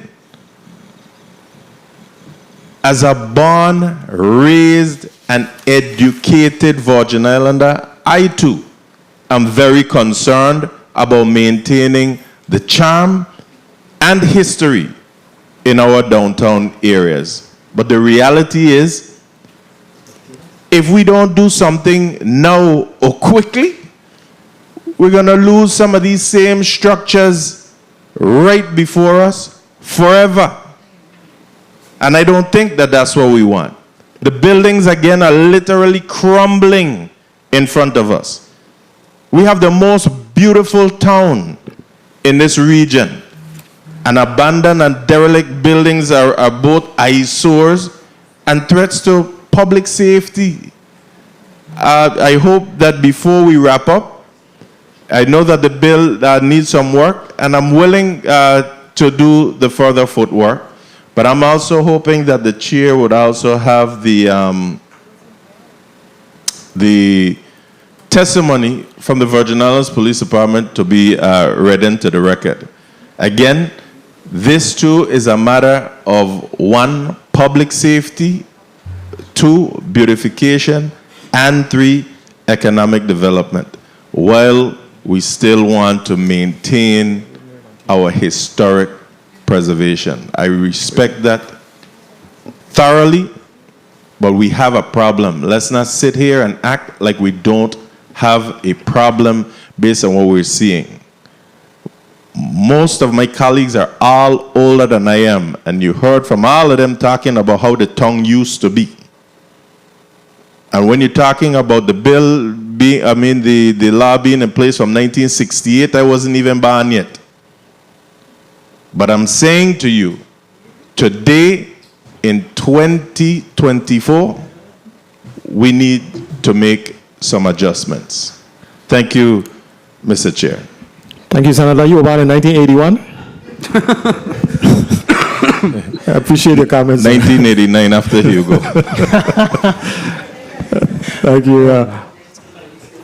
I'm going to ask Madam Clerk to read, fail to read Commissioner Martinez, his letter into the record, and we want to give you an opportunity to do so, Madam Clerk. Correspondence from Police Commissioner Ray A. Martinez, dated January 26, 2024, to the Honorable Senator Milton E. Potter, Chairperson, Committee on Disaster Recovery, Infrastructure and Planning, 35th Legislature of the Virgin Islands, Capitol Building, St. Thomas, VI 00804. It's in regards to an invitation to provide testimony on Bill 350202. Dear Senator Potter, thank you for providing the Virgin Islands Police Department the opportunity to offer testimony on Bill number 350202, an act amending Title 29, Virgin Islands Code, Chapter 3 of the Virgin Islands Code, to authorize the Historic Preservation Commission to relax a certain restriction as it relates to conservation and preservation of historic and cultural assets in the historic downtown districts of Christiansted, Frederiksted, Charlotte Amalie, and Cruz Bay, proposed by Senator Kenneth L. Gittens. Unfortunately, due to the timeliness of invite and scheduling conflicts, my team and I are unable to honor your request today. Kindly accept this correspondence as VIPD's official position on the bill. We will be more than happy, to avail ourselves for future testimony on this matter. It is well established there are too many derelict, unkept, and abandoned buildings and lots within our historic district. These areas can foster criminal activity, are unsightly to residents and visitors, and in particular, simply make people feel unsafe. Findings published in the Proceedings of National Academy of Science and other institutions reveal that remediating these spaces can dramatically affect both perceptions of crime and vandalism and the acts themselves. Here at home, we can infer that areas where vacant lots and buildings are cleaned up will experience reduced criminal activity, vagrancy, illegal dumping, and nuanced complaints. Moreover, the community should report feeling much safer post-remediation. VIPD stands in support of initiatives that spruce up and make the areas safer. We are all a part of this community, and as such, hope this legislation will lead to increasing beautification efforts within our historic districts. Cleaner historic districts will further enhance livability and economic vitality. Please feel free to reach out should you require further information or testimony. Respectfully, Ray A. Martinez, Police Commissioner. This concludes the correspondence, Mr. Chair. Thank you very much, Madam Chair. Point of inquiry, Senator Fred Gregory, you're recognized. Thank you, Mr. Chair. Just very quickly, because we've been talking about old and historic all day.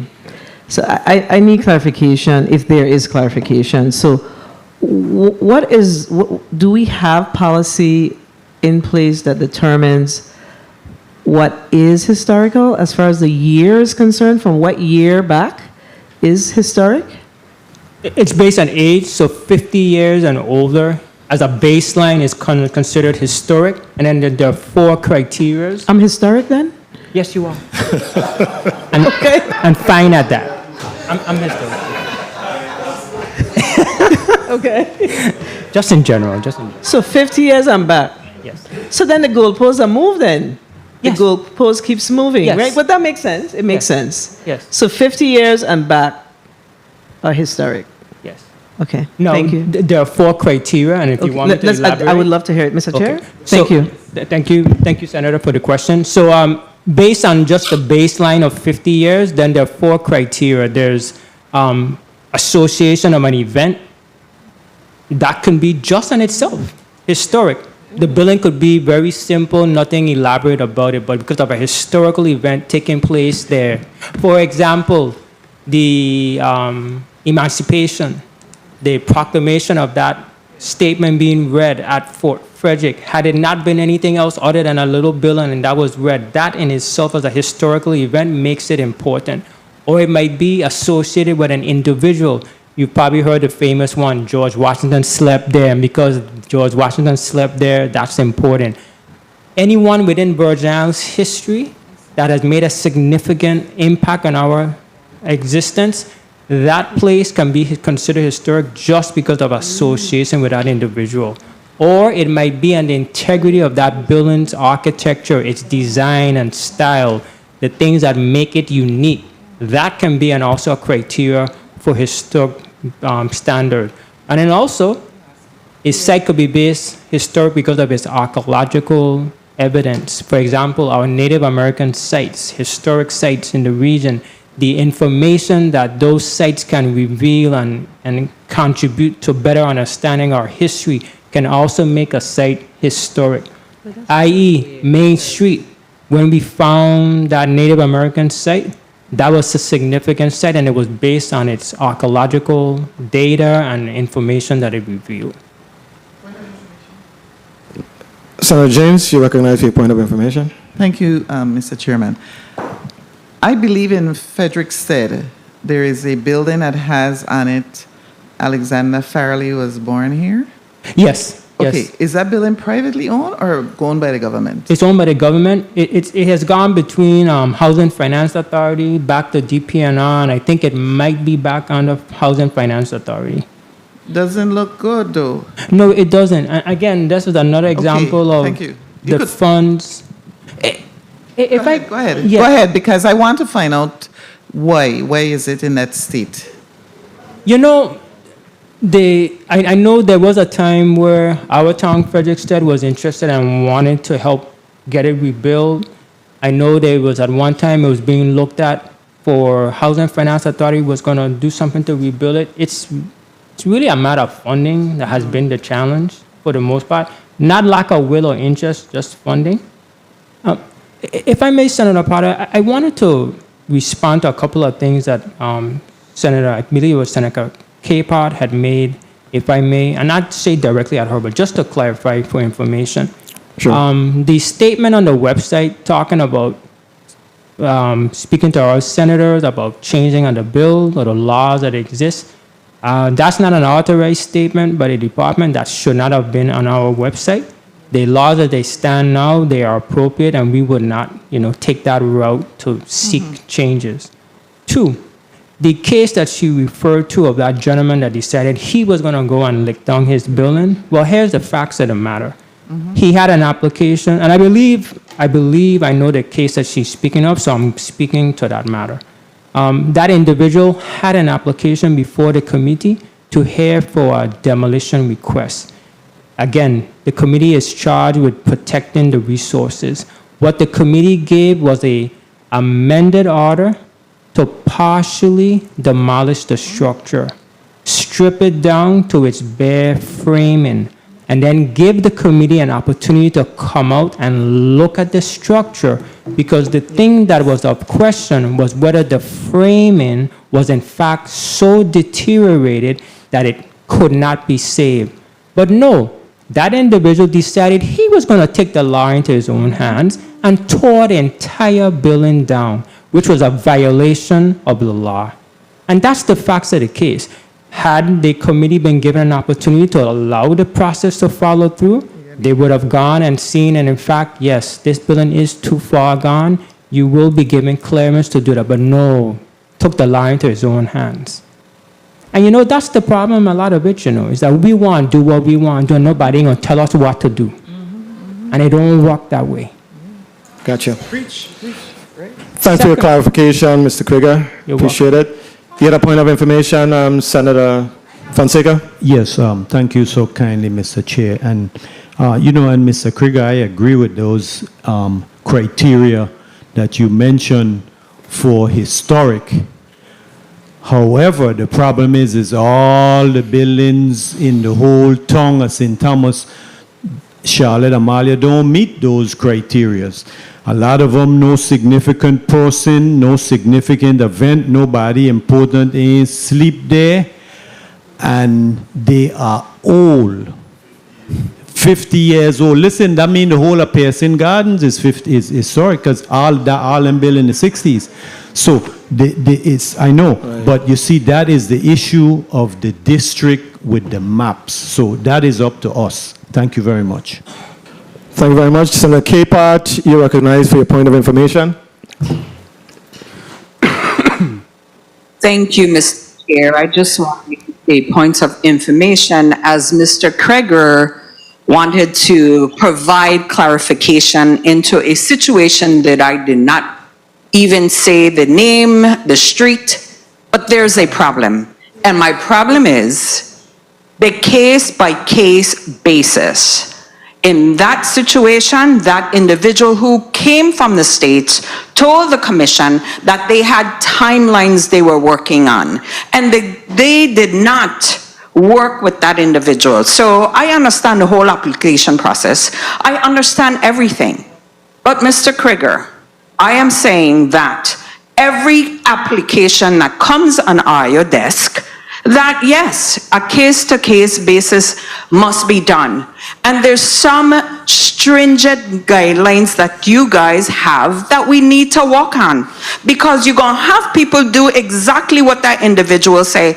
I don't have time to wait for the bureaucracy because I went there and it was definitely a structure that I would have bulldozed myself.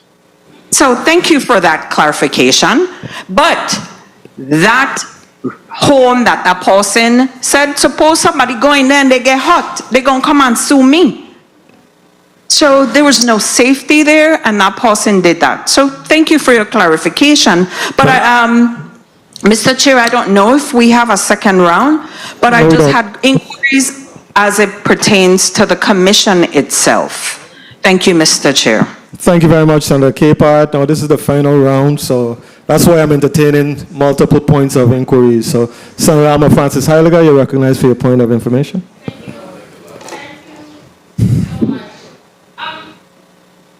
While I listen to the conversation here today, I have a friend that lives in Barbados. And one of the things that their government did was like a public-private partnership where they were concerned about the abandoned and derelict properties, and they assisted with grants as well as loans to the private owners to build out the integrity and the structure of the building while they allowed them to deal with the inside on their own. Because the goal for them was also beautification of their location, but also to make sure to upgrade some of the derelict and abandoned properties. I have been working diligently for almost a year on an abandoned and derelict properties piece of legislation. And one of the things that keeps coming up has to do with funding.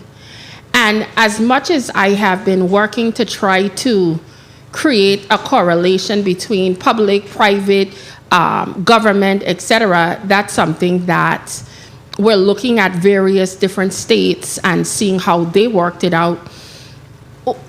There's another abandoned and derelict properties bill that was submitted by the administration, but it seeks to remove our government buildings from the process.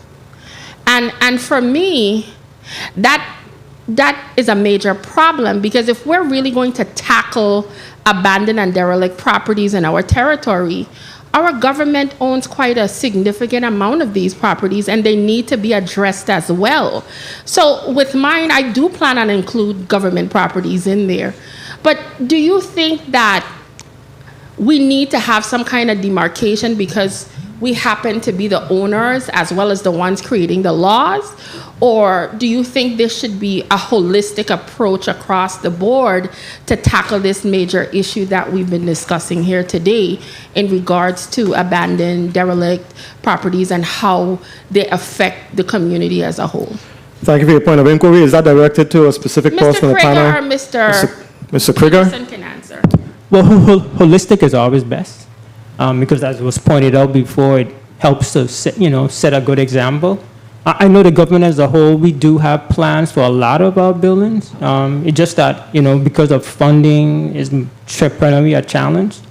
A lot of times the plans on the books just haven't been able to be implemented. Mr. Peterson. Thank you. Colleagues, this is, we're going to have 2 more points of information. I know we don't put limitations on it, but Senator James, you may proceed. No, you proceed with your point of information, Senator. Well, thank you, Mr. Chairman. It seems as if there is I'm glad my colleague just said what she said, because I wholeheartedly agree with her. there seems to now be the collision of this type of bill, historic preservation, with derelict and abandoned. Well, the purpose behind this one, it seems to me, as if to address that. So there's this collision that's happening right now, that as a society and a community, we have to decide what's important. But when you responded and you said that for the government, it's money, you just said that, funds, that's the very same reason that the private homeowner has. Yes. Oh, thank you. Okay. Yes. For example, we have a building close by here, when I say we, DPNR, that we have been trying for the last 4 to 5 years to get fixed. We have a good bit of the funding, but when the project went out to bid, it came out exceedingly high, far exceeding what we have on hand to fix the property. There's not a lack of will or interest. It's funding. And with all due respect, senators, it comes down, for most cases, it's a matter of money. It's not a lack of the commission or the State Historic Preservation Office providing the proper guidance. The regulations are not too restrictive. They are workable for all classes of building. It is a matter of funding. There are the instances because of abandonment and derelict, because you don't have the owners or because of probate issues. Yes, that is a factor. But for the most case, the people don't have the money to fix their buildings. It's simple as that. It's not about restrictive and no, it's about money. And for those individuals that have the money and the means and they came and for whatever reason they choose not to do, well, that's a whole nother case. But when it talks about our residents, it's funding. I know Mr. Woods sent chills down my spine when I just wasn't expecting a figure when he mentioned $1,000 per square foot. Instances of that. I mean, that's on a government project. Government. Okay, so it kind of puts things in the district. It might be more like 500. Like 500, which is seriously significant, and it puts the dream of home ownership, really, literally puts it out of reach for the average Virgin Islander. Unless you have means, you win the Powerball. You can't even win the VI lottery and build a house because, I mean, you have to literally win the Powerball or the, what's the other one? Or the Mega Million in order to do it. And we have to find, I think we have to collectively find a solution. And I think that is just us putting our heads together. We don't need to fight. You know, to be honest, I understand and I appreciate having an entity in this territory who is charged with ensuring that we have some level of uniformity and rules and guidelines with regards to the historic district. It only makes sense. If we didn't have that, then potentially you just have a free-for-all in this community. If you think things look bad now, how would it look if it was just do your own thing? You know, but I think the key, though, is I think the sense, and I understand the sponsor of the legislation, and many people in this community, they have this sense that the system is just overly restrictive, and I think you had an opportunity, Mr. Krieger, to clarify what is myth versus what is fact. But I still think that there is room for us to collectively find a space of compromise, because we all agree that something is wrong. The downtown district is in shambles. It's not the way it looked in the 70s and the 80s when I was a boy. I'm much older than Senator Gittins was born in 1981, 85. I was born way before that, but we've seen some significant the deterioration of our historic communities, and something really has to be done. Other than just being frustrated and saying things are rough and blaming folks, we need to put our heads together and come up with a fix. The realtors have a voice also in this, in just finding a viable solution. So clearly the bill is a start. I think there is room for improvement and fine-tuning. So I think, colleagues, we've exhausted our... Okay, I'm going to let you, Senator Gittins, speak, and then I'll let you, Ms. Newland, do your final wrap-up, and then we'll bring this meeting to closure. So, Sawa, you, Senator Gittins, you're recognized for your, what is this, a point of inquiry, point of personal privilege?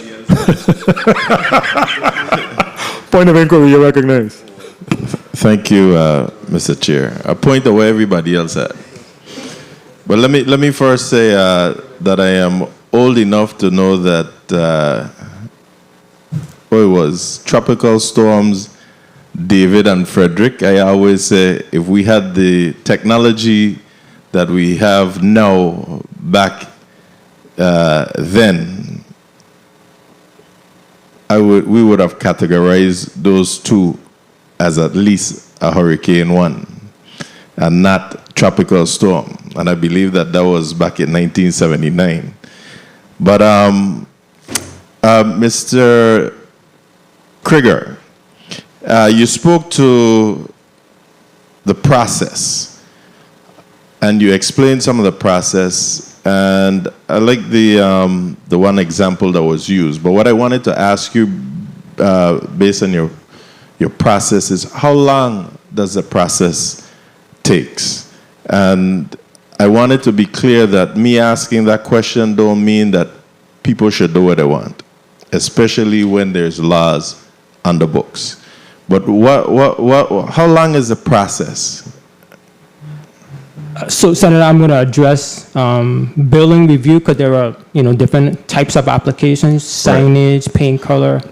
In the case... But just typically, how long is the process? If you're coming in with a minor application, one meeting, you could have your case resolved. If it's a major application like a new building, that by regulations, right, it's going to be about 2 to 3 meetings because you have to go through design development. So meetings. Yes, sir. Which sends me to the next question. How often are you meeting? Because, again, I had some other folks to come to actually testify.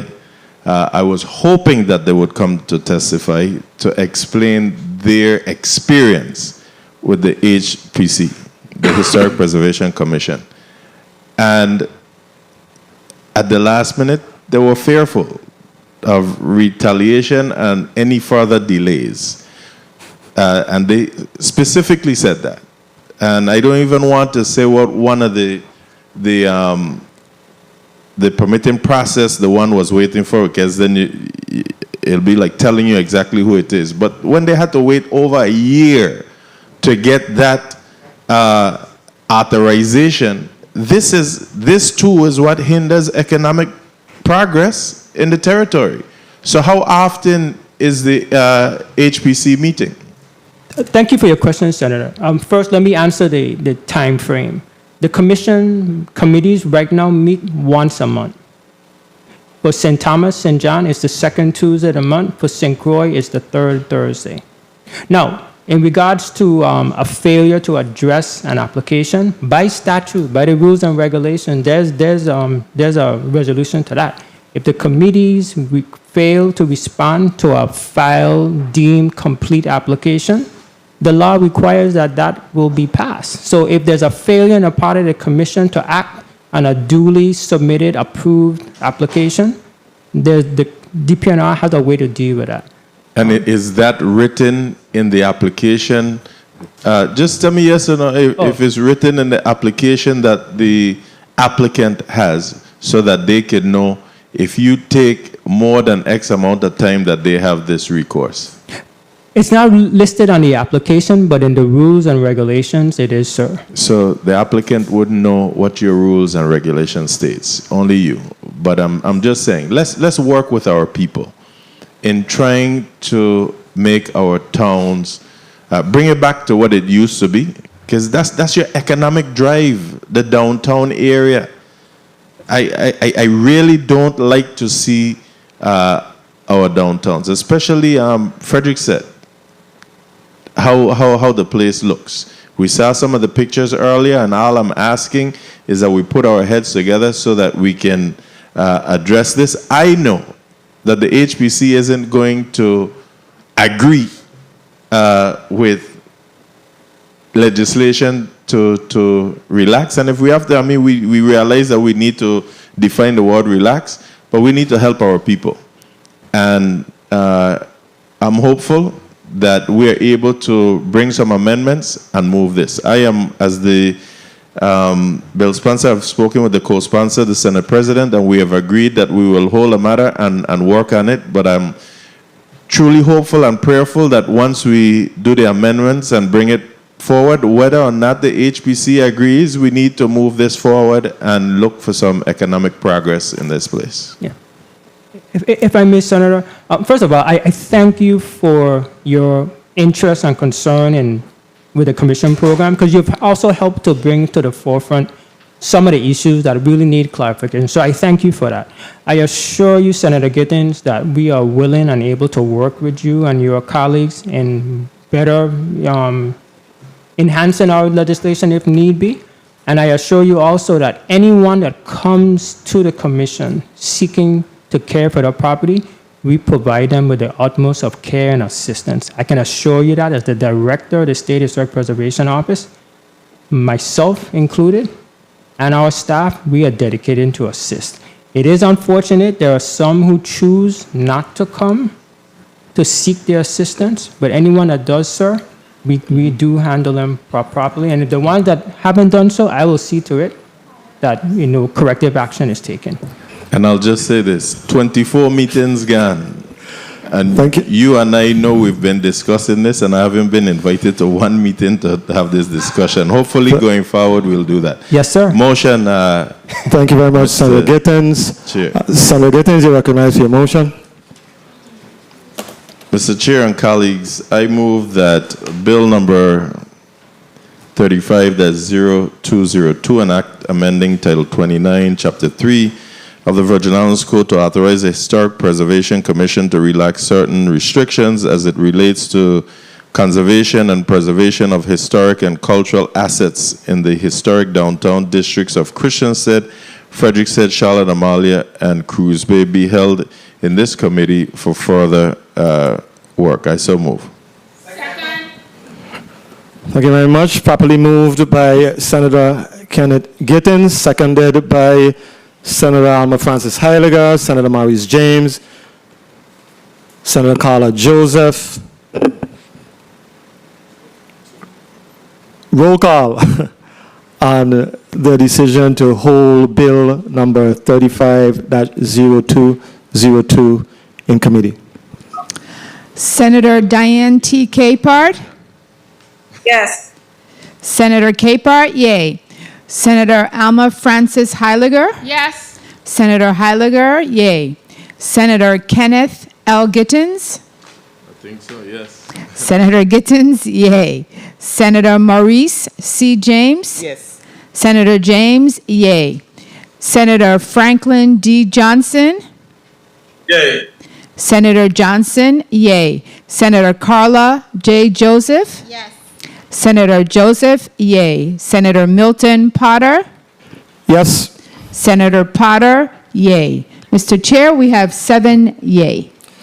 Thank you very much. Colleagues, Bill number 35-0202, an act amending Title 29, Chapter 3 of the Virgin Islands Code to authorize the Historic Preservation Commission to relax certain restrictions as it relates to conservation and preservation of historic and cultural assets in the historic downtown districts of Christiansted, Frederiksted, Charlotte Amalie, and Cruz Bay, will be held in a Committee of Disaster Recovery, Infrastructure, and Planning at the call of the chair.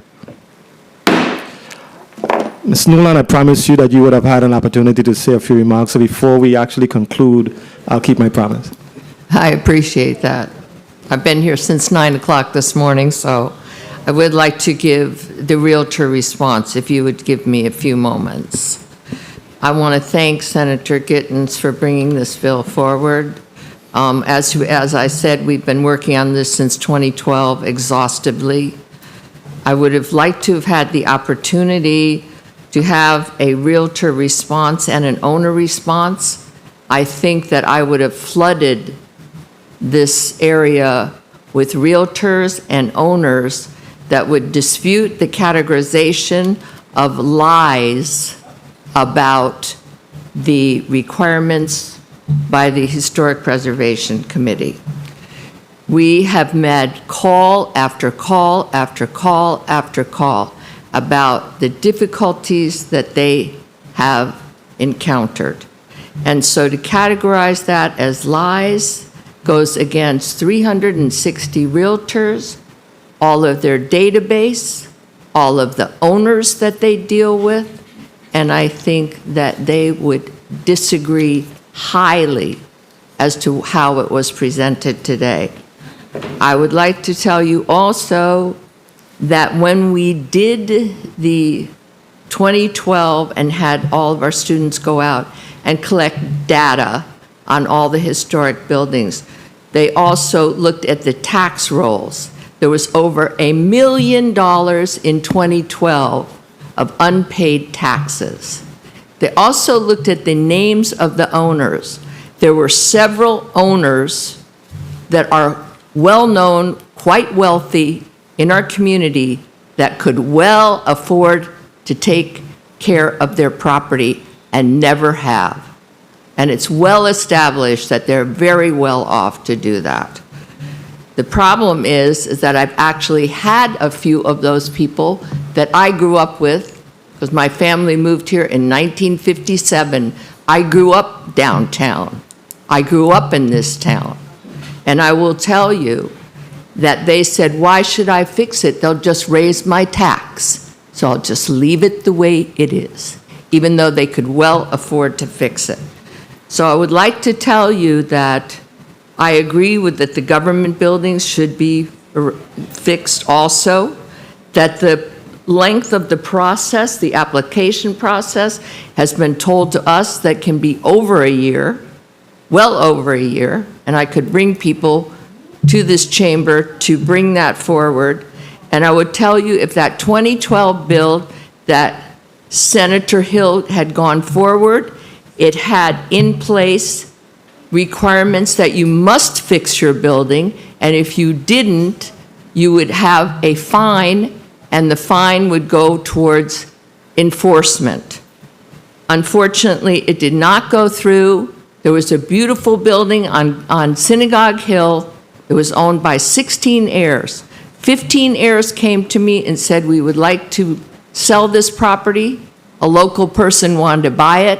One aunt in Christiansted said she did not want to sell it.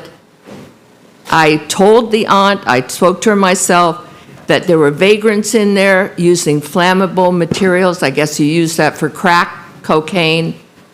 And the building, which was a beautiful building with welcoming arms, beautiful architecture, burnt to the ground and almost took the whole hillside with it, including the synagogue, which is the second oldest synagogue in this hemisphere.